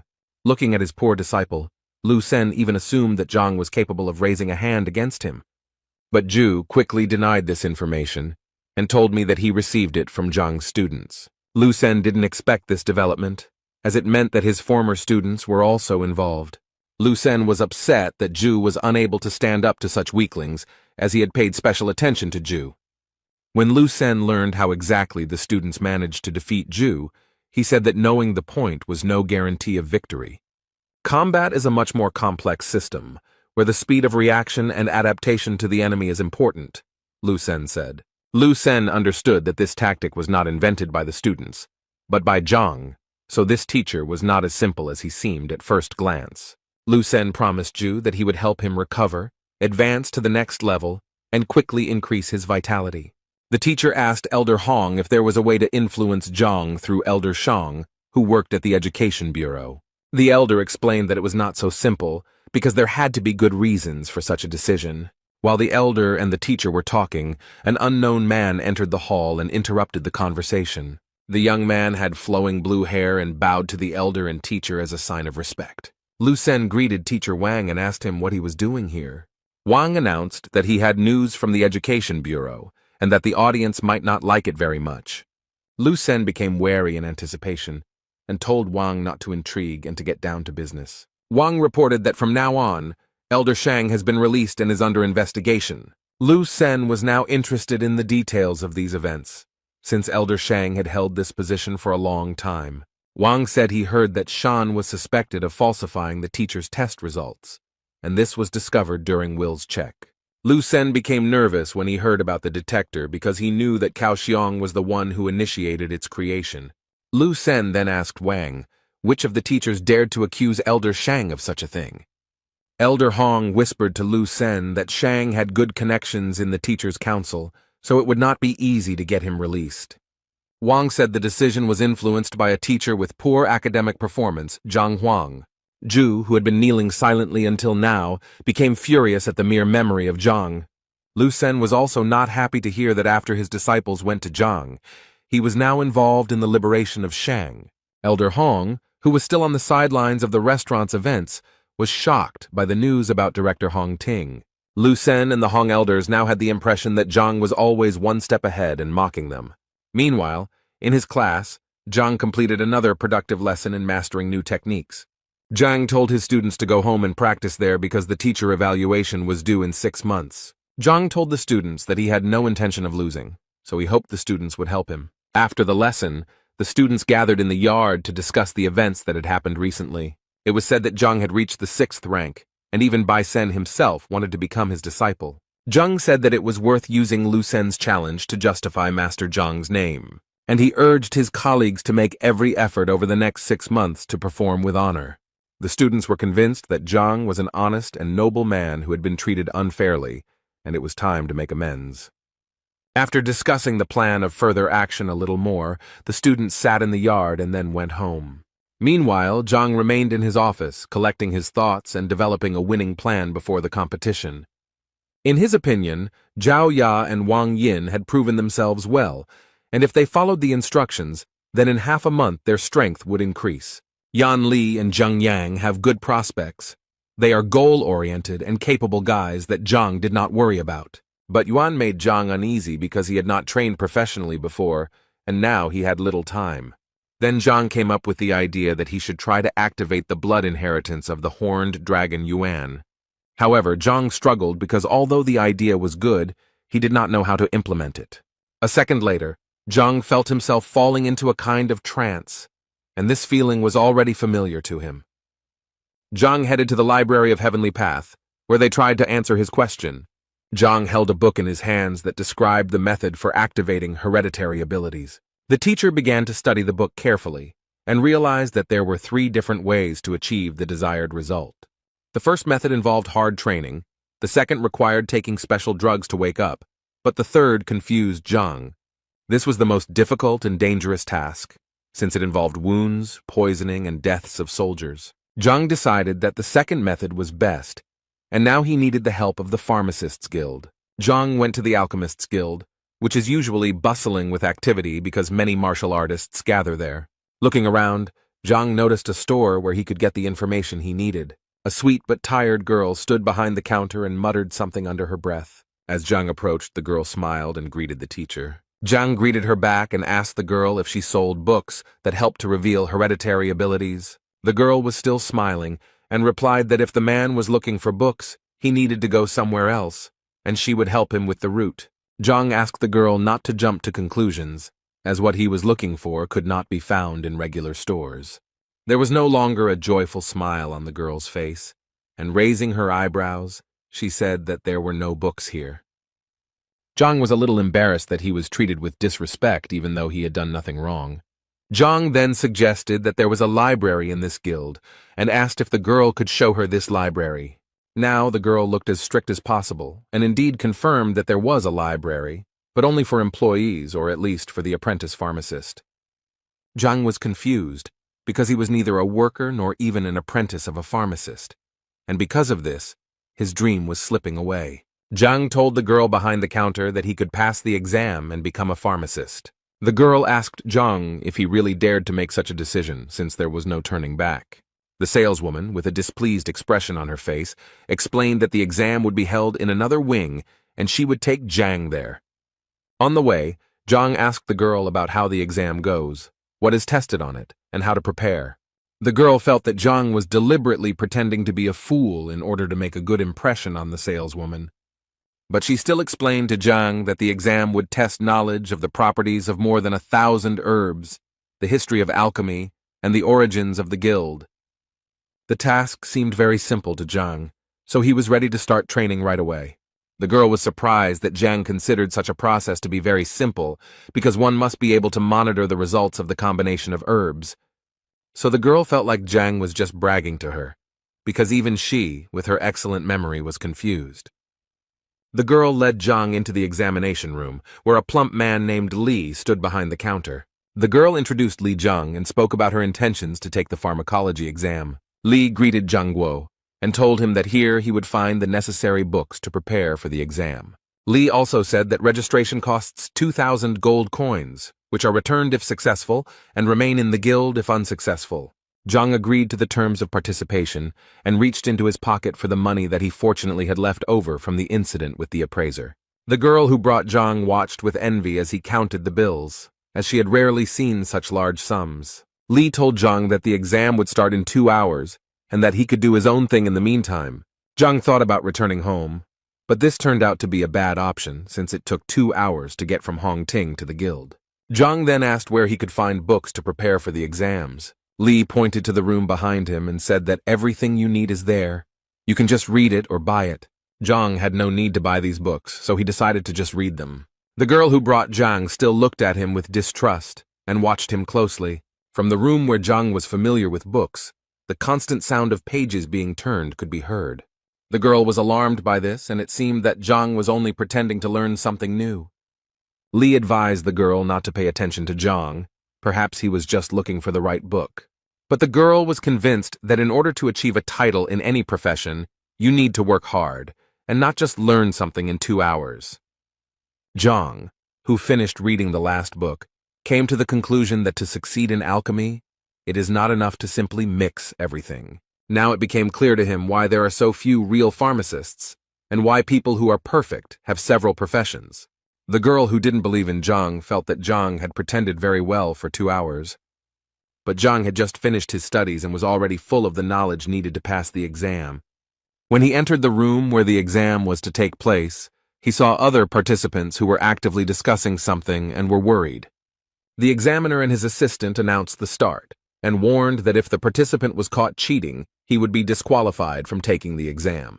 The examiner explained that there are 3 stages to the exam, where the first is a test, the second is the identification of the ingredient, and the third is a check of the combat rank. So now that the conditions of the exam were known, the examiner wished everyone good luck and gave permission to write the tests for an hour. Zhang carefully studied the exam papers, which required him to answer a large number of tests. The examiner reminded the participants of the need to control their time and complete all tasks on time. Zhang was completely calm because he was hoping for help from the books he had recently read. He placed his palm on the test paper, hoping to get the answers in his head. Zhang had doubts about the quality of the parchment on which the exam was created, as well as the information about the ink. Zhang exhaled and decided that he needed to focus on the task at hand. Otherwise, he wouldn't be able to answer correctly. He reread the question he needed to answer several times and programmed himself to search. He imagined himself rummaging through the vast expanses of the celestial library in search of what he needed. Several such attempts bore fruit, and Zhang already had the answers to the exam questions in front of him. He began to write them down quickly, which confused the examiner a little while all the other participants were still collecting their thoughts. The examiner watched Zhang closely, thinking that he was just another arrogant son of rich parents. Zhang ignored the examiner's scrutinizing gaze and confidently continued working. In a few minutes he used up all the paper given to him for the exam and put his pen aside. Zhang stood up preparing to hand in his paper, which surprised the crowd, considering there was still so much time left. When Zhang handed in his written work, he asked the examiner to announce the start of a new round. The examiner asked Zhang to wait outside the door. The test results would be announced later. The assistant asked the examiner if he would check Zhang's work now, but it seemed the examiner was not going to do so as not to spoil the mood. Li and the saleswoman were surprised when, less than a minute later, Zhang was already standing in front of them. Then the girl decided that the exam was too difficult, and Zhang could not stand the stress and gave up. Zhang assured me that everything went quite smoothly, and he answered questions quickly. The exam hour flew by rather quickly, so all the participants went out into the corridor in anticipation of the fateful result of the stage. The examiner took the answers of all the participants and began to carefully check the level of their knowledge. The examiner's brother asked how the exam was going and whether we could count on new students. But the examiner did not seem to receive any comforting news, as he found all the answers to be meaningless. The examiner's brother then pointed to a piece of work lying on the floor next to the examiner's desk. The examiner looked around and replied that he would not check this examination paper because the person who had taken it had not even read the question. But the examiner's brother became interested in the work, so he took it and began to study it. The examiner assured that the participant who wrote this work did not understand the value of the profession of an alchemist. However, it seems that Uyan's brother had a different opinion and suggested that Uyan read the work himself. Uyan began to read every word, expecting that there would be some absurd things written there. But with each new page, the expression on his face changed from the realization of what was written. When Ouyang reached the last page, he cried out in shock when he heard Zhang's answers. Uyan's brother confirmed Uyan's reaction that the work was indeed impeccable. The man noted that some of the questions were so difficult that he was not sure whether he could answer them himself. Now Ouyang had changed his mind about Zhang and was eager to know how Zhang managed to answer all the questions so quickly. Zhang sat in the hallway with the other participants, waiting for the test results. A few minutes later, Hua, the pharmacist's assistant, appeared before the participants. The girl who brought Zhang to the exam was waiting for Zhang's lie to finally be revealed. Sun Tao from Lu Yuan became the first lucky one to score 91 points out of 100. Sun Tao could not believe that he had succeeded, but his friends congratulated him on his intermediate success. Next up was Qian Wenman from Ji Yun, who scored 90 points out of 100 and was also pleased with his result. Hua was about to announce the third lucky winner, who turned out to be Zhang Huang from Qian Xuan, but the assistant looked closely at the result. Hua couldn't believe his eyes, but he said that Zhang had scored the maximum points, 100. The other participants began to whisper to each other.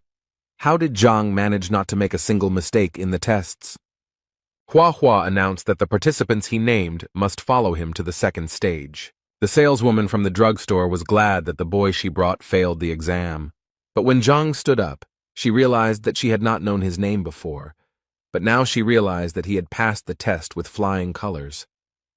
Zhang smiled at the girl and waved his hand, indicating that it was time for him to go to the second stage of the inspection.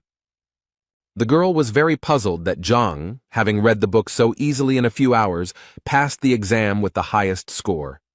Now she felt like a fool for being so prejudiced against him in the first place. The second stage of the exam began, and the participants were now presented with 10 different samples.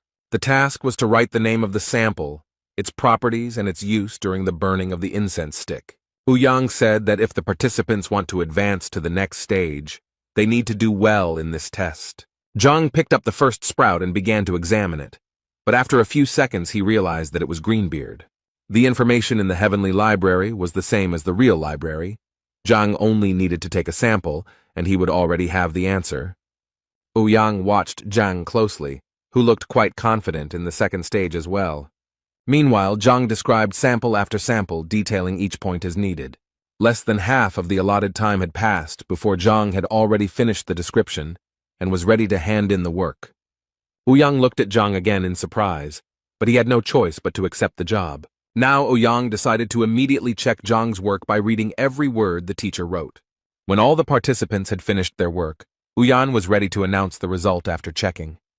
Only one participant was able to answer the questions perfectly, and that was Sun Tao from Lu Yuan. Sun Tao's pupils dilated to the size of gold coins at this joyful news.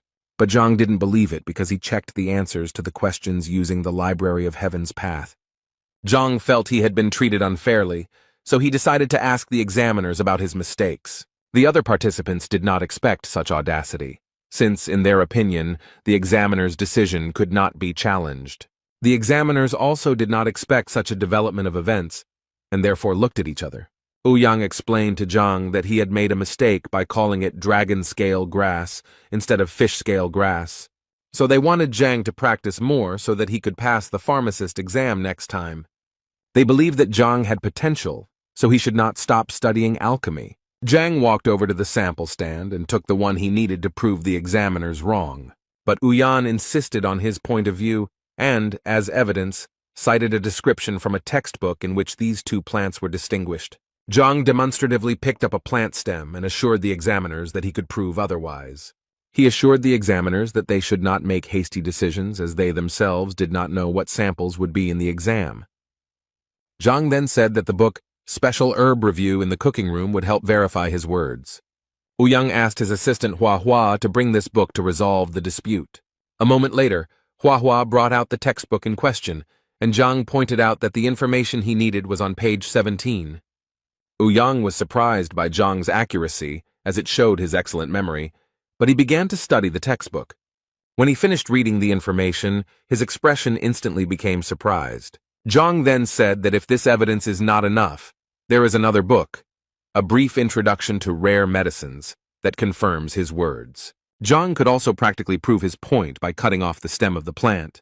When fish-scale grass is cut, a milky liquid is released, and when dragon grass is cut, it turns yellowish, which dispels the cold. After these arguments, one of the examiners asked Zhang to hand him the stem. He tore off a stem, from which a warm yellow liquid immediately flowed, dispelling the cold. After this, the experts were convinced that they really did not have a sample of fish grass in their hands. Hua asked Ouyang if he needed to bring another textbook from the library to check Zhang's words, but Ouyang said that there was no need. Zhang's opponents, realizing the events that had just happened before their eyes, were very upset. Huayan smiled and said that they had indeed made a mistake, and so it needed to be corrected. Since Zhang demonstrated excellent knowledge in the second stage of the exam, he will definitely advance to the next stage. Sun Tao, who had just celebrated his victory, turned pale and fell to his knees in despair. Ouyang's colleague gave Zhang an alchemist's badge, which gave him access to the basic section of the library and a discount at pharmacies. Zhang smiled and lovingly accepted the well-deserved prize, which was supposed to improve his life a little. Now the examiners, getting ahead of each other, offered Zhang to become their student. They showered him with compliments and promises, but Zhang very quickly rejected their offer. Ouyang explained that after such a difficult exam, Zhang really should have thought it over carefully. The colleague agreed, but stressed that Zhang should not put off such a proposal for long, so as not to harm the talent. Zhang asked the examiners where he could buy a drug that could help identify hereditary characteristics. The smiles on the examiners' faces turned to surprise and confusion at Zhang's question. Then Ouyang's colleague said that such drugs exist, but they have individual characteristics, and one must be careful with them. Zhang was very interested in this issue, so he tried to grasp at any straw and inquired about textbooks on this subject. Ouyang assured Zhang that there were many such textbooks, but they were all in the advanced section of the library. Huayan's colleague added that this is very important information and only wise specialists have access to it. Ouyang's comrade convinced Zhang that if he wanted to gain access to difficult books, he should study with him. The man stressed that if Zhang chooses the path of a pharmacist, he will be respected everywhere. Zhang winced at such promising prospects, but all he needed was a book on hereditary abilities. Ouyang reminded that access to the library is limited, and to get in, you need to be at least a pharmacist. Then Zhang thought about how to become a pharmacist, because he really needed a book. Ouyang took Zhang's curiosity as a desire to learn something from him, which upset his colleague. Ouyang knew that he could not lose such a valuable student as Zhang, who was endowed with extraordinary abilities in pharmacology. Ouyang began to explain that in order to become a great pharmacist, one must be able to distinguish and classify different plants. Colleague Ouyang added that only through hard work and time spent studying can one achieve great heights. Zhang thought out loud that in 6 months he would have to become a pharmacist and that other options did not suit him. With this statement, he stunned the examiners, who exchanged surprised glances. Ouyang laughed and said that Zhang should be spared since, despite his young age, he still managed to do well on the exam. Zhang sighed heavily and said that he was not ready to spend much time on studying, so he would look for another option. Ouyang tried to stop Zhang from making a rash move so that the wasted years of alchemy would not be erased. Zhang didn't know how to react to such statements, because it wasn't a matter of wasted years. His preparation took hours. So Zhang decided to say goodbye to the examiners as he had other urgent matters to attend to. Ouyang decided to stop Zhang by offering him another way to become a pharmacist. Ouyang began to talk about a method that suited Zhang, given his extraordinary memory, but his colleague stopped him. Ouyang gave his partner a look that meant he was confident in what he was saying. The partner was against it, as the method was too risky and had dire consequences in case of failure. But Ouyang insisted because it was the only way for Zhang to achieve what he wanted. A whole conflict was brewing between the examiners, but Ouyang was extremely persistent in his decision. Zhang was already a little seething from the verbal altercation between the two men, and he didn't like the intrigue they had created. Ouyang started by saying that there are two ways to become a pharmacist, the first being the traditional way, which takes a lot of time and effort. A colleague told me about the second method, and this method did not consist of preparing medicines, but of discussing them. Zhang scratched his temple, analyzing the information he had just heard, but he lacked the details to understand it. Ouyang then continued that the most respected profession was the grandmaster that everyone had heard of. The examiner said that the grandmaster is proficient in several crafts at the same time, but Ouyang stressed that becoming a grandmaster takes a lot of time and effort. Colleague Ouyang added that it is impossible to guide others to the true path without having significant status. That's why Ouyang decided to share a quick method called pill talk. Grandmasters don't have time to endlessly make pills, but they can demonstrate their knowledge during discussions. This skill is also not easy, because you need to be able to defend your knowledge from the attacks of 10 alchemy experts. Zhang thought about this proposal, since with the Library of Heaven's Path, this method was the best for him. They explained to Zhang that although the discussion method seemed simpler at first glance, they preferred long-term training. Zhang wondered why most people choose the long road when they have the option of shortening their studies. Ouyang explained that in no profession is there a path without practice, no matter how much time was spent on theory. Zhang considered his decision, but also thought that he would never know until he tried. Ouyang continued that since the invention of this technique, more than 1,000 brilliant people have tried their hand at it, and only 5 have succeeded. These statistics frightened and upset Zhang, because he was sure that everything was much simpler. Therefore, Ouyang once again emphasized the difference between theory and practice, and many generations have not used this method, and it is considered forgotten. Zhang thought positively. If people who tried failed, it didn't mean he couldn't do it too. So the teacher gathered his courage and declared his intention to take part in the pill discussion and become a pharmacist. He stunned the examiners with this answer because they didn't even have time to tell Zhang about the consequences.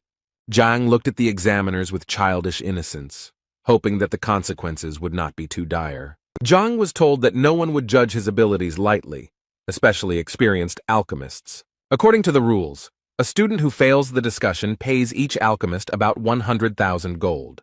Zhang listened carefully to the fact that after paying, he would also be punished with divine strikes and a 10-year ban on taking exams. Therefore, the expert emphasized that it is precisely because of such cruel punishments that this method has remained unnoticed for many years. Therefore, Ouyang reminded Zhang that with his skills, it was better to choose the traditional path while minimizing the consequences. But Zhang was confident and decided for himself that he would take part in the discussion and was ready to prepare for it.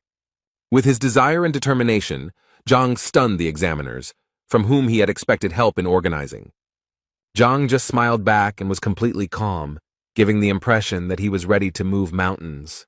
The examiner pointed out that Zhang had just become an assistant and had not even studied the program yet, but was already moving forward so confidently. Zhang simply wondered if he could get into the base section of the library to study the material. The examiners were even more surprised by Zhang's next move, since the library contains hundreds of thousands of books that cannot be read again. Zhang was still smiling and assured the teachers that he would be able to absorb such a volume of information. The examiners were even more shocked by this information, because they did not believe that such a thing was possible. Zhang stood his ground, arguing that he was capable of learning the material and that teachers just needed to organize everything. The examiners' arguments to convince Zhang were exhausted, and they simply accepted his decision. Then Ouyang promised that by tomorrow he would take over the organization and manage everything. Zhang thanked the examiners for their help, then said goodbye to them and prepared to leave. And then he suddenly came back and asked how he could get into the library, frightening the examiners. When Zhang finally left, the men began to discuss among themselves whether it was too risky to reveal the method during the discussion. But Ouyang emphasized Zhang's talent and special tenacity, which could help him. However, Ouyang's colleague did not believe that Zhang's persistence had any basis, and would he regret it?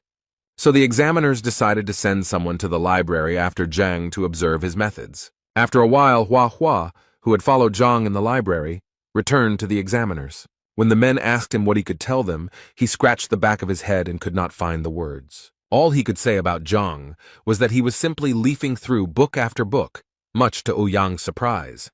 Hua said Zhang studied books such as Basic Methods of Alchemy or All About Alchemical Cauldrons. After listing the books, the examiners looked at each other and were surprised by this choice. After all, Ouyang understood that these were ordinary basic textbooks that every pharmacist's assistant should know. Hua was then asked if he had mixed up anything and if Zhang had looked at any other books. Hua assured that he saw everything correctly and made a gesture with his hands, demonstrating how Zhang was studying books. The examiners were unable to figure out exactly what Zhang's method was, as he simply skimmed through the textbooks.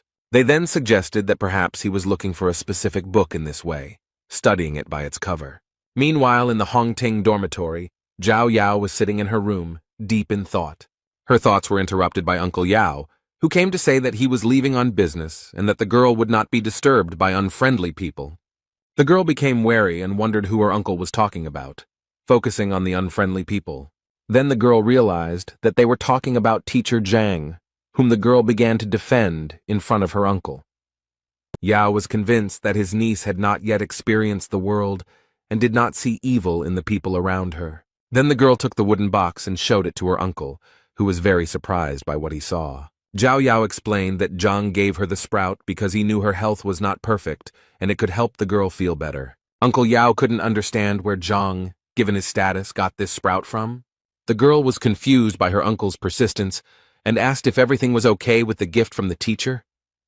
As Zhao carefully examined the plant, his uncle explained that it was extremely valuable and was the ancestor of the ice sun grass. Uncle continued to say that the ordinary ice sun grass did not have much value, unlike its ancestor. The girl was very shocked by the information from her uncle and asked him if he was confusing anything. Yao then assured his niece that this was the most expensive herb he had ever seen and that he could not be mistaken. The girl carefully examined the sprout, holding it in her fragile hands, which for some reason were now trembling. Meanwhile, Uncle Yao wondered how Zhang managed to get such a valuable sprout and why he shared it with the student. Zhao Yao was warmed by the thought that teacher Zhang had not only developed a customized training method for her, but had also given her valuable medicine. The girl got out of bed and pressed the sprout to her chest, realizing its true value. Then the girl asked her uncle how much money he had with him now. The uncle rummaged in his pockets and answered his niece that there was not much money, namely 20,000 gold pieces. Then the girl asked her uncle if he knew where teacher Zhang had gone, since he had been gone for a long time. Yao replied that he had been following Zhang and last saw him at the apothecary guild, which led Zhao to believe that he had acquired such a valuable gift there. Zhao Yao closed the box containing the plant and confidently walked towards the exit, taking Uncle Yao with her. Zhao Yao and his uncle arrived at the pharmacists' guild, where they learned that Zhang was taking the exam to become an assistant pharmacist. The saleswoman who met with Zhang before the exam just passed this information on to Zhao. Yao explained to his niece that this was not easy to do, since an alchemist's apprentice needed to remember the properties of more than 1,000 medicines. Therefore, Yao doubted that Zhang would be able to pass the exam without many years of training. The saleswoman then added that Zhang had passed the first part of the exam without making a single mistake. The first test tests knowledge of the properties of medicinal herbs, and a significant number of people fail this step, so Yao was surprised by Zhang's skill. The puzzle in Yao's head was not completed because Zhang gave Zhao a stock worth at least 100,000 gold and asked for nothing in return. Yao knew that Zhang was once a genius and had reached the 3rd martial rank at the age of 16, but that was where his progress ended. The saleswoman pointed out that theory without practice is meaningless, so Zhang needs to go through the 2nd stage by describing the herbal samples. The girl added that if at the 1st stage it was possible to make several mistakes, then at this stage there were none. The conversation was interrupted by the footsteps of 2 boys leaving the examination hall, where the exam had already ended. It was Sun Tao and his friend, with whom the saleswoman was asking how everything went, and if there was any good news. The boys hung their heads, sighed heavily, and replied that they had failed this part of the exam. The saleswoman asked about Zhang because he had not yet left the examination room. Sun Tao said with a sad expression that Zhang had passed the exam and would now be an assistant. The saleswoman did not expect such an answer, as she did not believe that Zhang would be able to pass the second stage. Zhao Yao ran to Sun Tao to ask when Zhang would leave the auditorium as she needed to talk to him. Sun's partner told the girl that Zhang had gone to the library to prepare for the pill debate. Now the girl was shocked that Zhang's career was developing extremely rapidly. The boys said that when they were outside the door, they heard that Zhang had been asked to take part in the debate, but at some risk. The saleswoman remembered reading about the dispute and how complex it was, almost beyond comprehension. Yao also didn't understand why Zhang was in such a hurry when he became a pharmacist's assistant at such a young age.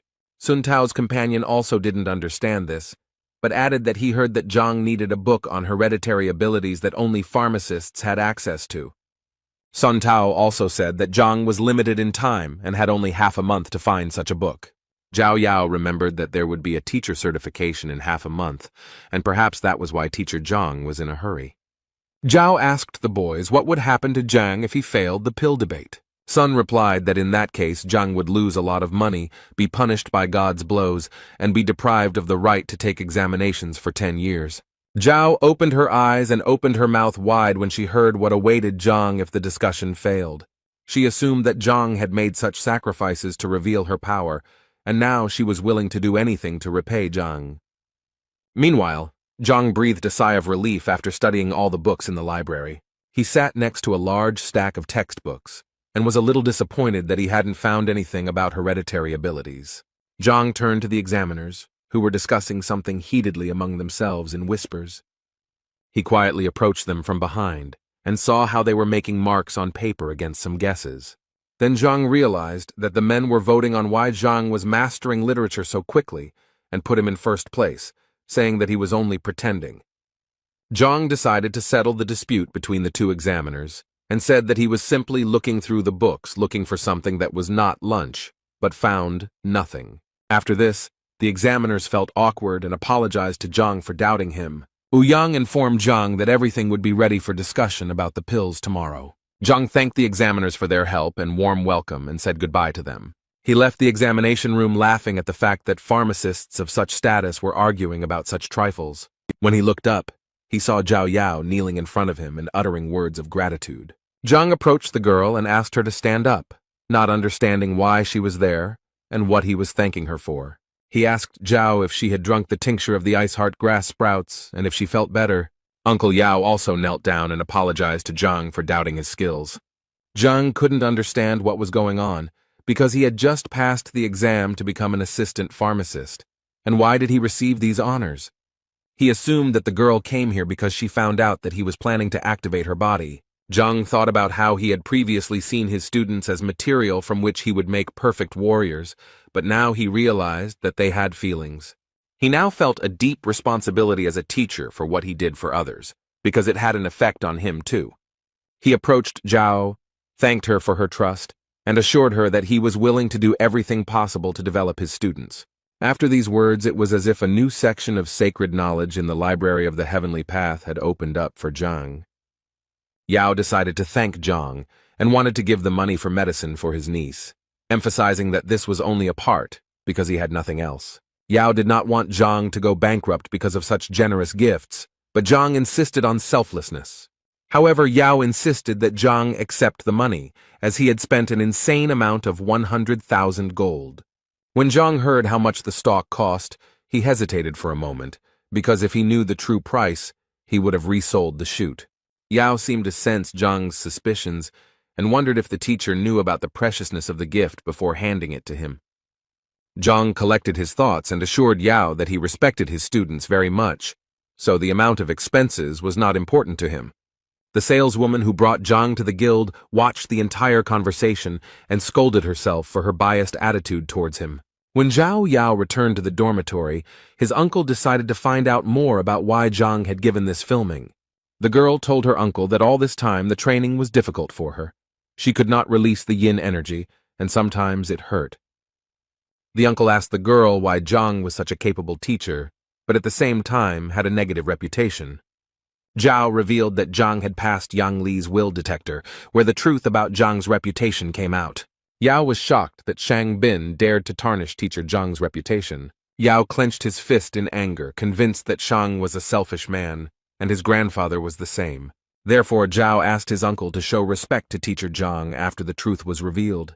The uncle laughed and assured his niece that he would not step on the same rake twice. But now Yao was thinking about how to teach a lesson to the Shan family, who had made Yao form a false opinion about Zhang. Zhao Yao asked her uncle to tell people the truth about Zhang from now on, so as not to tarnish his reputation. The uncle smiled broadly at his niece and promised that he would do everything in the best possible way. Zhang sat in his small house and looked out the window at the star-studded night sky. He spent the entire night practicing and easily improved his abilities, finding 20 new points. In the morning, he went out into the yard and saw a company that was impatiently waiting for him. There were 3 boys there, 2 of whom were his disciples, and the third was Zhao Yanfeng, Lu's disciple. Yanfeng bowed to Zhang and said that he had gathered the courage to refuse to study with Master Lu. Now Zhang understood why Lu was angry with Zhang and called him for teacher evaluation. Zhang decided to leave Yanfeng to listen to the lecture that Zhang was going to give to his student. So when everyone had gathered, Zhang took the notebook with his work and began to tell the students the information. The students were delighted as Zhang explained completely new teaching methods and techniques. The lecture lasted quite a long time, almost until sunset, and when it finally ended, the tired but satisfied students went home. But Zhang had a test ahead of him, the debate that was about to begin. Zhang arrived at the guild, where he heard a familiar female voice calling his name. It was the same saleswoman from the store who said that the masters had arrived for a conversation, but Zhang still had a chance to refuse. Zhang assured the girl that everything was fine and that he was determined, so he was ready to participate. The girl smiled back and made an inviting gesture to Zhang. As Zhang walked down the hallway, he reflected on the importance of this test, since the success of his students was at stake. When they finally arrived at the examination hall, Zhang saw Ouyang with a semicircular table and a large bronze cauldron standing behind him. Ouyang also decided that it was necessary to remind Zhang that it was not too late to withdraw from the discussion. Zhang smiled back and convinced Ouyang that there was no turning back. Then Ouyang also smiled and replied that he would no longer dissuade Zhang and wished him success. Ouyang decided that it would be a good idea to invite respected pharmacists who would appreciate Zhang's skills. A few minutes later, 10 respectable people, young and old, tall and short, gathered on the threshold. One of the judges asked Ouyang, pointing to Zhang, whether he really decided to participate in debates at such a young age. The other judges who took their seats at the table also picked up on this, mockingly claiming that Zhang had studied alchemy in his mother's womb. Ouyang said that despite his young age, he passed all stages of the exams with honors, scoring 100 points on the test. This information surprised the judges, but they quickly stated that it no longer mattered. One of the highly respected people was convinced that alchemy is not only knowledge of herbs, but also understanding the principles of their action. Zhang was outraged by the judge's behavior and thought that if age affects knowledge, then maybe he should get a few from the ground. Gathering his courage, he congratulated everyone present and emphasized that the discussion was not about his age. Zhang then tried to cast aside all prejudices about his age, because he was confident that his knowledge was no worse than that of the judges. One of the judges, who was an adult, did not appreciate Zhang's story and advised him to choose his words better. Ouyang called on all the judges to get down to business, as everyone was here to discuss pills, not discuss Zhang's age. Ouyang clarified the rules of the discussion, according to which Zhang had to give clear answers to the master's questions. He also added that if both parties are unsure of the answer, then the truth can be found out by making a pill. Ouyang also noted that the questions should concern only pharmacology without classified information. Ouyang made sure that everyone understood the rules, and all participants responded that they were ready to begin the discussion. Ouyang was ready to start the discussion, but Zhang made it clear that he wanted to make some adjustments. The masters laughed at Zhang, saying that it was too late to give up or declare defeat. Zhang smiled at the masters and assured them that he was not at all afraid of their questions. One of the masters did not like Zhang's behavior and became wary, waiting to see what would happen next. Zhang apologized for his behavior but added that none of the masters would have conducted the discussion properly on their own. With these words, Zhang seemed to have stirred up a hornet's nest, and the masters were already on the verge of getting angry at Zhang. One of the masters advised Ouyang to guide Zhang onto the true path, since he could pay dearly for such statements. But Zhang suggested that Ouyang raise the level of difficulty of the discussion, so that the masters would not have any questions about his competence. Ouyang turned pale at this request, because the discussion itself was a complex phenomenon, and raising the level could turn out to be negative for Zhang. But Zhang suggested that each master prepare a pill, and he would explain the method of preparation and point out the shortcomings of the medicine. One of the masters was extremely unhappy that Zhang, being an assistant pharmacist, was going to point out the master's shortcomings. Ouyang couldn't understand what Zhang was thinking, because even though he had shown a great performance yesterday, he had been prudent. Zhang continued to mock the masters, saying that by pointing out their shortcomings, he could dishonor their honor and skill. One of the masters decided to start a discussion and agreed to accept Zhang's challenge first. It was Zhang who praised Zhang, despite his young age, for his courage and worthy knowledge, which Ouyang checked. Zhang asked Ouyang to prepare a furnace to demonstrate to Zhang that he was very wrong in his beliefs. The masters noted the skill of Master Zhang, who showed great promise among alchemists and managed to create more than 100 pills in 3 years. Zhang began his conversation with Zhang by saying that he had recently created an alchemical technique that he had named just a few days ago. According to the masters, the creation of new technology deserved respect, because such a master was destined to go down in history. Now Ouyang felt like Zhang had already failed the test, because the new method was completely different from the original, and it was impossible to point out the shortcomings. Zhang remained calm and confident as he waited for Master Zhang to demonstrate his technique. Master Zhang walked up to the stove, taking out everything he needed to demonstrate the authentic technique from his pocket. He put on the ring of storage, and with a few movements, 3 blue flower buds were summoned. Returning them to his hands, the master whispered some words, similar to a spell, after which he threw the flowers into the oven. Zhang felt a little confused as he could hardly make out anything due to the master's rapid movements. Zhang understood that he seemed strange to the masters, because even an experienced pharmacist sometimes did not notice the shortcomings. But Zhang knew that what was invisible to the naked eye was like an open book in his library. When Master Zhang finished cooking, several pills fell out of the cauldron through a special sieve. Zhang, pleased with himself, said that his work was complete and ready for Zhang's evaluation.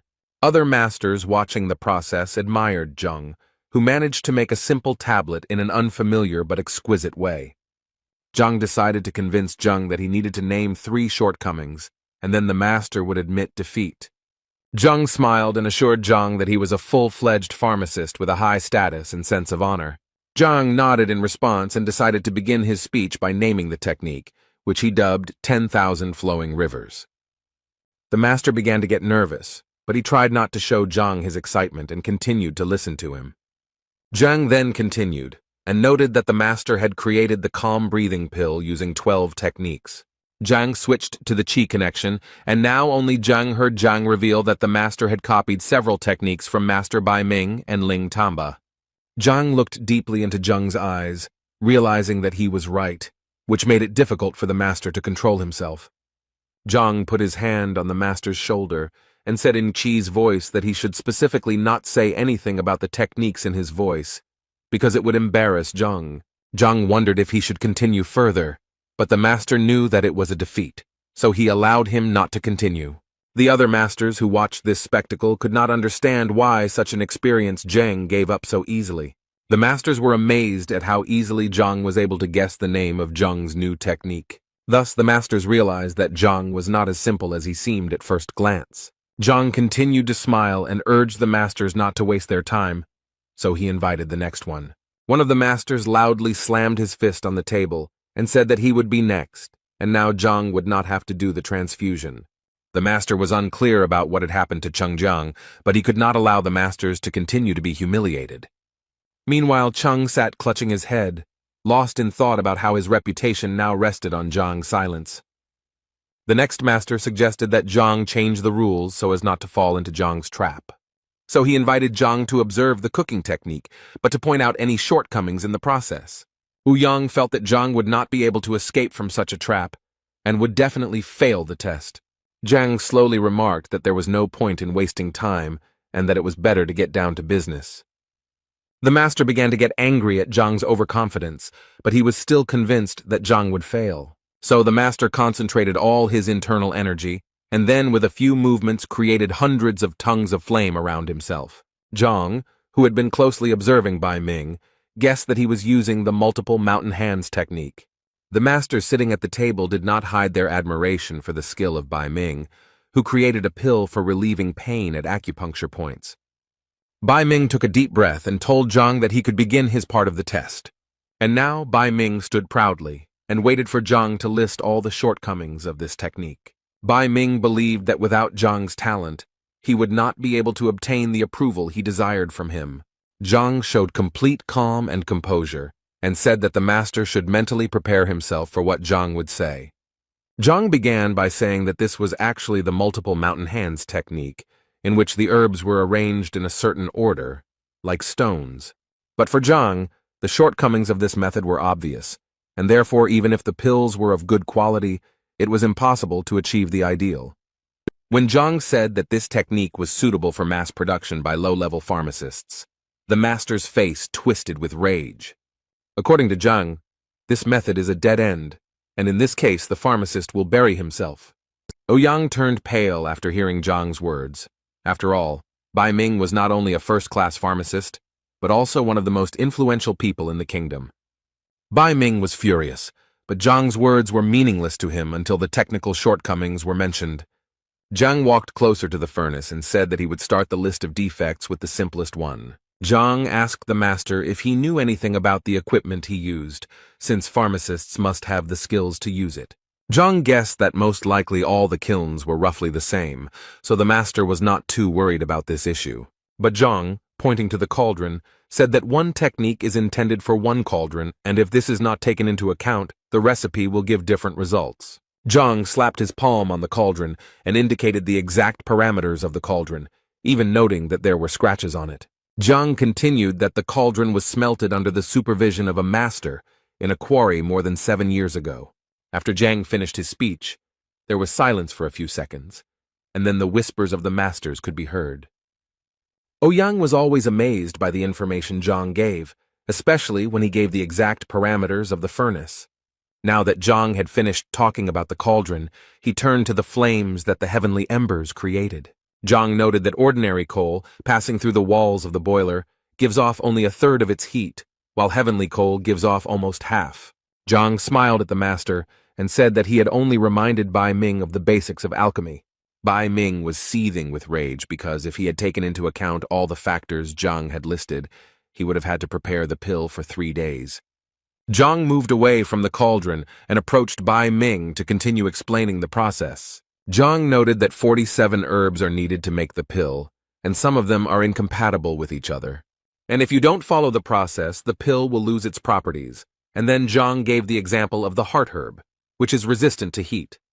In addition to the fact that it needs to be cooked over high heat, Zhang also noted that the master used the young stem, which contains all the properties.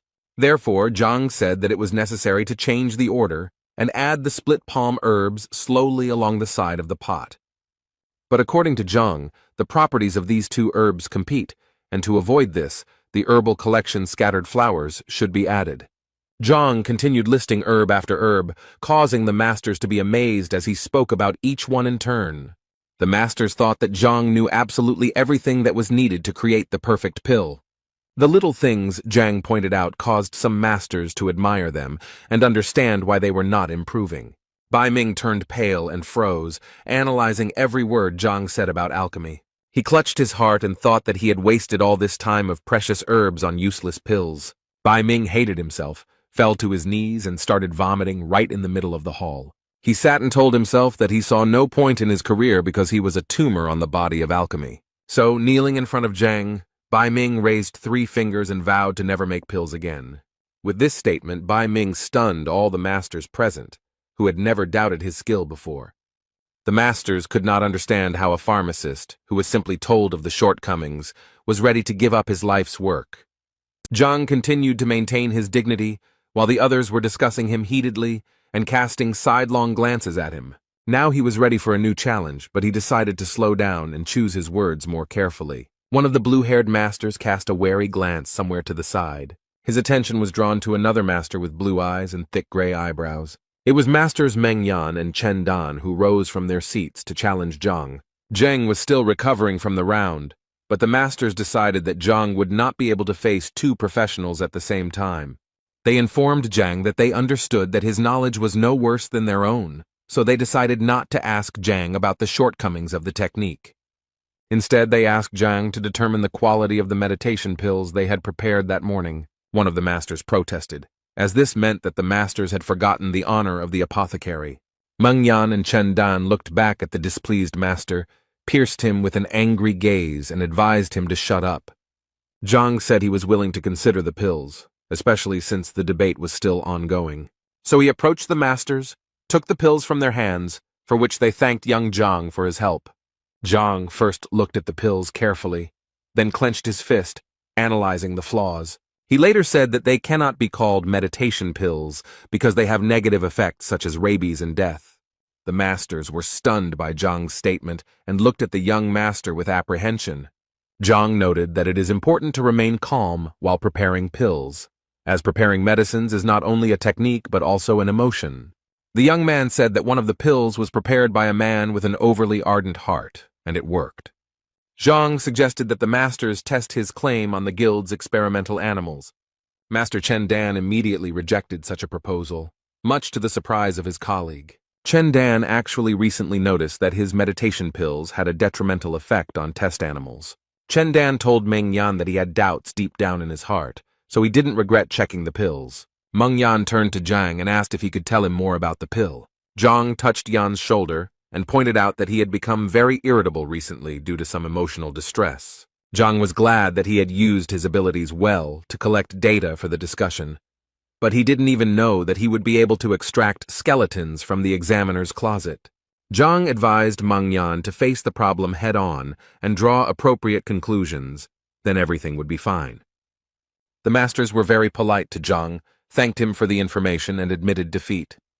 Now it seemed to Yan that at some point the exam had ceased to be an exam. Now the masters admired Zhang and wanted to ask him the questions that had been troubling them for so long. This caused a verbal altercation between the masters, as they could not decide who would be first.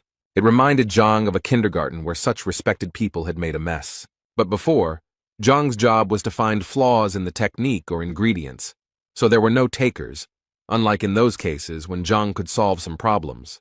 Some of the masters already regretted that they had called for a discussion earlier, because now they could ask questions to which they had no answers. But Yan hoped that he would still have the opportunity, as an examiner, to ask a few questions after the debate.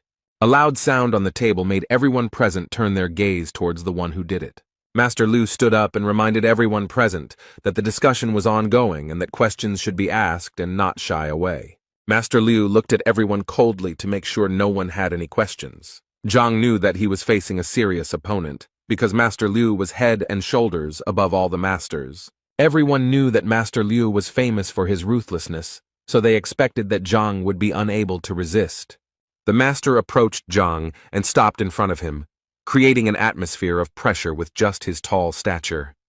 The question that bothered Master Liu was also related to the meditation pill. He agreed with Zhang about the need to have stable emotional energy to create a pill. The master created a certain intrigue with his silence before asking his question, and then there was no stopping him.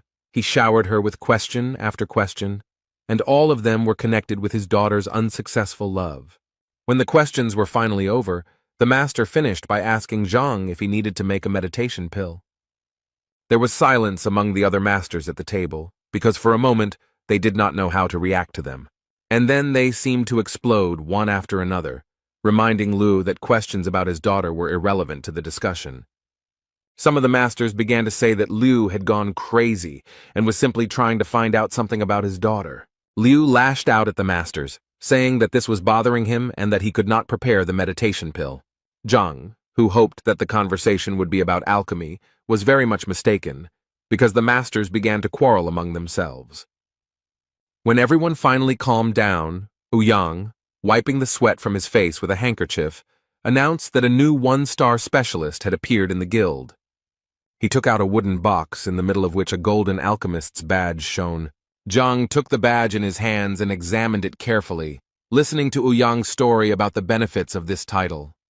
When Ouyang finished, Zhang asked if he could show her where the extended section of the library was. On the way to the library, Ouyang told Zhang that there were about 10 pharmacists in Tianshuan, and they only came to the library when absolutely necessary. Upon entering the library, Ouyang noticed that it was usually empty, so Zhang should not hesitate to take any book. The library was impressive in size, so Ouyang advised Zhang to seek help if the need arose. Ouyang wished Zhang a good time, congratulated him again on his new achievement, and said he would ask some questions later. Zhang was pleased with himself and happy that he finally had access to the library he needed. Although it took him several hours to find the right book, he still found the material he needed. Zhang managed to find information that long ago, King Shenling's daughter, Princess Shenchu, had a yin body, which she successfully activated with the purity-revealing pill.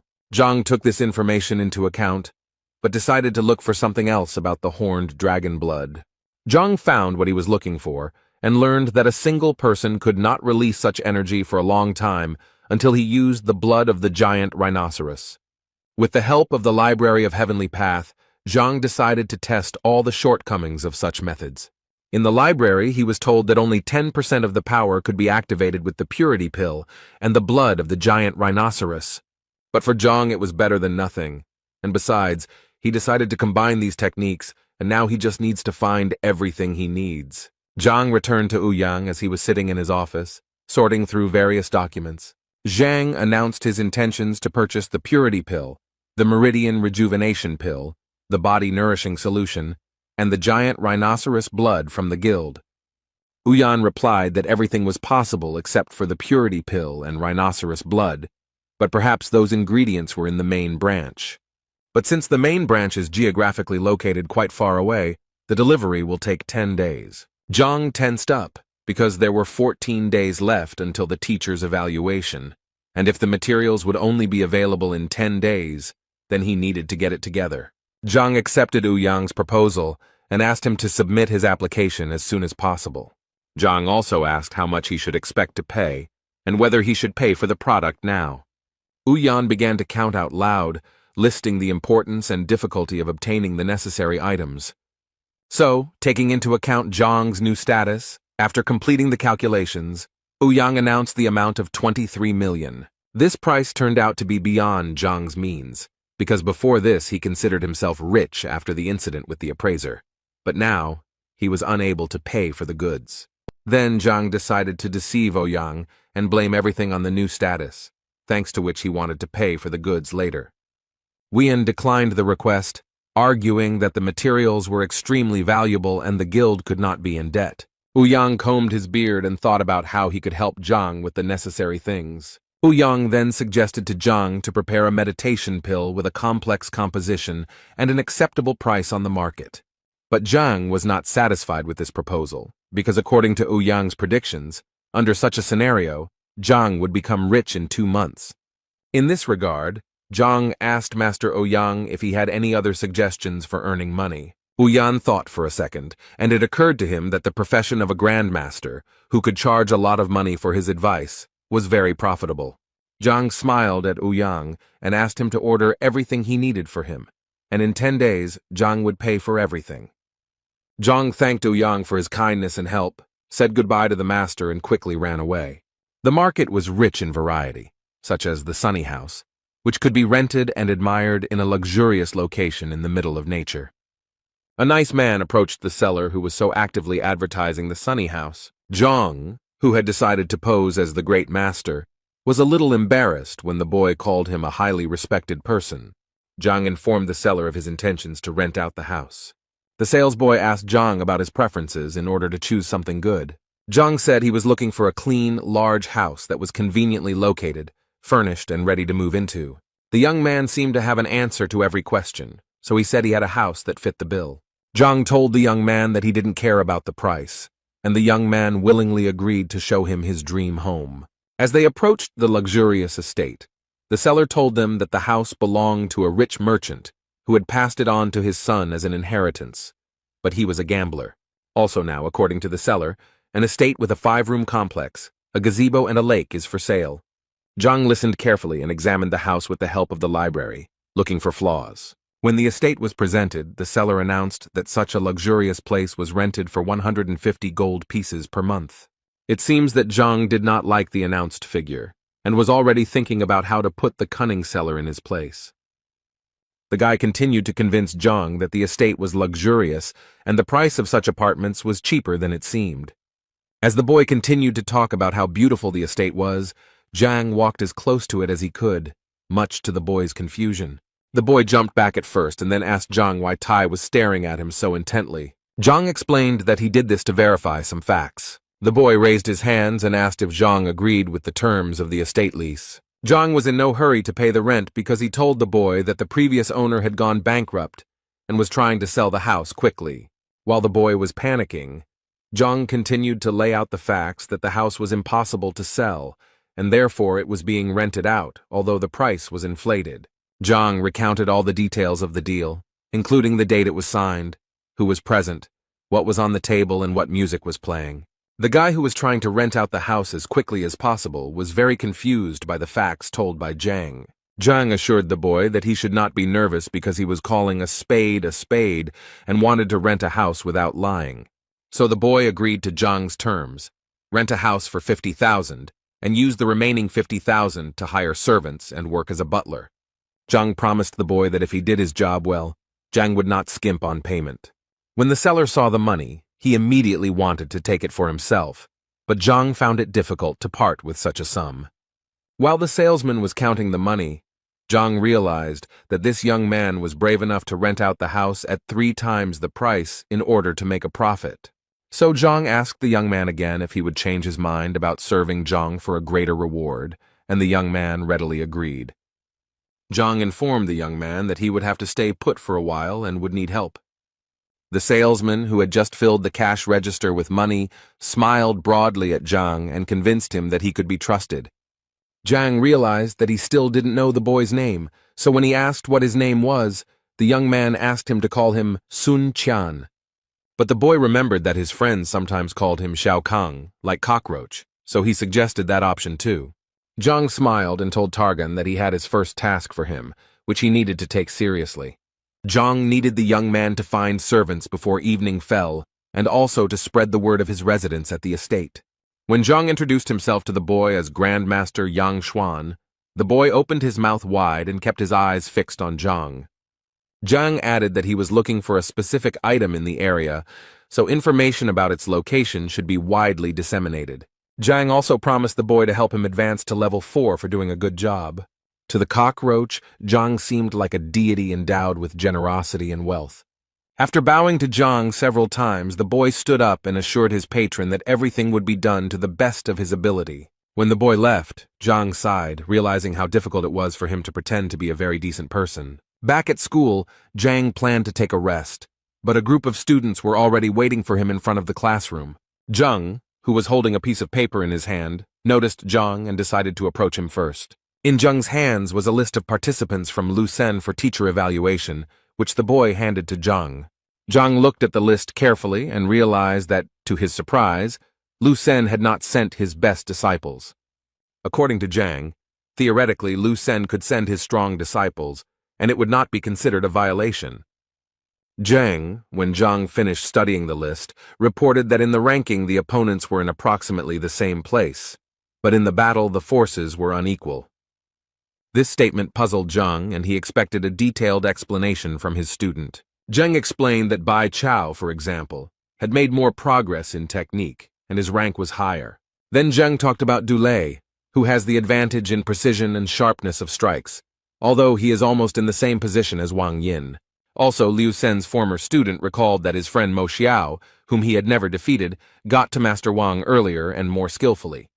Zhang recalled that Bai Chao accepted Hongxun as his teacher, and Du Lei was one of the first to go to Zhu Hong's teacher. Zhang listened to all the students' suggestions and angrily crumpled the sheet of paper with the list of students. He was angry at Liu Sen, expecting him to send a disciple with a ranking similar to Zhang's disciples, but Sen played a cruel joke. Zhang understood that although Zhu Hong and Zhao Yao were almost indistinguishable from each other, he had seen them fight, and if Zhao had not been warned, she would have lost. According to Zhang, Wang Yin's legs had not yet gained the necessary strength, and of course, a fighter with high speed was chosen against her. Zheng Yang was skilled in handling a spear, so Lu Sen sent a more experienced fighter to the same field.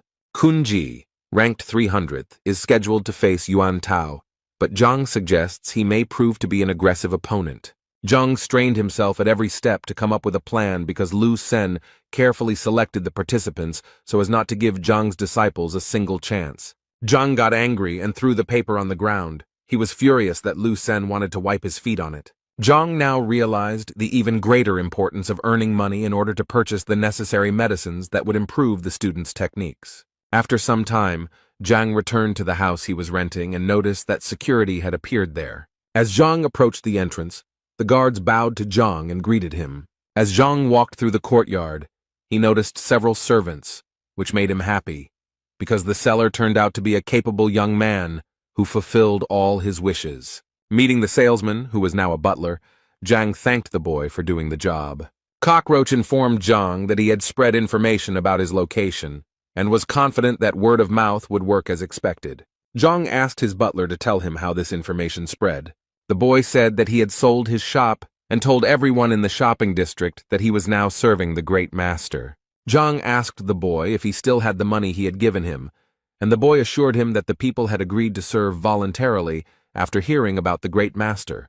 Zhang liked it, but he was a little amused by the idea that people didn't check the information. After hearing all the information from the butler, Zhang asked him to make him some tea while he waited for customers. For some time, no one appeared at the estate, so Targan suggested that Zhang hang a sign saying that the great master lived in the house. Zhang declined the offer, instead suggesting that the butler take a walk around the area. But before going for a walk, Zhang asked Dvoretsky that the guards not let anyone in during the walk. And then he asked Targan about the richest man living in the city. According to the butler, it was Lord Lin Tianyu, the owner of a trading company and a real billionaire. Zhang believed that the purpose of his pretense was to earn a good fortune, and therefore Lin was a suitable candidate to achieve this goal. When Zhang asked the butler where the rich man lived, the boy said he would take him there. Walking through the noisy streets of the city, where everyone was bustling about looking for solutions to their problems, Zhang and the butler came to the Tianyu trading firm. The house was striking in its high cost, had several floors, and was finished with precious materials. Zhang and his butlers walked closer to the lord's estate, looking at the lions made of green southern jade at the entrance. Zhang thought that with $1 million gold in his hands he was incredibly rich, but compared to the wealth he saw, he felt like a beggar. The butler suggested that Zhang inform Lord Lin of his arrival, but Zhang refused. Zhang walked up to the lion and touched it with his hand, so to speak, to study the area. When Zhang finished his assessment, he invited the butler to sit somewhere while he asked Zhang why they didn't go to the lord. The cockroach immediately stated that he did not object to Zhang's orders, but Zhang told the butler to express his opinion freely.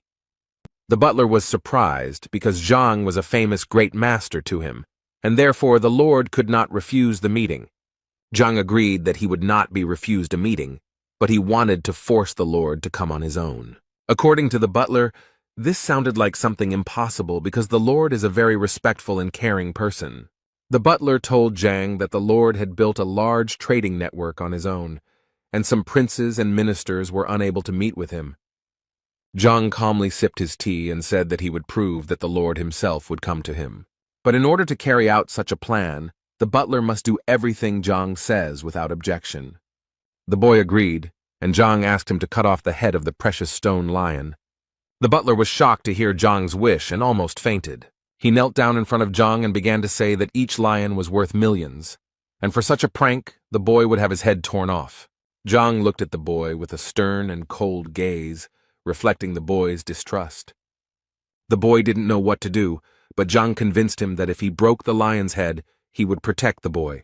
The boy sat on his knees for a few more seconds, then gathered his strength and fulfilled Zhang's request. The cockroach took a sledgehammer lying near the construction site and approached the lion, daring to take a bold step. Swinging with all his might, the boy delivered a powerful blow that knocked off the stone lion's head. Passers-by noticed something was wrong and began to discuss what happened to the boy. A group of 5 guys with red armbands decided to stop the riots. They ran up to the butler, who looked extremely frightened and confused.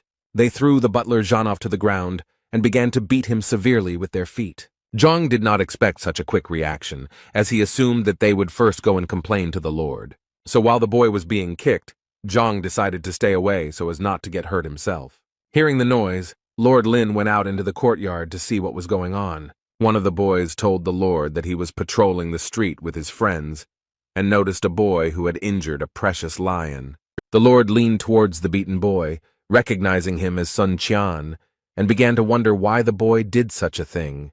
Covered in bruises and with a black eye, the boy could barely speak, but still said that such were the orders of his patron. Zhang sat with his back to the Lord and the others, but he felt the Lord's piercing gaze on him. The Lord ordered the boy to stand up and walked over to Zhang, who was still sitting motionless. When the Lord approached Zhang, the first thing he was interested in was why he gave the order to crush the lion. The Lord knew nothing about Zhang, so in order to get to know him better, Zhang offered to sit next to him. The Lord listened to Zhang's proposal, but was still puzzled as to why he had crushed the lion. Zhang was in no hurry to explain his predicament and calmly sipped his aromatic herbal tea. The Lord insisted that Zhang give a rational explanation for his impulsive actions. The butler approached Zhang and informed him that in front of him was Lord Lin himself, who was a businessman. Zhang sat silently for a while, then smiled at the Lord and asked about his family. The Lord became angry at this question, and even broke the corner of the wooden table with force. The butler, who was ordered to crush the stone lion, did not understand why Zhang calmly asked about the Lord's family. The Lord became angry and did not want to answer Zhang's question, holding the table fragment in his hands. But Zhang insisted on his own, so after praying to the Lord, he repeated his question about the family.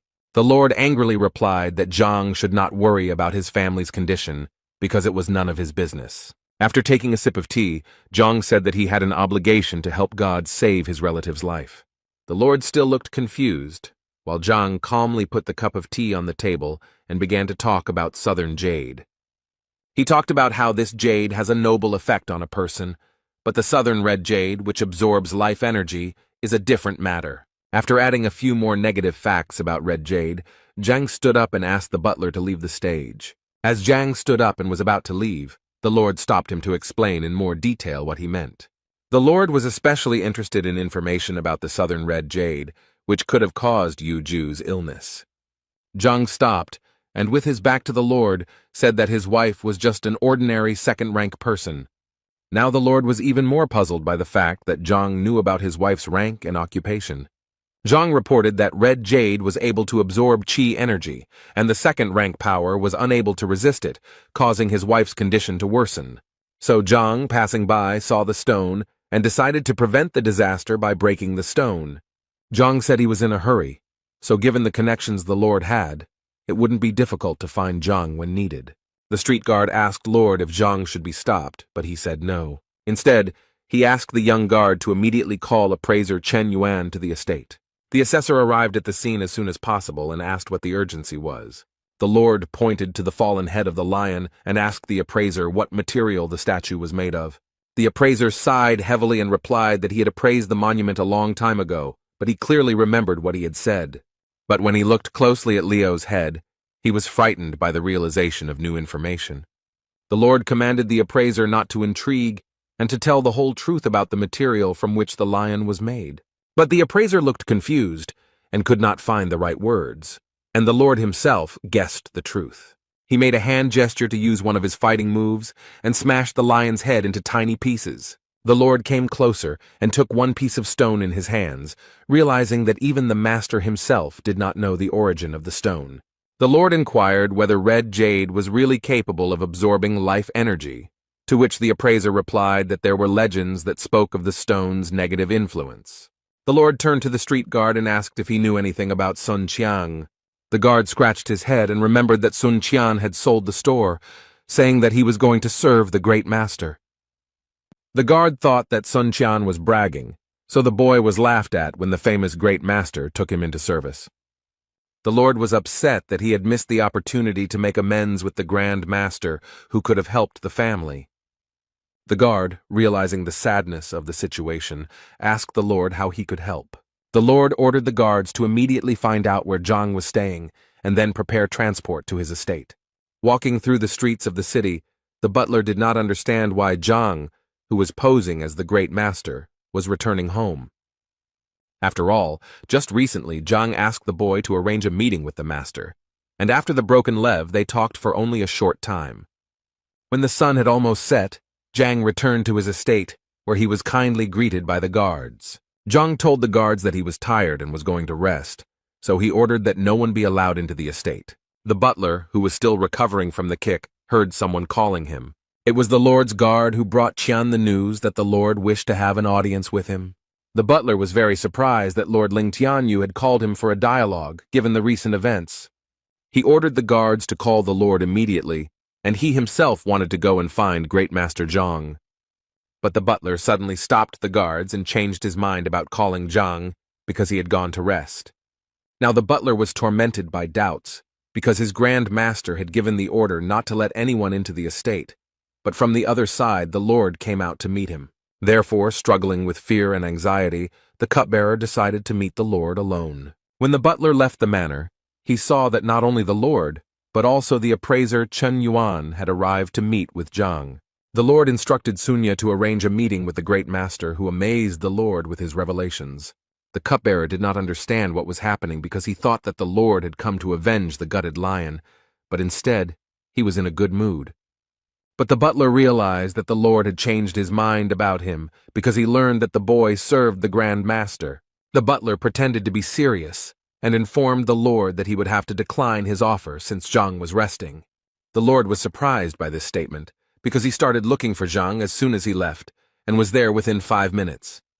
Now the Lord felt that he had angered Zhang, but he did not want to miss the chance to talk to someone who could heal his wife. The Lord took out a bottle of medicine from his pocket, which was supposed to help the butler quickly regain his strength. And then the respectable man took out a wad of money and asked to convey the news of his arrival to Zhang. The butler saw in front of him a full bottle of panacea worth tens of thousands and a stack of money worth 5,000. But at some point, he was overcome with the realization that he was able to receive such gifts, thanks to Zhang's service. So the butler again assumed a serious expression, and clearing his throat, informed the Lord that he could not influence the situation in any way and advised him to come tomorrow. The Lord, who seemed to have never been turned down before because of his status, was surprised by the butler's statement. The Lord still hoped that he would be able to contact Zhang, whom he mistook for the Great Master. Even the appraiser turned to the butler for help in conducting the meeting, but the butler was unwavering in his conviction, so he rejected all requests. After this, the butler decided to return to the estate and asked the guards to close the gates behind him. The Lord, who remained outside the gate, did not lose hope of getting inside and meeting Zhang. The appraiser tried to calm Lord, who was upset that he had missed a great opportunity to talk to Zhang at the market. Together with the appraiser, they did not have a proper plan of action to resolve this unpleasant situation. The Lord dared to take a decisive step, and therefore informed the appraiser that he would wait as long as necessary, even all night. Meanwhile, the butler, who was on the other side of the gate, leaned against it, feeling his heart pounding and his legs shaking. He couldn't believe that he had managed to refuse the request of the richest man in Tianshuan City. He hurried to inform Zhang of the master's arrival and was glad that he had left his post and decided to become a butler. When the butler came to Zhang with the news, he calmly sipped the fragrant tea. The butler revealed that the Lord wanted an audience with Zhang, but Sun followed Zhang's orders and did not let the Lord in. Zhang, continuing to sip his tea, praised his butler for a job well done. Zhang was so calm because he understood that red jade was not capable of causing serious damage in a short period of time. After finishing his tea, Zhang asked the butler to tell the Lord that if he refused to wait, he might not return, and Zhang himself went to train and rest. In the morning, Zhang slowly walked out into the courtyard, enjoying the wonderful sunny weather, where his butler was already waiting for him. The butler immediately informed Zhang that the Lord had been waiting all night for a meeting at the estate gate. This news did not surprise Zhang at all. On the contrary, he felt an inner uplift from the realization that he would soon become rich. So Zhang asked the butler to prepare him a delicious breakfast, after which he would meet the Lord. The butler found Zhang's behavior extremely strange, because the owner of almost the entire market in the city had waited all night, and Zhang decided to have breakfast first. While the Lord was talking about various important things with the appraiser, a man passed by and noticed the Lord. A man with his hair tied in a bun and wearing a yellow kimono asked his servants, "Who is the Lord waiting for?" The man was also interested in the name of the owner of the luxurious estate, which had been empty until recently. One of the servants told the man that Lord Lin had been waiting at the gate all night, and it seemed that it was not enough. The man was surprised. What kind of madman made the venerable Lord wait all night and still makes him wait? According to the man, although the Lord was just a merchant, he had influential connections and made annual donations to the treasury, and this deserves respect. One of the unknown man's servants noticed that the gates of the estate were opening and someone was coming out. The man and the servants recognized Sun Qian, but now it was a mystery what Sun was doing in the manor. Sun Qian came out to the Lord with good news and said that his master was ready to speak with the Lord. Even though the Lord had waited all night, he looked quite cheerful and smiled back at Sun Qian. The gentleman took out a wad of money from his pocket and handed it to Sun Qian as a token of heartfelt gratitude. A man passing by opened his mouth when he saw what was happening, because he couldn't understand what the Lord was paying Sun Qian for. Finally meeting Zhang, the Lord sincerely apologized for his behavior and for not appreciating his good intentions. Zhang, sitting on a luxurious wooden chair, assured the Lord that there was no need to apologize because Zhang did not hold a grudge. But Zhang still asked the Lord if he understood why he had to wait all night outside the gate. The Lord thought that this was due to a misunderstanding that occurred in the market. But upon hearing that Zhang did not harbor any grudges, the Lord became confused. Zhang took a cup of tea, the aroma of which spread throughout the estate, and said that the Lord's night outside the gate was for good intentions. The butler standing nearby did not understand how a night spent in the cold and without sleep could be a blessing. Zhang realized that the Lord had come to him because the Lord's wife was seriously ill, and in Lord Zhang's opinion, Zhang could help. In order to help the Lord's wife, Zhang needed her to come to the manor, but the Lord was in contact with Red Jade, and he could cause harm. Therefore, Zhang explained that during the night, while he was waiting for the meeting, Red Jade's aura dissipated. The Lord realized how stupid and blind he had been to have so misinterpreted the intentions of the good Lord that Zhang pretended to be. The butler now also realized how reasonable Zhang's actions were, because he really did not hold a grudge against the Lord, but acted only in his interests. The Lord knelt before Zhang, bowed deeply, and thanked him for his extraordinary kindness. Zhang said that the Lord needed to bring his wife to the estate so that Zhang, as the great master, could heal her. Zhang advised the Lord to hurry so as not to waste precious time, which was so far away from the Lord's wife. And while the Lord was walking after his wife, Zhang offered the butler to help him raise his combat rank. Butler was confused and claimed that since he was injured after the events at the market, he was not in the best shape. Zhang calmed the butler down and said that the boy could not advance to the next level because there was no impure qi circulating in his body. The boy listened carefully to Zhang, who said that such power could only strengthen the body, but the spiritual energy remained the same.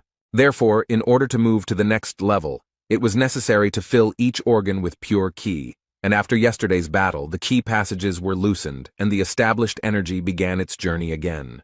The butler was shocked to realize that the fight at the market yesterday was a calculated move by Zhang. Zhang was glad that the boy had figured it out quickly, and asked him if Lord Lin had given him the medicine yesterday. The boy felt ashamed that Zhang cared so much about him, and he accepted gifts from others. Zhang seemed to sense the boy's sadness, and said that he should not be ashamed, because he was doing his job well. So Zhang asked the boy to drink the medicine and demonstrate the punch, but the boy was worried that the training would take too long, and Lord Lin would have to wait a long time. Zhang assured the boy that the training would not take much time and would last a maximum of 5 minutes. Therefore, Zhang hurried the boy before he changed his mind. Otherwise, he would miss a great opportunity to improve his rank. The boy was a little fussy, but still agreed to the generous offer of the highly respected grandmaster. Zhang said that the boy needed to sit on the floor, take the medicine from the Lord, and release the maximum amount of qi energy, and Zhang promised to take care of the rest. As the boy followed the instructions, Zhang reasoned that with the help of the library, he would be able to clear the boy's points, and then he would make significant progress. Zhang took out a silver needle from his pocket and pointed its sharp end at the top of the butler's head, who was in full concentration. The boy felt a huge warmth that filled every organ, and all this happened extremely quickly, as if one moment had passed. Blue streams of chi energy were visible to the naked eye around the boy, and he himself felt that he was moving to another stage. The boy could not believe that he had finally overcome the obstacle, which seemed like an immeasurable barrier that he had managed to jump over. The butler immediately ran to Zhang, bowing to him countless times for helping him gain new strength. Zhang said that everything was fine and advised him to get up and prepare to meet Lord Lin. The man who passed by Zhang's estate was still wondering who lived in this house. Suddenly the gate opened and Lord Lin and the appraiser ran out. For the man in the street, the mystery was now even greater, because he did not understand why Lord Lin was fussing so much. He gave his servants a cage covered with a white cloth and intended to find out who lived in the estate. As soon as the lord went to his wife, a butler emerged from the courtyard of the estate, who could not be pleased with his new title. He noticed a man walking near the Zhang estate and recognized him as Du Yuan, so he decided to ask him what he was looking for. Du Yuan said that he was just passing by and wondered why Song Qian was not at the market. With a smile on his face, Sun Qian announced that he was now a butler in the service of the glorious master. Du Yuan was very surprised by this statement, so he immediately asked Song Qian who exactly he served. Sun Qian proudly declared that he was in the service of the generous and prudent Grand Master Yang Xuan. Yuan was shocked by this statement, but now everything fell into place for him, and now he was looking forward to meeting the great master himself. Yuan was surprised that he didn't know anything about Yang Xuan, so he asked Sun Qian as much as he could, including how long the great master planned to stay here. Sun Qian pretended that his master did not like too much attention, so he briefly answered all of Yuan's questions but advised him to keep his mouth shut. While the boys were talking, the sound of horses' hooves announced that the lord had returned with his sick wife. The cupbearer approached the lord and informed him that everything was ready to examine his wife and help her to be healed. While the lord's servants carried the feeble woman on a stretcher, Yuan carefully watched the events unfold. But he couldn't understand why Lord Lin felt so delighted and so sad about his wife when all the other doctors had given up on her. When the lord entered the estate, his wife was laid before Zhang, who listened to the lord's pleas for help. As Zhang approached the unfortunate woman, he noticed that the situation was much worse than he had imagined, as the woman already had one foot in the other world. Zhang thought deeply, as he expected that once he crushed the lion, a book that could cure such an ailment would immediately appear in the library. But this did not happen. But the lord did not allow Zhang to collect his thoughts, because every second he asked Zhang if he would help. Zhang, who had boasted of his abilities before, could not afford to lose face, so he said that he needed to conduct a thorough check. As he walked from one end to the other, Zhang thought about how to avoid tarnishing his reputation and losing everything he had achieved. And then it suddenly dawned on him, and he even exclaimed out loud, which surprised Lord Lin. He leaned over to the woman and asked the lord to help him touch her, a woman who was poor and exhausted by illness. The lord reacted to this request from the Grand Master rather violently, since it seemed somewhat unacceptable to him. Even the butler was shocked by such a sudden request, but tried not to show his surprise. Zhang noticed that there was no initiative from the lord to help, so he decided to literally take matters into his own hands. The lord was already clearly angry that the Grand Master wanted to commit such atrocities against his unconscious wife without his consent. The lord was about to interrupt Zhang's actions, but noticing that he was only touching his wrist, he changed his mind. In his tension, the lord twisted himself with various shameful thoughts, while Zhang only checked his pulse. The butler also exhaled, because after Zhang spoke quite directly, everyone froze in tension. Zhang smiled to himself as he felt the woman up, as he finally had a clear plan on how to help the weak woman. Zhang remembered that when he competed with the appraiser Mo Yang, he could find out information about an item just by touching it. But now, Zhang doubted whether such a trick would work on the lord's wife, because the objects he was evaluating were inanimate, but the necessary book was quickly found in the library. Zhang began studying her to learn more about the weaknesses of the lord's wife, and found information that she had weak meridians. For Zhang, this was just what he needed, as the protective energy shell had been destroyed by the red southern jade, causing the meridians to become blocked. The lord, who had been closely monitoring Zhang's actions, was always worried and wondered if Zhang would be able to help her. After finishing his analysis, Zhang let go of the woman's hand, stood up, and assured the Lord that his wife's illness was quite easy to cure. The Lord began to make low prostrations, uttering various prayers and petitions aimed at saving his wife. Zhang, combing his false beard, informed the Lord that he was here to help. The Lord was ready to give Zhang everything he had, was ready to become a beggar, but the health and life of his wife were a priority. Zhang advised the Lord to calm down and explained that his wife had been suffering from the effects of jade for too long, so she could not be cured in a short period of time. She needed to take the medicine for 10 days. The Lord was ready to get everything necessary for the preparation of medicines, so that they would only help his beloved. But the Lord immediately realized that in such a matter it was better to trust the Grandmaster, and therefore decided to trust him completely and entirely. Zhang nodded in agreement, took a silver needle out of his pocket, and announced that he was going to perform the first procedure. Zhang stuck a needle into the top of the sick woman's head, and blue streams of light appeared around the needle. A second later, the woman came to her senses, taking a loud and deep breath, which slightly frightened Lord and Zhang. The woman was disoriented, but Lord hugged her, calming her and assuring her that she was in good hands.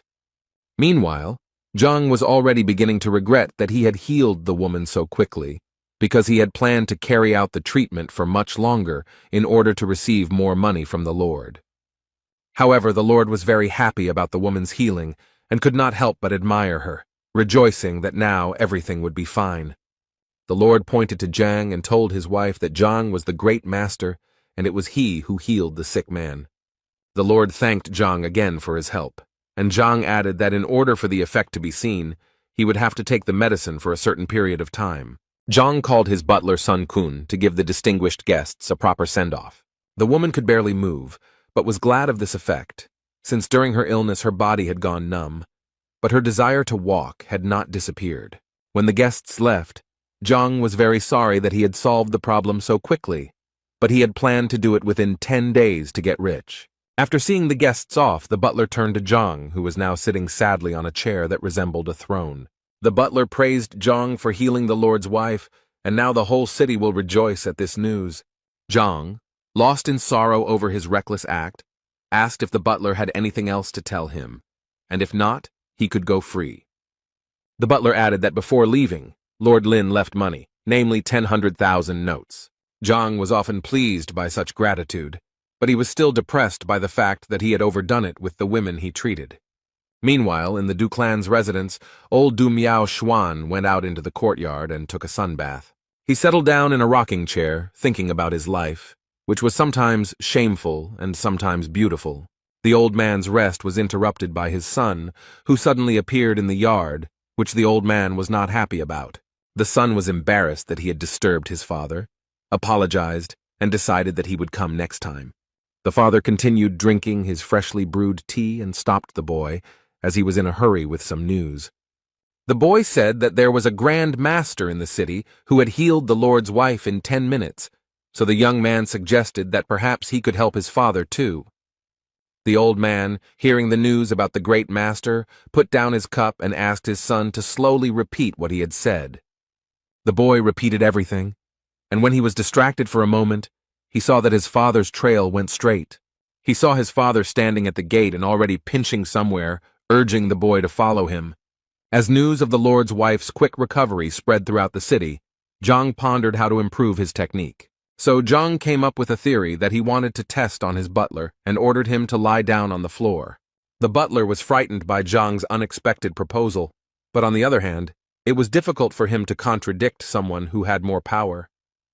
Zhang persuaded the boy to stop mumbling, and then assured him that the procedure he wanted to perform was completely safe. The boy obeyed his master and lay down on the floor, trembling all over, while Zhang touched him, but did not get any result.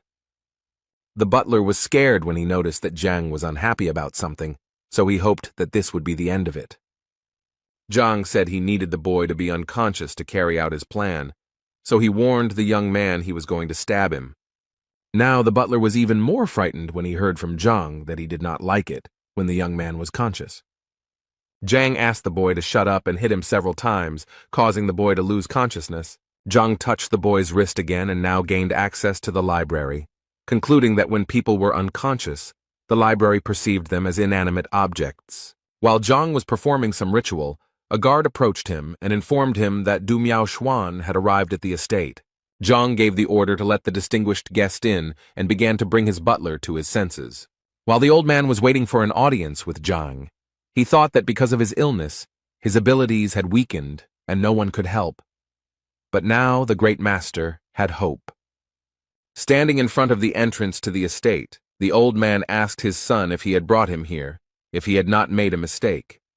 The boy convinced his father that Sun Qiang had brought news of the great master, and moreover, the young man had seen with his own eyes the master's wife healthy after the visit. The old man wondered why the Grand Master's visit had not caused a stir among the locals and whether he was a charlatan. A few minutes later, Sun Qian came to his senses and informed the guests that Zhang was ready to receive them. Following Sun Qian, the old man looked around the estate's surroundings, which he found unimpressive, making him wary. The old man and his son found themselves in a rather luxurious room, where Zhang, in the role of Grand Master, was already waiting for them, sitting on the throne. The old man carefully studied Zhang's appearance, guessing that he was in his 40s, although his skin was much younger. Meanwhile, Zhang sat calmly and casually on the throne, drinking fragrant herbal tea. He then turned his gaze to the old man and saw that he was studying him closely, which did not please Zhang. Their eyes met, and for a moment they stared at each other with serious expressions. The old man's son was the first to start a conversation and said that his father was seriously ill and needed help.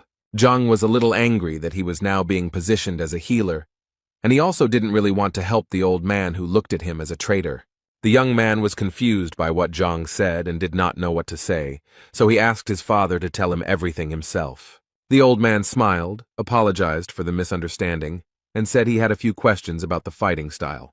This conversation revived Zhang, and now he was more interested in listening to the old man to understand what was going on. The old man spoke to Zhang in riddles, as he did not trust him completely, as it seemed to him that his son had been deceived. But Zhang was convinced that with the help of the Library of Heaven's Path, he would be able to unlock any technique without even wasting time thinking. The old man said that he had recently mastered a new style, but had not yet mastered it well enough, so he asked for help. After this, the old man decided to demonstrate his level of skill to Zhang, who was posing as a grandmaster. Zhang watched the old man's movements carefully, trying to notice any flaws in the technique and how they could be avoided. And as soon as the old man made a few movements, Zhang stopped him, because looking at the old man's posture, one could tell that the old man had been familiar with the fast fist technique for quite a long time. But Zhang noticed something else. The old man was having trouble controlling the power he was endowed with. And Zhang assumed that the old man was not who he claimed to be. Zhang even thought that the old man was not a human being. Zhang's butler and the old man's son were stunned that Zhang called the old man inhuman. The old man's son told Zhang that perhaps his father had been disrespectful, but to insult him by calling him inhuman was too much. Zhang simply smiled and advised the boy to ask his father if he was offended by what he said. The boy looked at his father in surprise, expecting some logical explanation from him. But the old man simply remained silent for a while and seemed to have no intention of explaining anything, and then fell to his knees. He began to bow to Zhang, begging him for help and saying that Zhang was his last hope. The butler was surprised by Du's behavior, who had just been impudent and cruel, but if Zhang called him not a human, he would fall to the ground. Zhang sighed heavily and asked the butler to escort the distinguished guests out the door. The butler immediately began to carry out Zhang's order, accompanied by the cries of the old man, who tirelessly begged for forgiveness. Zhang was outraged by the guests' behavior, because his words should not have been empty words for them. The butler called for help from the guards to help take the respected Du out of the estate. 2 guards grabbed the old man by the arms and dragged him out of the gate, and he shouted that he was ready to wait as long as it took, if only they would help him. Now the old man sat on his knees outside the estate, thinking about the big mistake he was about to make. The son did not understand why his father was going to wait under the estate for at least an eternity, and why Zhang's words did not offend him. The old man told his son to sit next to him and explained that he had shown disrespect to Zhang, whom he now considered the true great master. Song Du didn't understand why he had to kneel down next to his father, but the old man insisted in a harsh tone because he wanted to apologize to Zhang for his behavior. Now the old man was 100% convinced that only Zhang, in the role of the great master, could heal him. The situation became even more confusing for Du's son, but he couldn't argue with his father, so he knelt down next to him.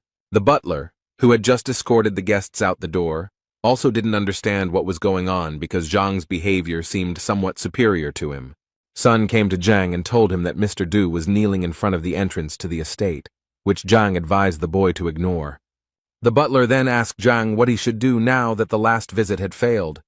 Zhang sighed heavily, thinking about only one problem: money, and 23 million at that. Then he stood up abruptly and told the butler that he was going to settle some business and that the boy must remain at the estate. But before leaving, Zhang told the butler that he had a separate important task. He walked up to the boy and began whispering instructions in his ear, even though there were only 2 of them in the estate. When Zhang finished, the butler was very surprised, but Zhang assured the young man that everything was fine and that he trusted him. Meanwhile, old Du sat in Zhang's estate and told his son that he was not doing this for show, but only because he sincerely regretted what he had done. The guards of the estate passed by, gossiping that Lord Lin had given 1 million gold coins for the sake of his wife's health. Old Du began to listen carefully to every word and heard from the guards that they were somewhat envious of such a gift, because the amount was quite large. Hearing this, the old man ordered his son to immediately return home and take all the old man's savings over the years. The gossiping guards began to talk even more actively and were already saying that Zhang was dissatisfied with such a gift because the Lord had valued Zhang's prestige too cheaply.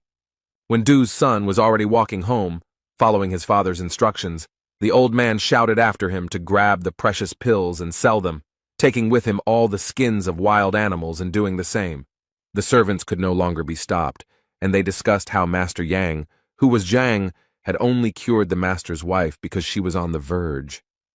These words seemed to pierce the old man, and he ordered his son to sell the sword, and the elder of the Du clan to sell the business that he had long wanted to appropriate.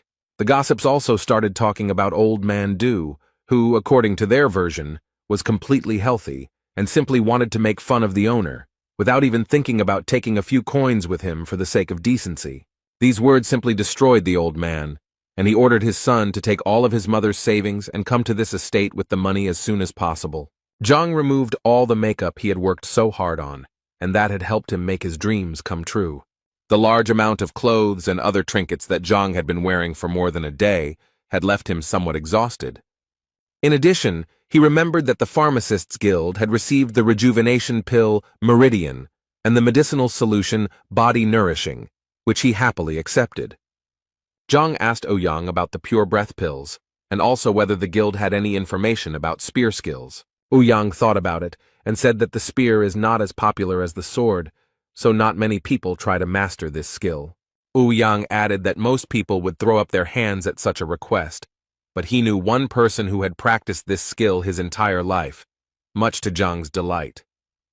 Ouyang said that this is his close friend, who usually sits at home and is difficult to reach from the street and is also reluctant to share information. So, Ouyang suggested that Zhang visit his old friend, to which Zhang happily agreed. When they arrived at the estate of the man who was good with the spear, his servant informed them that the master was a little busy, so they would have to wait. While the men waited, Ouyang explained that his friend's name was Wang Chun, and that this man had been practicing the art of wielding a spear since childhood, so there was no better master in the entire city.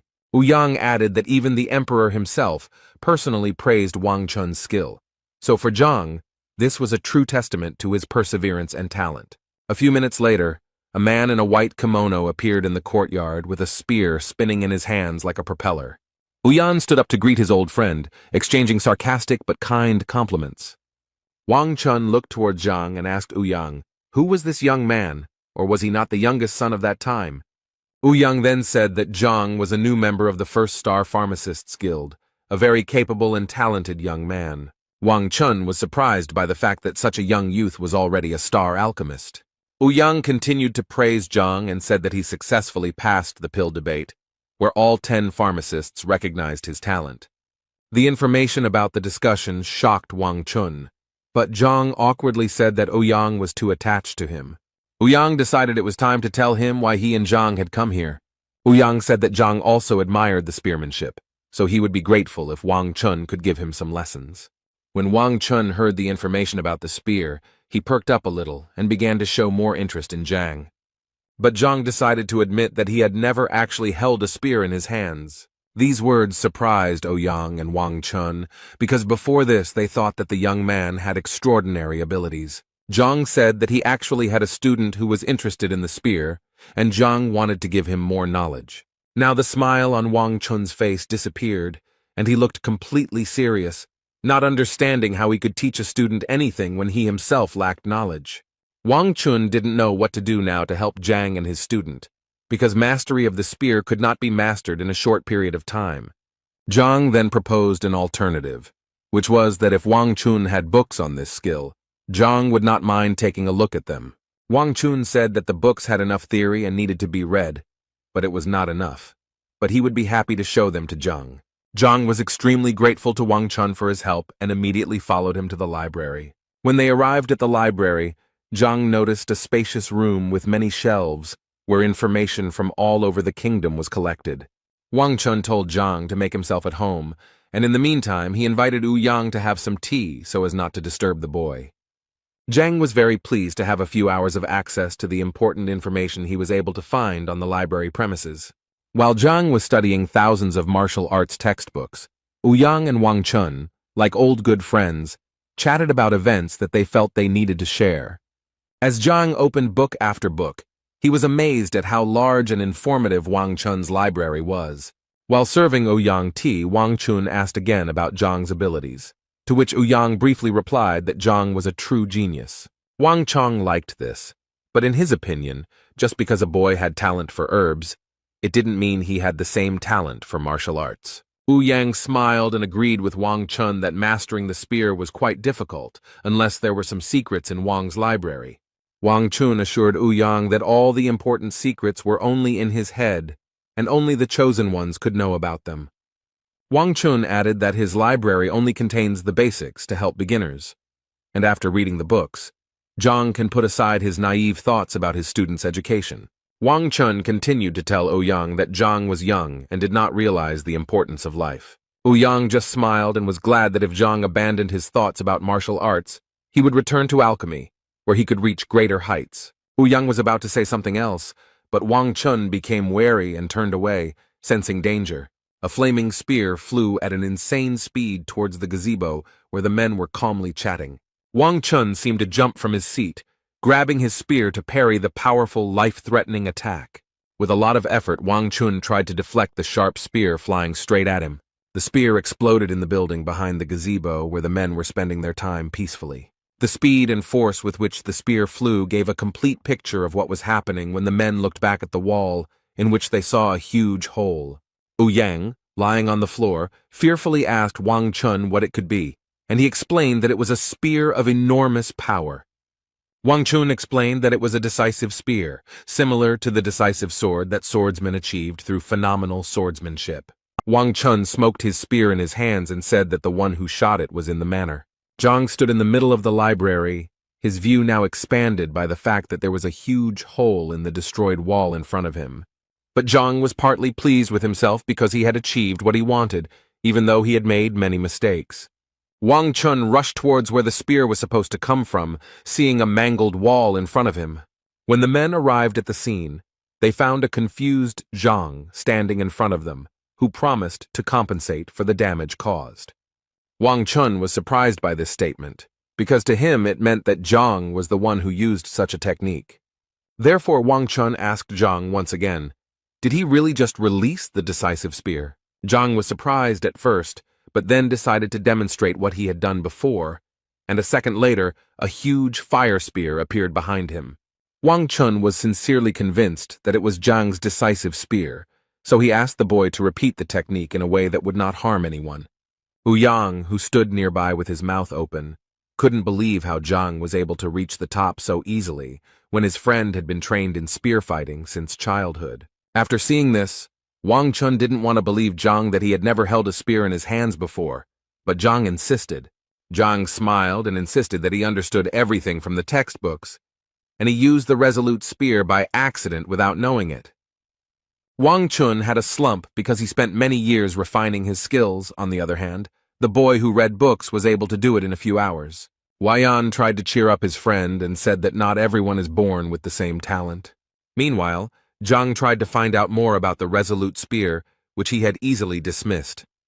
Wang Chun explained that the determined spear is the result of understanding the spear so that it becomes an extension of the hand and has great power. Zhang was happy that he could now share this knowledge with his student, who would surely win the duel. Inspired by the joy of having mastered the powerful technique from the book, Zhang intended to take more lessons from Wang Chun to improve his technique. Wang Chun didn't expect that Zhang would want to do anything after that, but Wang Chun was curious to see Zhang practically. Wang Chu took Zhang out into the courtyard and threw a spear into his hands for him to demonstrate his skill. Having taken a fighting stance, Zhang and Wang Chun prepared for a duel in which he would have to demonstrate all his skills. Zhang made a sharp kick to gather all his strength for the upcoming strike. When Zhang was ready, he charged into battle like an enraged fire dragon, ready to destroy everything in his path. Wang Chun flinched from such a blow and froze in fear, waiting for the inevitable. It seemed as if Wang Chun's soul had left his body to protect himself from the powerful blow that Zhang was about to deliver. Zhang's spear stopped millimeters away from Wang Chun's face, causing him to lose his breath in a split second. When the fight ended, Zhang was a little disappointed that Wang Chun had managed to withstand the full force of the blow. Wang Chun still stood there silently, recovering from Zhang's blow. If Wang hadn't trained for many years, he wouldn't have reached the 7th rank, and who knows if he would have survived after that. Meanwhile, Zhang stood there with a smile on his face, saying that he would like to teach his student a similar technique, so he would appreciate advice from Wang Chun. Wang Chun smiled slightly and told Zhang that he was not sure if there was any need for advice here, since Zhang was very skilled with the spear. Zhang was glad that he had mastered the skill in the shortest time, and now his student Zheng Yang would surely be able to win. Wang Chun thought about how just an hour ago he had refused to teach Zhang something because he thought it was irrational, but now he realized that he himself had not reached the heights that Zhang had.